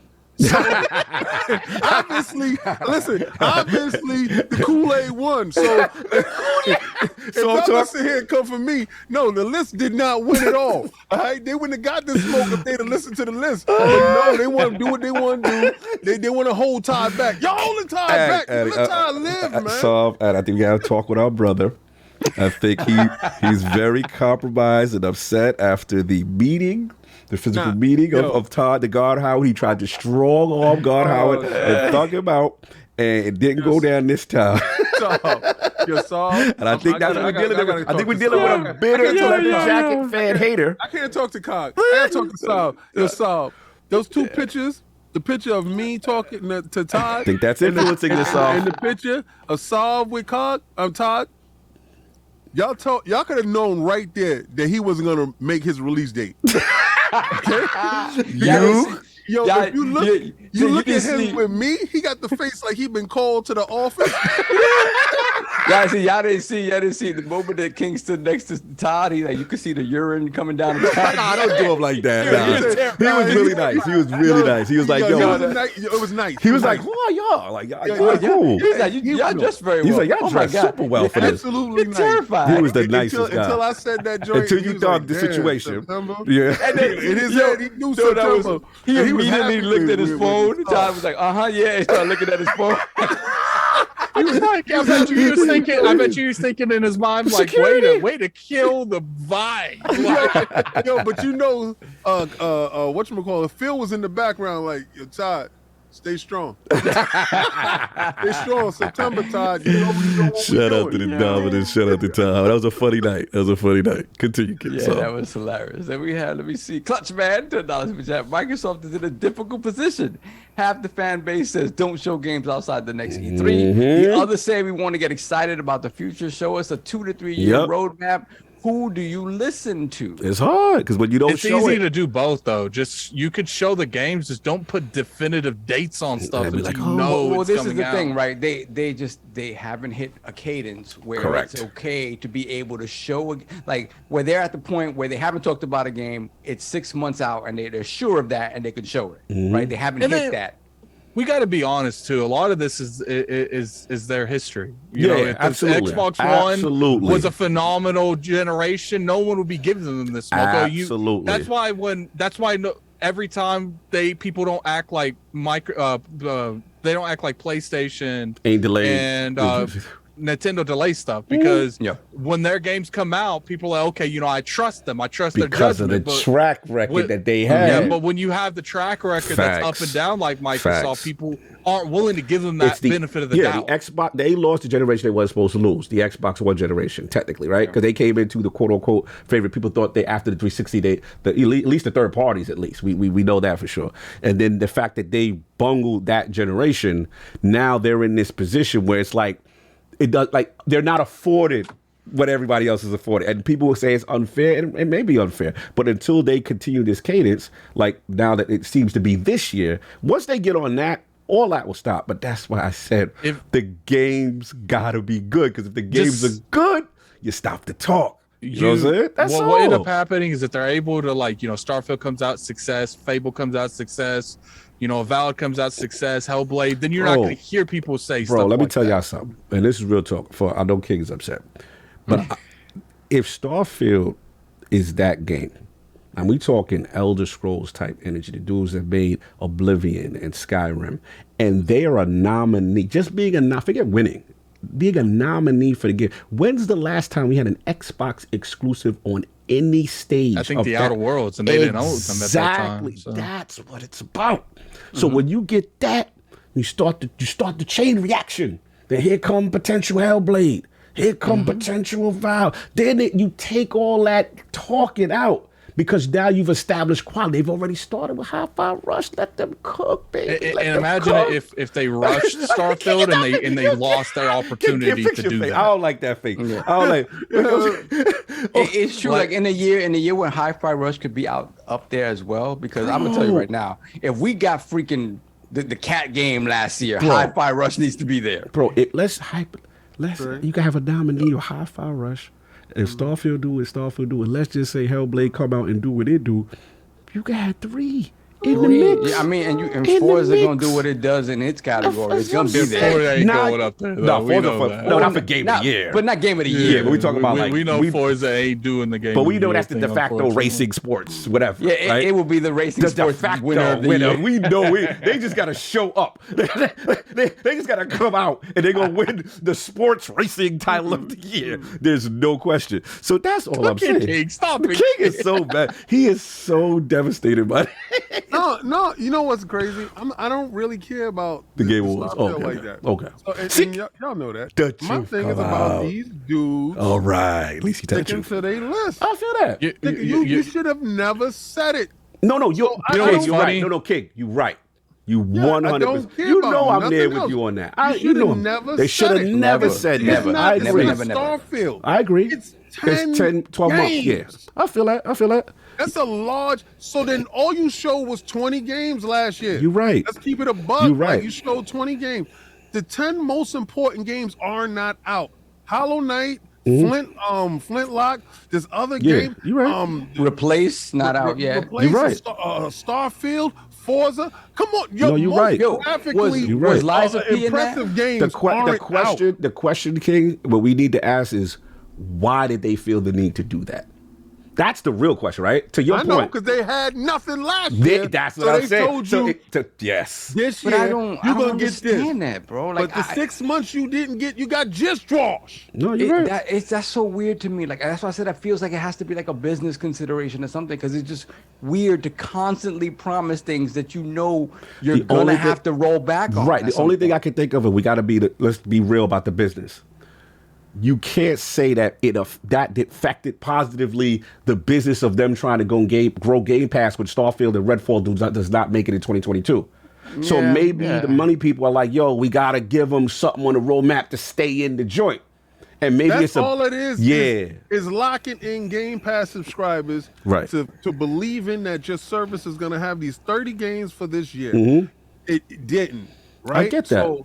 So now let's say the person that paid that bread. No, I feel that. 12 months, I'm all in. This is what you said. All right, I'm Facts. good. So that's the commitment to the consumer, right?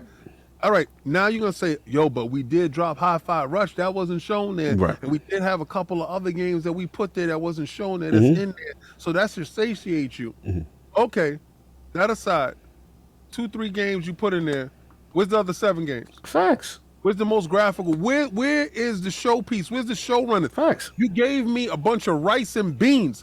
Where the hell is the meat, bro? Facts. And what now it puts undue pressure on themselves for the games to be good because not Yeah, everybody's right? already. So it didn't make it I in, get in that. that I get 12 that. months. That's fair. Now it got to come out in September. Oh, it got to be a banger because you done messed up. Oh, How many facts. times you going to keep doing this to No, yourself? you're right. I'm sorry. You was gonna say something. No. It was me. I was I'm adding, with sorry. you guys Yeah. on the same thing. And I hear what y'all say. Let a game cook. My thing is, let a game cook. Your stupid behind should have said that. Facts. You should have said, yo, Yeah. these games, we have these games coming out within the next 2 years. Yeah. This is what we're looking at. This is what you can look forward to playing. But no, what you did was it was a marketing tactic to hold a fool in place. This is why I said, how do you keep a fool in suspense? Me, just sitting here in suspense, expecting these games to drop. Oh, we're gonna get a release date. Oh, March, we should have a live show. Oh no, it's June. Now June show is looking kind of iffy. Now E3 is wrapped around this thing, and then now it's gonna be less games showed. What if? All right, I know we being super doing what if negative. with these No, dudes? but here's the thing, though. We can't act like there's not a What if they get it troll. right one day? There's not. We can't act. First of all, we can't act like 2021 didn't happen. Let's just be clear.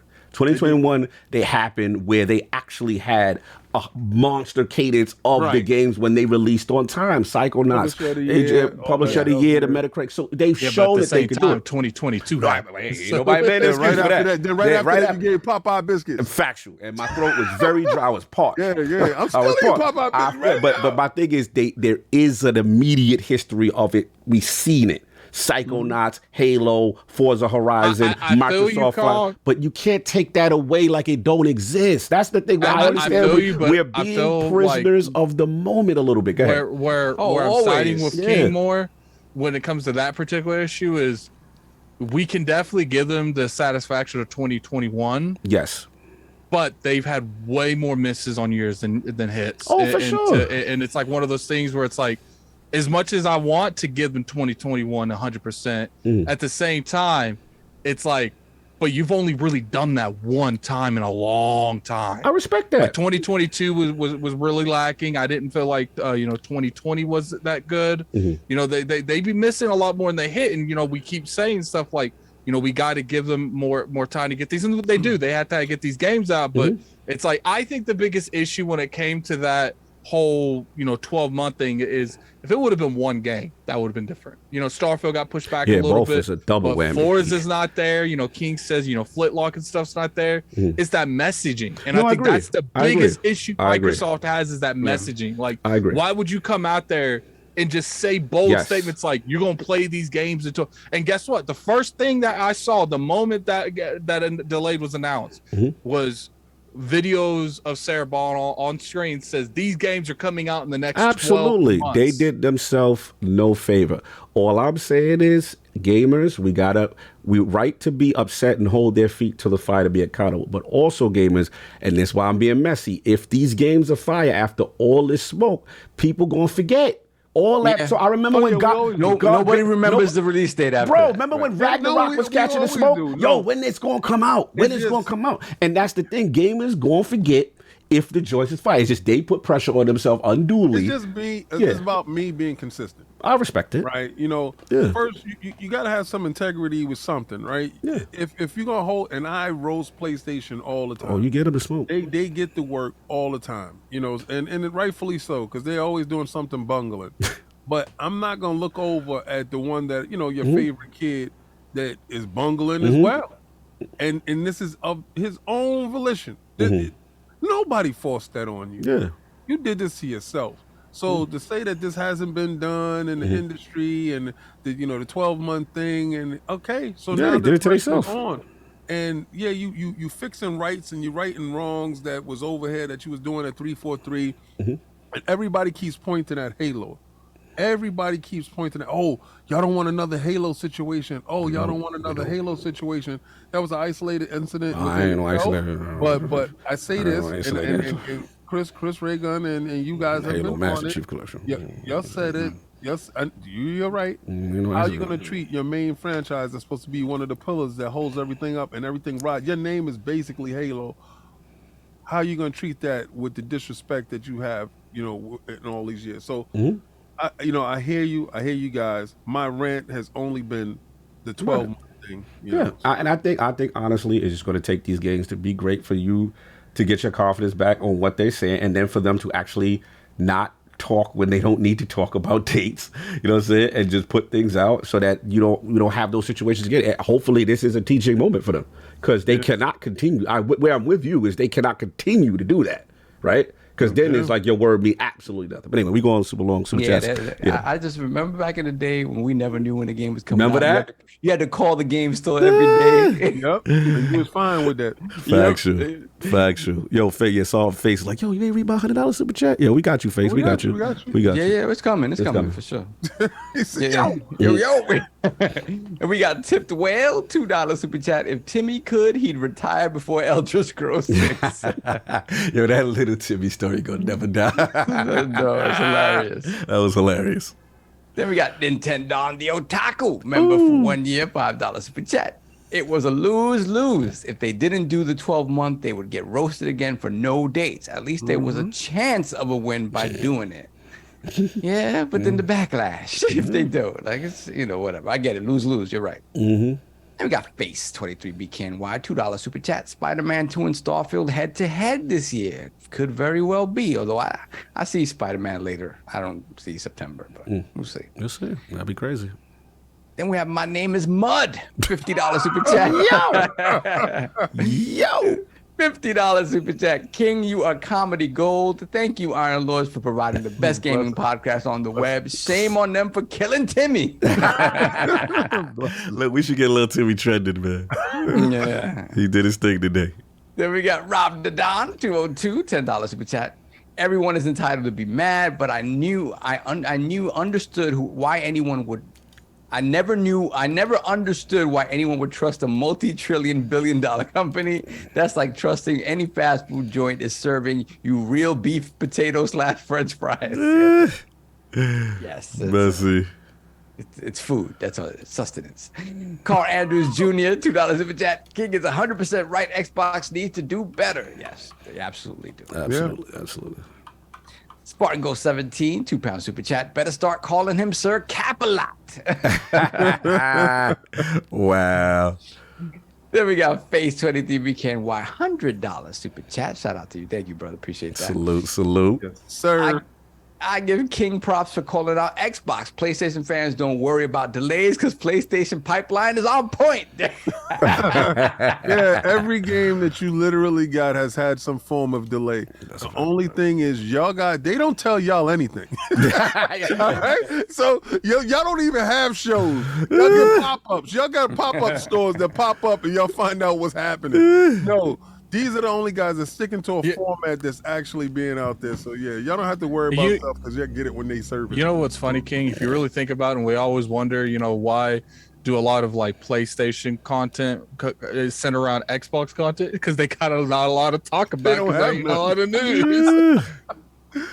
Then we have Tipped Whale $2 super chat. So Xbox has liars and PlayStation has snitches. Oh, we got J-Dub done popped out. I haven't seen J-Dub in a minute. I thought J-Dub and Timmy just fell apart. Oh, man, don't do that. Yeah, J-Dub, I got you, baby. Don't do that.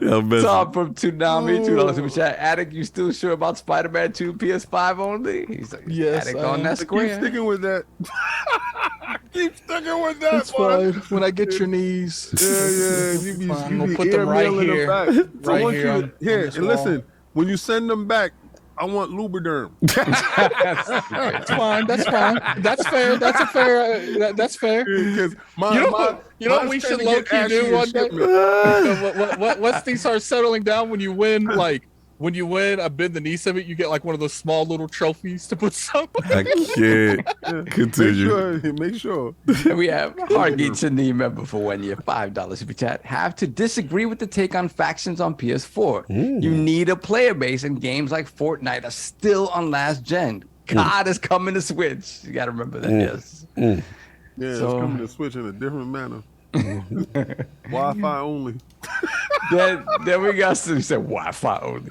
Slow-mo backslap member for 2 years, $5 super chat. Y'all confirmed it already, but I sent Cog another link. King, yes. I want your left ACL, your right MCL, and half a kneecap. Slow-mo was ready. He was ready. Slow-mo. Don't do it to yourself. You done bet on the division, bro. Oh, man. We already know that your he bets on losers. Your decision making is kind of impaired. Oh man, I think you got a couple of concussions. Damn, not the division slander. Damn. He put a lot of cards in that third person multiplayer game. Him and BG loved that game. What was that game called? Did they do the new raid this weekend? It was a fun game though. It was a fun game. What? Division 2 had the new raid this weekend? Oh yeah, yo. Get him, he destroyed him. He go extra hard on him. Continue. You know what's funny? I remember someone saying on the last word in a super chat that more people know about Call of Duty's raid than they know about the Division's raid. Damn. Savage attacks right now. Got a new exotic this weekend.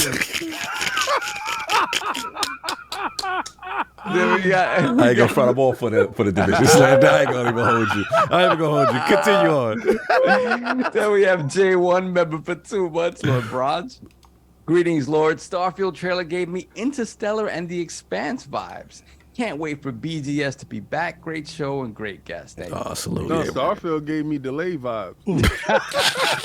Yeah, Rogue Company. That's what it was called. I actually like that game. Yes, I like that game. I really liked it. It gave me hurry up and wait vibes. Then we have Chris McComb with the £2 super chat. Have you guys tried PSVR 2? What are your thoughts on it? I haven't had a chance to play since the initial week. I haven't played. We did a podcast on it too, didn't we? Yeah. Yeah. So we definitely That's last week or something. The week before. What about Yes, you? definitely if you want detail. What? If you want detailed things, you should probably go back to those podcasts. Yeah, they can't go back. I think Cog said he liked it though. Yeah, I think we both like it. They got put back in the box. What are you talking about? Talking about the PSVR 2. Oh, you do. Cog ain't even paying attention. I wasn't paying no attention. I'm on Twitter. I'm acting up on Twitter. Sorry. Yeah. Wait a while. So, we're yeah, back in the what box. thoughts on PSVR 2, Cog? Oh, my fault. Sorry. Horizon Calls of the Mountain. Love it. Just it's very climb heavy, but I actually love it. A lot of just one energy. And what you call it? Demio and the other one, the No Man's Sky is amazing. I love No Man's Sky. Yeah, No Man's Sky crazy. Yeah. It's funny. Chris talked about in Shadow of the Colossus. I would love to see that in VR, so I could just throw up. Actually, I would be down with that. That would be one of the, I don't know. I feel like that would give me a headache. It would make me sick. Moving around. That. I think I literally might play that game and die. Like, Then we have Dragonheart Yobi, $10 in chat. ILP going to meet a big fan at one of the events with a tattoo that says LMPWYJ. Lords will say, what does that mean? And the fan will look over the Sob's direction with a sinister evil smile, saying, my man. Oh, that's let me play with my joystick acronym. Yo, we always has to come with these scenarios, man. Yo, don't put that in people's head, man. Yeah, He gonna show up. He gonna show up. Hey, King. I'm like, he right over there. He's right over there.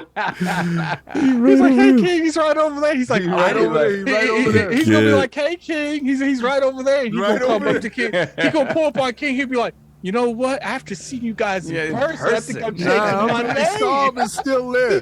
After seeing you guys in church, I decided I like chocolate. Nah, he like that mocha mix. He's gonna be like, King, don't dye your beard again. What's Nah. good one? Nah. You like that dark beard? You gotta look at it. Yo. The young wolf. Let's get some of this young wolf. Chill. Time. Move up on me. Move on, please. We got Hard Geek City, $5 for 10. I usually give good ratings in DoorDash, Uber Eats, etc. Even if they are late, don't mess with the folks making or delivering your food. That is kinda Exactly. true. Your food. Oh, shut up. I mean, Shut up. You got your food already. They don't know. You ain't going to get them again. Shut up. You lying. Time. Let's Then we talk have- about your food came in late and cold, and you talk about, I'm still going to give them a 4-star. Shut up. Being disrespectful to people that's making your food. Yeah, okay. we got Rob the Don 202, $2 for 10. Stop it. Y'all, Spider-Man not even on PC day one. Things could change. It'll be on PlayStation 4 day one, though. Then we have Hard Geek City again, $5 for 10. Spider-Man, whatever. Xbox will have the biggest game of the year, Call of Duty. Call of Duty is bigger than any Sony game. Just ask Jim Ryan. Oh, damn. Yeah, I feel you on that, but I think we're mainly talking about like an exclusive factor because Call of Duty is going to outsell all the exclusives it does every year. On everything. Yeah. But as far as like a value on a specific platform, I think that's why Spider-Man's being compared to Starfield in this particular podcast. That's first party versus first party. Then we have Hard Geek City again, $5 super chat. Wait, we're not about to forget that Xbox had 2 games nominated for Game of the Year in 2021 TGAs. Oh, yeah. The year they had the highest meta of any Oh, yeah. publisher People in forget. history. You know how it is. You know how it goes. No, Listen, nobody forgets. We just remember 2022. It's just, yeah, I respect that. we're gamers. We say it all the We're we prisoners say of it all the moment. time. It's what you've done for me lately. Oh, for sure. Exactly. For sure. All that goodwill goes out the window. Then we have Hard Geek City again, $2 super chat. Oh, they're consistently delayed. Thank you. Then we got J Dub, $2 Oh, the super return. chat. They said Sarah Bond out there to do the Lord's work. Yo, you know something? I sat back and off of watching that, I was like, wow, they sent her up there to be Yup. the 12th guy. I said, you know what? Because when it comes back, it's gonna be like, oh, you know, Sarah Bond said it was gonna be the 12 months. I'm watching it. I'm just conspiracy theory. That got me on my team right You now, on man. your I'm on team, my on your team. team. On your I'm really team. focused. I'm looking at you guys sideways, bro. I'm really looking at you sideways. I love the hell out of you, but I'm gonna tell you, I'm starting to believe everything that Starfield says. Wow, the king is shaking. Then we got Stitch, $5 super chat. You didn't hear? Timmy's already a dust pile. He died waiting for the Last of Us Factions multiplayer. No, that was clone version 3. Tell you, man. Little Timmy's die every day, B. Yeah, man. And we clone him and put him back in the Every game. day. Not like this. Continue. That's it. We caught up. All right, let's combine these last two because these are little, real jump offs. All right, Resident Evil demo came out. Couple see you got a chance to play, and actually, what's up? Let's finish with that one. That's that. Oh, you want to finish with that last? Yeah, all right. So so you start off Exoprimal, and the Exoprimal thing is just funny to me, and this is it. Capcom had their sort of little like event where kind of showcasing, stuff that's upcoming. They showed more Resident Evil 4. What do they call it officially? The Spotlight. Capcom Spotlight. Yes. So they talked a little bit more about Mega Man Battle Network. They have another commentator coming to Street Fighter 6. Just a bunch of little the Ghost Trick Phantom Detective that they were talking about during the Switch stream, stuff like that. So out of that, they talked about Exoprimal finally. And the thing about Exoprimal is that it is coming day one to Game Pass. And what's interesting about that is that this would be the first Capcom game ever to come day one to Game Pass. And to me, I see it as, okay, it's fantastic. I always thought it felt like a weird kind of game, but I want to see what it is. But it kind of feels like a conversation was had about the availability of a certain fighting game that was exclusive to PS5. And it feels like Exoprimal is the consolation prize for that. Because, again, back then, Capcom was a very different Capcom than now. Back then, they were on the ropes when that Street Fighter V PlayStation deal was made. Yep. This is a different Capcom. The conversation is different. The bag has to be different. But I really do feel that, shout out to Phil, I think the conversation was had about, hey, what up with that SF6? And like, no, can't really do that, Phil.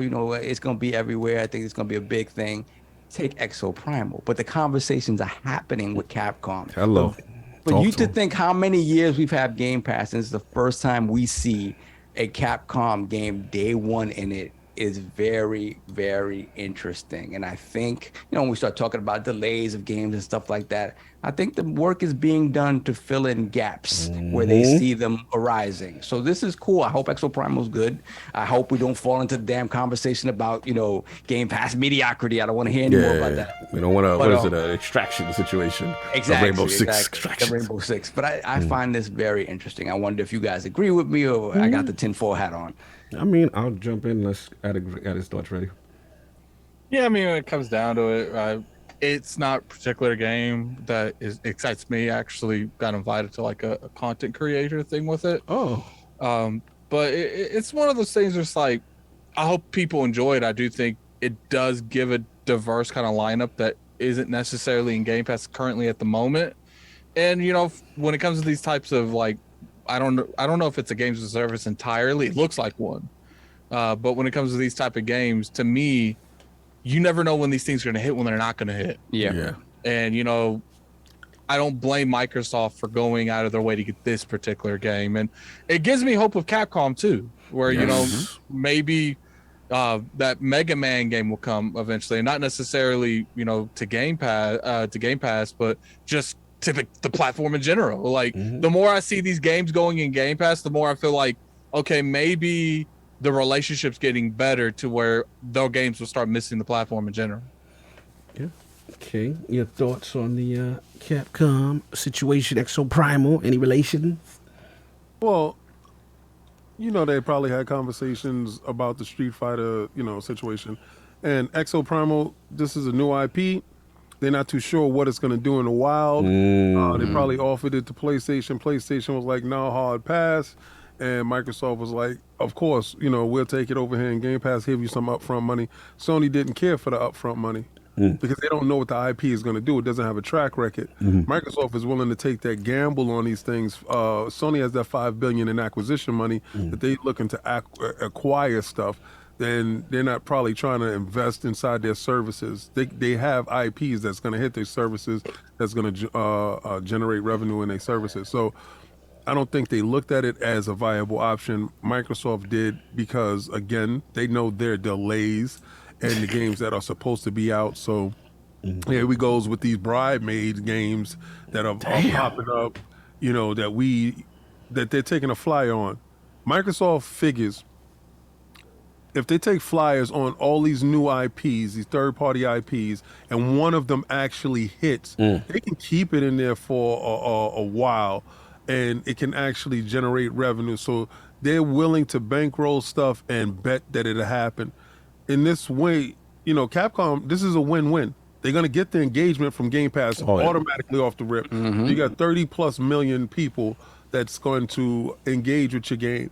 If you have 1% of those people purchase that game, that's 3 million, right? Purchasing that game only on that platform. And then whatever it sells on the PlayStation platform. And then at some point in time, it'll go into PS Plus, and they're going to generate revenue. So Capcom is doing smart business as a third-party developer, going and seeking options for new IPs.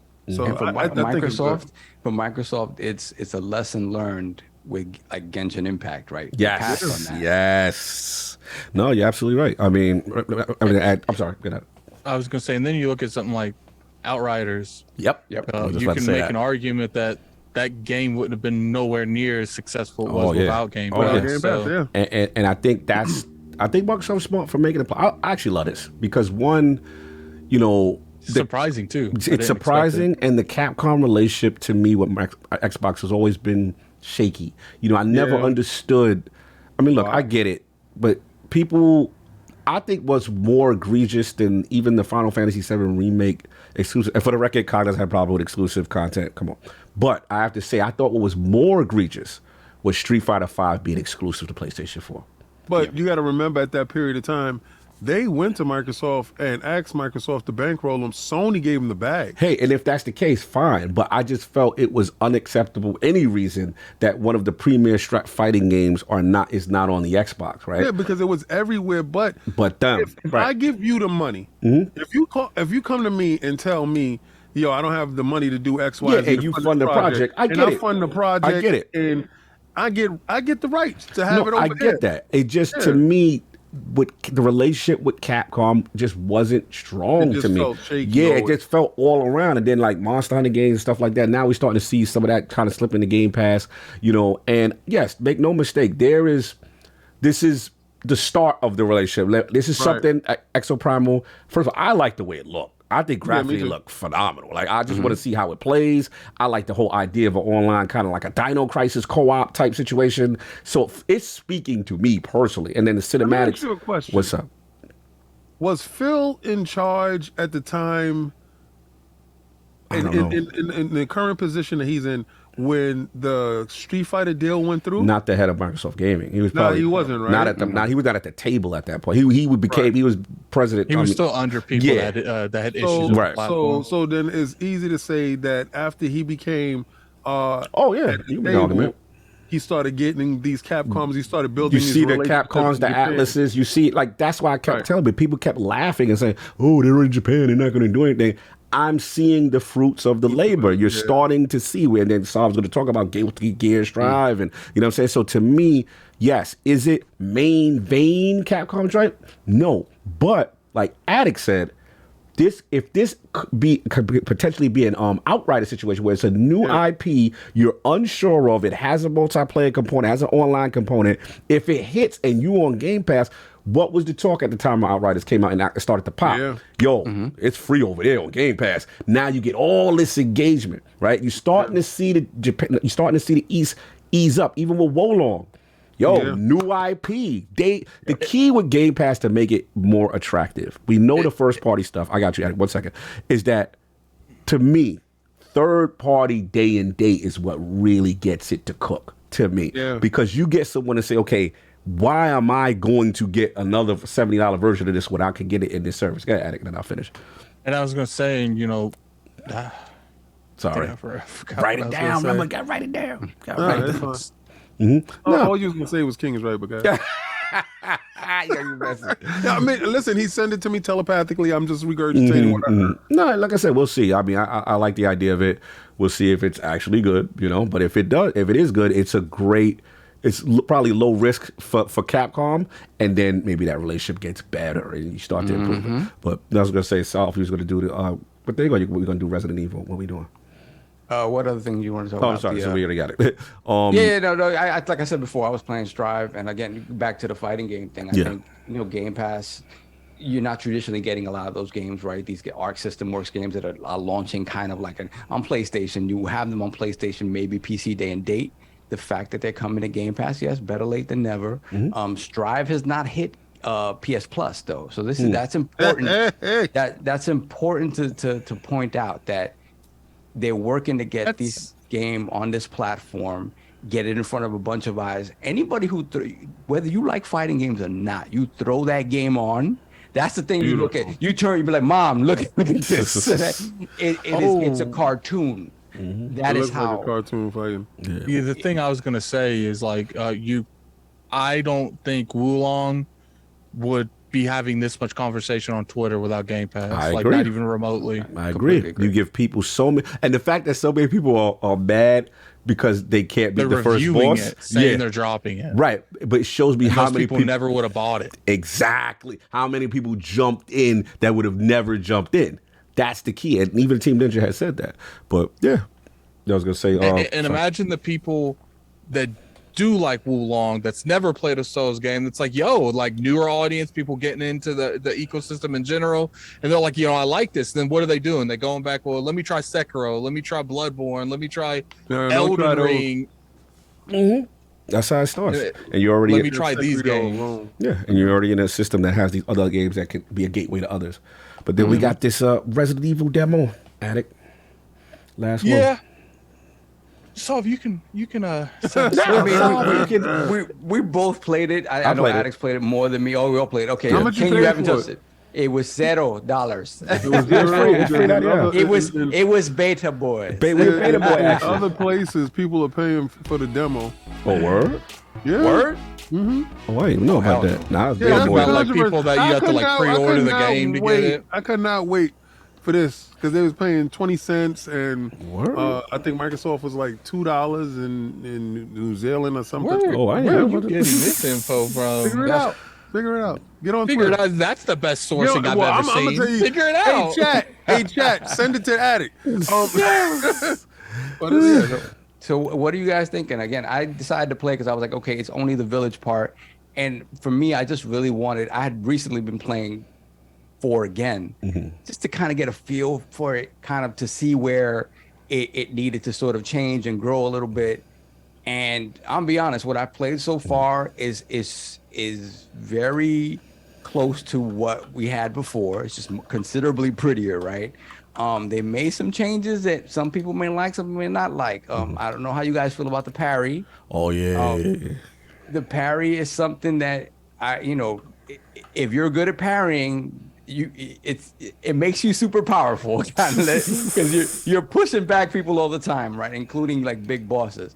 So that's going to be a point of contention. It's crazy. You can parry a chainsaw With a knife. But all in all, what I think they got right is RE4 was that game that kind of crossed that line from just pure horror, and the way it expressed horror through action, right, was the fact that Leon Kennedy in this game was super, like he's a hyped up kind of super soldier, right? He's strong. He isn't Leon Kennedy from the original, RE2. So he's skilled. And so how do you create dread? How do you create fear? Well, they put you in a village with people that are coming at you from all kinds of angles, right? It's this idea of being overwhelmed by these horrific circumstances. And I think in this game, in this version, it feels like they really got that down, because at this time, the Ganados look more realistic. Yeah. Chainsaw dude looks crazy. And the fact they come at you from every window, every door, every single orifice that you can find, they're coming at you. They're coming at you. And the fact that you see him trying to dodge and weave. The only thing that again, I don't know how the final product is. It just feels like there aren't enough animations for all the stuff that he's doing now. Like there isn't like it's the same animation over and over again. Right. There's not a weave animation for when they're coming at you. You kind of stumble out of situations. Sometimes when you counter somebody, you should be able to sort of get out of the way with somebody else attacking you. Because guaranteed somebody's attacking you from behind, from the sides. And a lot of that doesn't feel like it was considered in this. So they stuck very close to the original in that, where some of that feels a little bit old. It's just super pretty now. But all in all, I'm excited for what's there, because I know they've made other changes. This little village part just gave me a little taste of, you know, what to kind of expect. Little disappointed in some of the control stuff, but not crazy. We'll see how the discourse around the knife countering goes. But yeah, excited overall, and it's pretty. It's very pretty. Oh, beautiful. Addict, it's your game, man. This your Resident Evil GOAT, right? Yeah, well, Resident Evil 4 is definitely my favorite Resident Evil, and it's just for, you know, a variety of reasons. I felt like it, you know, has a solid story. I think it did a lot of things that kind of moved the entire gaming industry forward. You got games like Dead Space that spawned out of nowhere because of games like Resident Evil. They've literally said that they wouldn't have made that game the way they did without Resident Evil 4 being a factor. I like what they're doing here. I think Capcom is a prime example that they have redefined what the word remake is, and they pretty much coming out and they're like, look, like we took a huge risk by making Resident Evil 2 way more than we had to. And I think that because, you know, obviously people have a little issue with Resident Evil 3, but because they did that and they're taking these remakes seriously, I feel like the next game's doing better than the previous game. Because even though people had an issue with Resident Evil 3 to a lot of degrees, everyone loved those games. Everyone loved the attention they did. Everyone loved the fact that they made remakes. And I have to obviously give Final Fantasy VII flowers too, because they're doing it too. And it's just like, they're coming out there and these companies are showing you, like, look, you could sell these old games and make just as much money as newer games. You just have to actually invest and commit to it. You can't just sit here, come out there and like, yo, we're gonna sprinkle some graphics, we're gonna sprinkle some FPS, and then it's like, and then final product, and then it's like, you know, now give us $60. Then the game bombs, and they're like, okay, no one wants remakes. No, people have no problem investing into a brand that they've already played years ago. People have a problem the bare minimum doing it and then not getting what they feel is out. Because some of these, remember Sleeping Dogs, like remastered for the Xbox One and PS4? It was $60 for pretty much just like a small graphic enhancement and some of the DLC. Like, people don't want that. They want solid remake experiences. And as long as you do that, you actually can get good results. So, you know, I'm liking them because you look at something like Fable. You know, if they do remake Fable 1 to head along, let's say that they've been doing that in the past, like, I'm hoping these companies look at these older IPs and they're like, look, we can make money. Let's just invest a little bit more money so we can actually put our best foot forward. And I like games like this. And I know that doesn't really have a lot to do with Resident Evil 4, but I like the fact that you're seeing this trend go up and not just Resident Evil 2 that just goes down. No one else does it. And Resident Evil 4 shows you, like, look, we got Resident Evil 4's out structure, got the foundation built. Now let's take that 90s approach, you know, that the old grandma sofas no one likes anymore. Let's get rid of all of that. Let's get rid of the 1980s refrigerator. Let's put a modern refrigerator in there. Let's actually take our time and make this house look modern. And I got to get off to that. Like, it's like, you can look at something like Resident Evil 4, even if you played that game, I suggest you buy that. I ain't played it. Even if you go out and you look at, you never play Resident Evil 4, go buy that. Because I have always been a prominent person on rewarding good behavior. Oh, and for Capcom sure. out here doing good behavior. Like, No, it's facts. No, facts. Salute. King, we down with the Resident Evil remake? What we doing? Well, you gotta thank Sony for this, because I'm just Microsoft, dying to know where you're going. Microsoft didn't help them out with Street Fighter, and they were at a pivotal a moment, right? And then you had the remakes come, after the Street Fighter got, bankrolled and they made some bread off of that, and they were able to go into two different directions. You were able to go into the new Resident Evil games where they went first person, which was highly successful. Mm-hmm. And then they went back and they did remakes, and their remakes were from the ground up. Yes. Right? So it wasn't, the same thing, because they did it before. They gave you enhancements of Resident Evil again, and then Resident Evil Remake, and then you finally got the remasters. Mm-hmm. The Resident Evil 2 remaster was like crazy, and then Resident Evil 3 was insane. Mm-hmm. But we all know the reason for you to own a GameCube was for this Resident Evil 4, right? And when it came out, it changed the game. Mm-hmm. Sherlin's never looked as good. Facts, right? So when we got and you saw the Sherlin moving at the bottom, we was like, and then he pulled out the gun, and they was like, La Migra. I'm messing with y'all. La Migra. Yes, they exact, not Mexican, sir. I know. Spaniards. Yes. I can't. You messing. So when I was like, they went Hispanic with it. Right? I'm like, ooh, the virus is in Ecuador. What the hell is Why is it Ecuador? They got a little arroz con pollo. I do want to point out real quick, there is a poll in the chat. I want to hear you guys' input on that. Continue. So this is being that this was probably the turning point with Capcom, where they really put their best graphical foot forward. Mm-hmm. Because at this point in time, Resident Evil 4 was the best. Yeah, that was the ball they put out. Oh yeah, that was the ball for them. So for them to get back to this, I didn't play the demo. I'm going to play the full game. Why you gonna be a beta boy with us? Nah, I'm not down with that. I'm gonna let you test that out. You got test it out. Nah, not you gonna do the Lord's work with us. Okay. Nah, nope. Nope. I still ain't even played my Resident Evil 2 all the way. Didn't even do 3, but I'm buying 4 like a fool. This is how you make backlogs for games that you never play, that you have nostalgia for. This is how to capitalize on. Yes. Nostalgia. But I do actually. This is I remember when the haircut and the hair was moving. The GameCube was a monster. That Power PC. IBM chip that was inside there, that little guy was a monster. I never felt proud to take that little purple little satchel handbag with me down the street to play. At no point in time, this was the best game. I have high expectations for this game, but I do say this: in the hierarchy of Capcom, the decisions that were made and monies that were allocated to further grow the business and to hunker down, because they were looking at acquisition.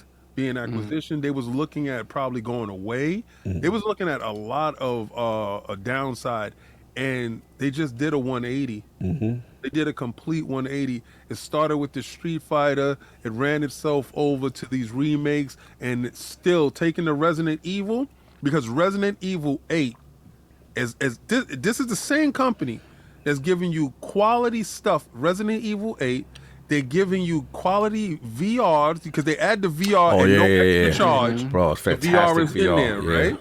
They're not saying, we got VR in here, we're going to charge you money. Their VR is in there. If you happen to have it, you can do this, right? And then they're giving you remakes, and they are pushing the genre forward for remakes. They're the high watermark for remakes. So I think it's going to do well, very well. I think it's great.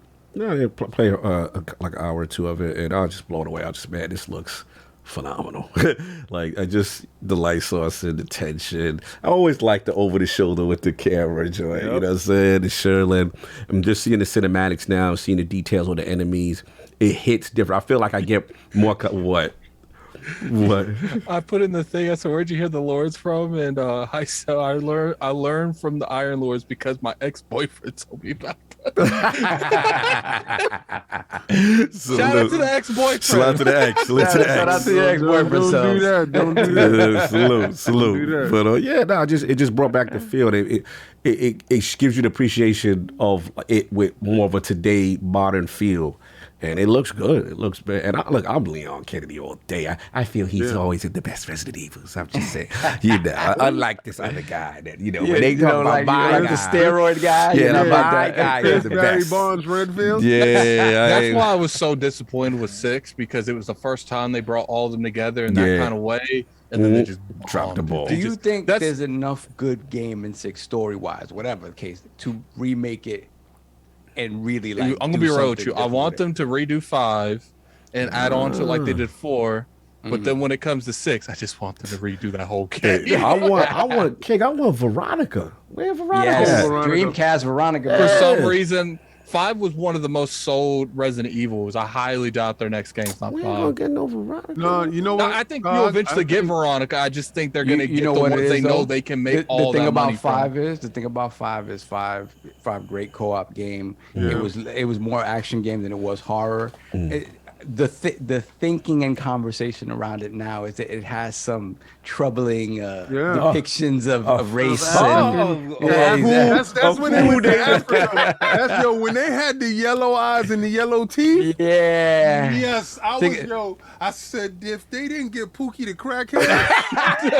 Are you implying that they can't be attacking certain races? Listen.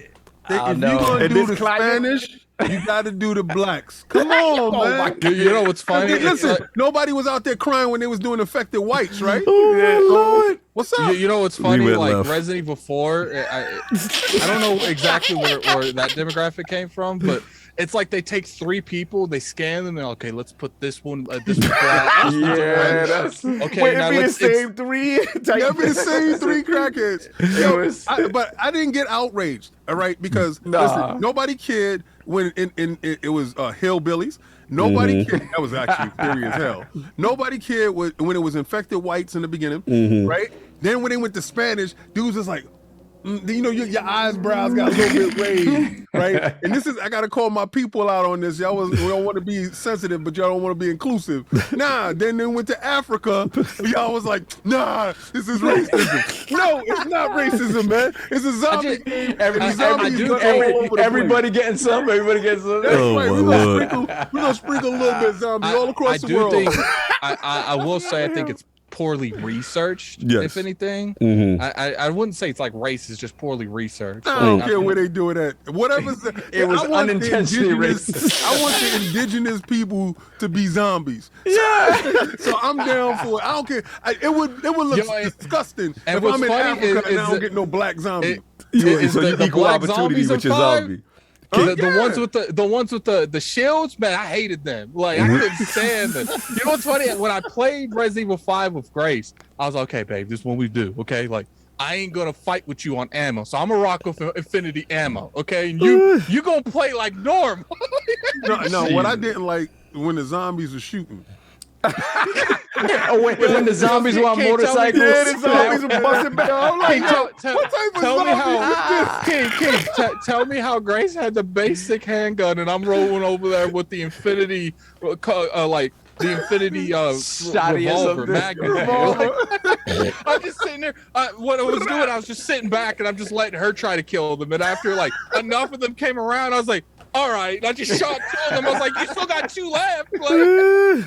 Anyway, that's all I have. Nah, I like my racism, equal opportunity. Listen. If I go to Jamaica, I expect to see Jamaican zombies. I want the indigenous population. Pretty much find the city of Atlantis under the whole thing. Right. And I want the Atlantan zombies. Time on kid with equal opportunity zombies. Let's get up out of here, man. But We'll definitely be playing this. It comes out the Friday that we're at PAX, so it's gonna be. Oh yeah, we got a lot of stuff popping. Oh for yeah, PAX. speaking of PAX, first of all, I want to appreciate everyone who donated, super chatted, brought shirts, did Yes, whatever they putting them up too on Twitter. And everybody that got the Valari pillows, these things is shipping. Mm-hmm. So everybody that did purchase, they're shipping. I gotta send out some links to a couple of people because I talked to a couple of guys and they didn't know that we were selling pillows. If it's the first time that you found us, these Valari pillows have our logo on it. Valari right here in conjunction with Valari. The stitching is crazy. ILP here. It connects in the back of you, and you put it around your waist while you're playing. Like if you saw me sitting right here, my elbows was locked in, and I was talking. My back wasn't hurting. Everything feels really good. This is the same gaming posture that I have when I'm playing my video games. Yeah. So it's a premium quality product. Link is in the description. It's definitely green. Yep. Use code Lord15 at the chat. Get 50%. So I want to explain. If you purchase, it does go and factor into our road to PAX, right? But we can't update it right now because of how the program works. But all the super chats go in there, and when you buy Teespring stuff, all that stuff go in there. So I do appreciate everybody helping us go to PAX. Yes. We only have 2 more weekends. Yes. Well, this weekend and next weekend. That's it. So this weekend is up, and next weekend. And we have R&R with the Lords. And also any Lords that's going to be at PAX East. Pull up because, like I said, we may have something popping. Have the shirt potentially. And please, it's we're trying to finish off these bars. Mm-hmm. It's looking like kind of tight. Like I don't know if we're gonna make it. I hope we do, because we want to do something. The road to PAX has a special thing for everybody that's there. Yes. And we're trying our best to make that happen. Yep. Yep. We're on Chippewa 15. No doubt me without fear. We got you. They're still coming. We're about to make announcements on exact shipping, all that good stuff. We got you. I'll get the poll now, solve it while you get the super chats. And then, okay, with the latest delay of Starfield falling out of the next 12 months decree from 2022's Xbox and Bethesda Showcase, which to you is most important? A, Xbox, stop over-promising and under-delivering. Your word should mean something. God. Oh, God. B, Starfield's quality and polish should be the #1 priority as Xbox's most important exclusive since Halo. That's right. Or C, I don't care. Starfield is doomed. God Howard did not wear the brown leather during the launch date announcement. Shout out to the chat. It's going to be up on ILP Twitter. Go check that out at Iron Lord Podcast. And of course, the amazing Chris RayGun was in the building, rocked with us wow long, had mad fun. Salute. Solvers, get these super chats, sir. Bet. And like King was saying also, I put the link in the chat once again. Hit that joinhoney.com/ironlords. Get your honey on. Get your honey on. It's safe. Plus honey. They know they want to get their honey. Joinhoney.com/ironlords. All right. That will help your people. Yeah, and we ain't even getting paid for that one, man. We just tell them. Just do it. Like, and it comes down to something, Addict. Somebody told me they put it in Twitter. I got to do something, because they, for some weird reason, they think likes equal payment, right? No, like we get paid. Listen, and I'm gonna keep it 100 with you guys. Mm-hmm. Everything that goes into this podcast comes and goes right back. You see a mic? Mm-hmm. Go look at our earlier stuff. Factual. The cameras, the mic, the little light. I think what it is, King, people don't realize how much this stuff costs. Just this mic is $400. Yep. Just the mic. This is not the boom. Remember when it was like audio was trash? Thousands of dollars. Yeah. Everybody here has a job. Factual. Like, so if you see these statues or whatever, this was before the podcast. Factual. When we was going in our pockets doing that, we don't listen. The camera alone that we're doing the podcast off is over $1,000. Like we put everything back into the show. We're supposed to look for sponsors. We're supposed to look for some type of help, right? You guys are the fuel, to be honest with you, for us to get to that help. Nah, King, stop having. You supposed to give me all this for free. I don't like you talking. But King, I Cog, don't like all this sponsor talk, man. Cog, we're Y'all lost one the of the essence. only podcasts that goes to all these live events. Nah, And they you ain't supposed, cheap. How we you getting there, supposed to though? go to the events, how I say, and you supposed to sit here for 5 hours and give me Like, free look, stuff, and we should how ask you us for supposed the to Okay, catch look, that we flight? don't normally get into like cost stuff. It costs $900 just for the flight. No, Wow, okay, son. yo, I'm gonna tell you something. That's disgusting and disrespectful. I don't like the corporate It used to be laws. $300. It was pure when y'all was broke. Yeah, but we broke now. Like, ain't nothing, a damn thing changed. Like, yo, no. I just want you They're guys always to know, asking me for something now. we not rich, bro. We don't know, man. So please go out No, and get some actually, focus. the trench coat. People say, did the money go to the trench coat? No, it's missing 2 buttons. So you know, it's not even premium trench coat. Okay. Salute the game. Why you think he put on a trench coat? Because he gonna have to go to work after. Why you think I got the hoodie on? Because I gotta go to work. The king has spoken. Exactly. No The doubt. heat not working. Heat man. not working. That's what it is. Yeah. Whoa, yeah, for real. Lord Addict. Oh, sorry. Super chats are Yeah, good? let's finish Sorry. up the super chats. Hold on a second. We have okay. Nova 30M. Nova. 13 months. Member for 13 months. Lord Bronze. Exoprimal features many dinosaurs. Players will get to battle Jim Ryan early in the story. What? How's that the game description? Battle Chief, I'm done. Then we got Dragonheart Yovi once again. 1 year, remember for 1 year, $5 super chat. Old boy gonna pop up with a thong on that says "My Sovereign." Yo! Yeah. Yo, that's a violation. Saying- That's a saying violation. solve in the front. That's a violation. That's a violation. That's where I go grab security. How did he get in the venue? Yo. He slipped Yo. in. Pause. You know what's gonna be funny? You know what's gonna be funny? Cosplay. I'm gonna be doing something. He gonna grab my trench coat and put it over. Whoa. He gonna come in dressed as Borat with the spaghetti thong. Time. These visuals. I don't need these visuals. I can just see now. He's got the hat on. He comes up to some and he throw. Let me play with y'all. Oh, Yo, man. he gonna come in as a naked cowboy. Time. The amount of power we give this man is ridiculous. He takes full advantage. Why don't you play with my joystick? Still. Picture for super chat. Read this. And read this right here, Saul. Why don't we play with each other joysticks? Yo. We gotta cut your mic off, sir. You're doing way too much. Way too much. Why I gotta have a hillbilly voice though? That's what I'm saying. Oh man, Saul, the way we do it down here. What is this? Deliverance? Yo, I should have Deliverance? my brother do it because he Don't you buck up on me, Saul.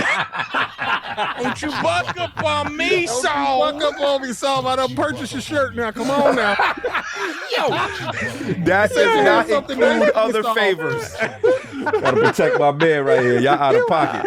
Out of pocket. Y'all out of pocket right now. Can never put salt. We can never put Saul's face on on any merch. Yeah, no merch. His face is not allowed to be on merch. I think I may mysteriously come down with COVID. Hey, Saul, I need to do a private interview over here. Over here, Saul. I Hey, Saul. can't. Extended gameplay. Extended gameplay. Chill down now. Saul, I got your DLC right here.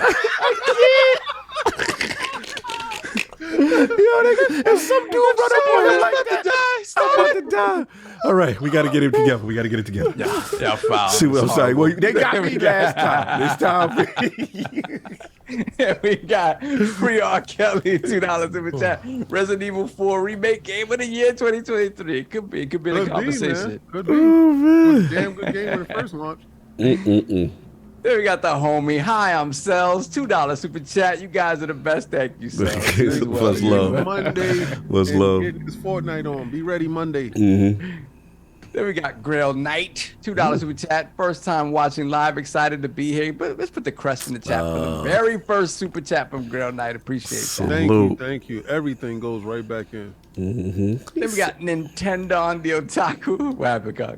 He said if Saul's wife knew what was going on. I'm convinced she's actually these person. I certainly hope so. Phantom Cracker said something in Spanish that looked wild funny. I don't know what he wrote in Spanish to Saul, but it looked wild funny. This is her version of flirting with Saul, like low key. What does van a jugar con tu blanquita Saul? They're gonna play with my joystick. Wow. You know what Saul should do? Get a shirt that has nothing but that dude's super chats all over. That's wild. It's gonna be like the list That's shirt. Now I don't want to have the list shirt. I told you I'm gonna get a shirt with Saul sitting down playing video games with a Atari joystick. Continue.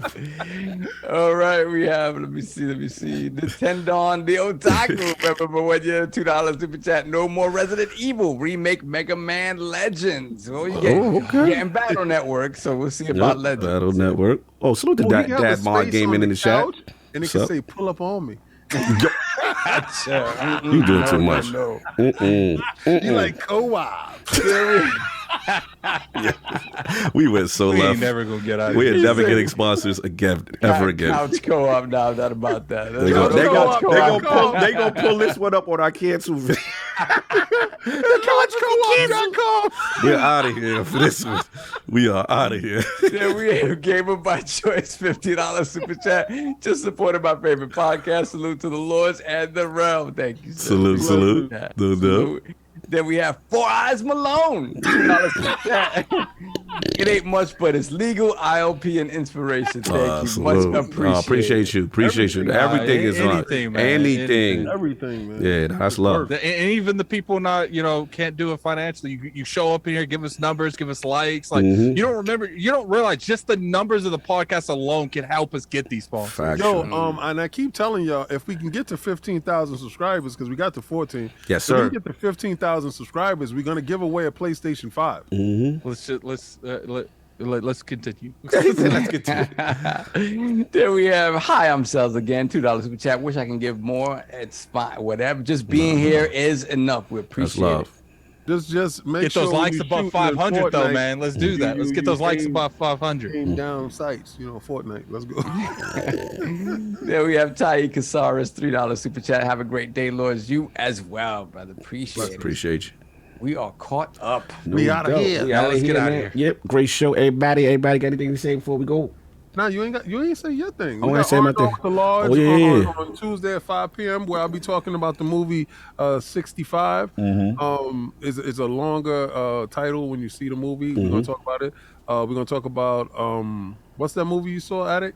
Jesus. Dang, like we was Jesus Christ. He said we was I didn't know Scream Jesus 6. Christ came out with his latest film. Scream 6. Oh, so you saw Scream 6, and I saw Operation Fortune, so we'll be talking about that and The Last of Us. We might sprinkle in a little bit of Mandalorian, and I'm going to be doing my Attack on Titan, catching up on that. So and I think the season finale of your Last Attack of on Us, Titan reacts tomorrow. And I will say this is the week to tune in to Iron Lord Podcast and lordsofgaming.net. Can't say too much else, but we got some stuff really cooking this week, and I'm excited to talk about that when we can. You know what I'm saying? And some stuff a little further. Actually, some of the stuff can't be till week after. Yeah. That's true. It's going to be a while. It's going to be a while. At least It's going to be a while. But yeah, we got some really might be able to show pictures. Yes, we can. Yes, we can. So we got some really dope stuff cooking that I'm super excited about. Again, like King was saying, and we joking and everything, but every little thing helps. Every little thing. We are trying to grow this thing bigger, better, do more things like that, and we always give it back, put it right back in, and y'all gonna see it. Y'all gonna see it this year. I can't wait. I'm excited. So, but we appreciate the love. And another one came in, and we get up out of here. Yeah, got Pragmatic Eagle, $5 super chat. The fact that y'all can keep us here for 5+ hours proves y'all the goats of podcasting. Much appreciated. Much love. Man, the fact that you guys could keep me here for 5 hours.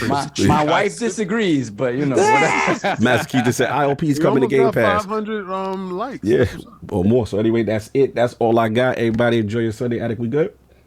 Yeah, we good, man. We good. It's like I said, Patreon, King's reactions happening tomorrow for the season finale of Attack on Titan, or the one before that, I can't remember. And I think my season finale of Chainsaw Man is next week too. No doubt. Hey guys, I'm on Patreon. Catch y'all another big week next week. See y'all. Peace. Patreon. Mucho Hold gusto. on, real quick. Go back real quick. I'm sorry. We back. We back. Oh my God, we back. What happened? You know, I'm sorry. I'm sending you guys to some dude named Bozard. I Cog's following him on YouTube. I don't know who he is. He got 6 followers over there watching him, man. Bozard. Oh, that's Bobazard. Yeah. That's the homie. That's the homie. Yeah, I'm sending you guys over to him. Go there and tell him IOP sent you, man. Give him some love. He got 6 people. I bet you guys gonna blow his mind going over there. So Go over there and say hi to Bubba's. Bobazard. You already know. Yeah, Bubba's. Facts. Bubba's.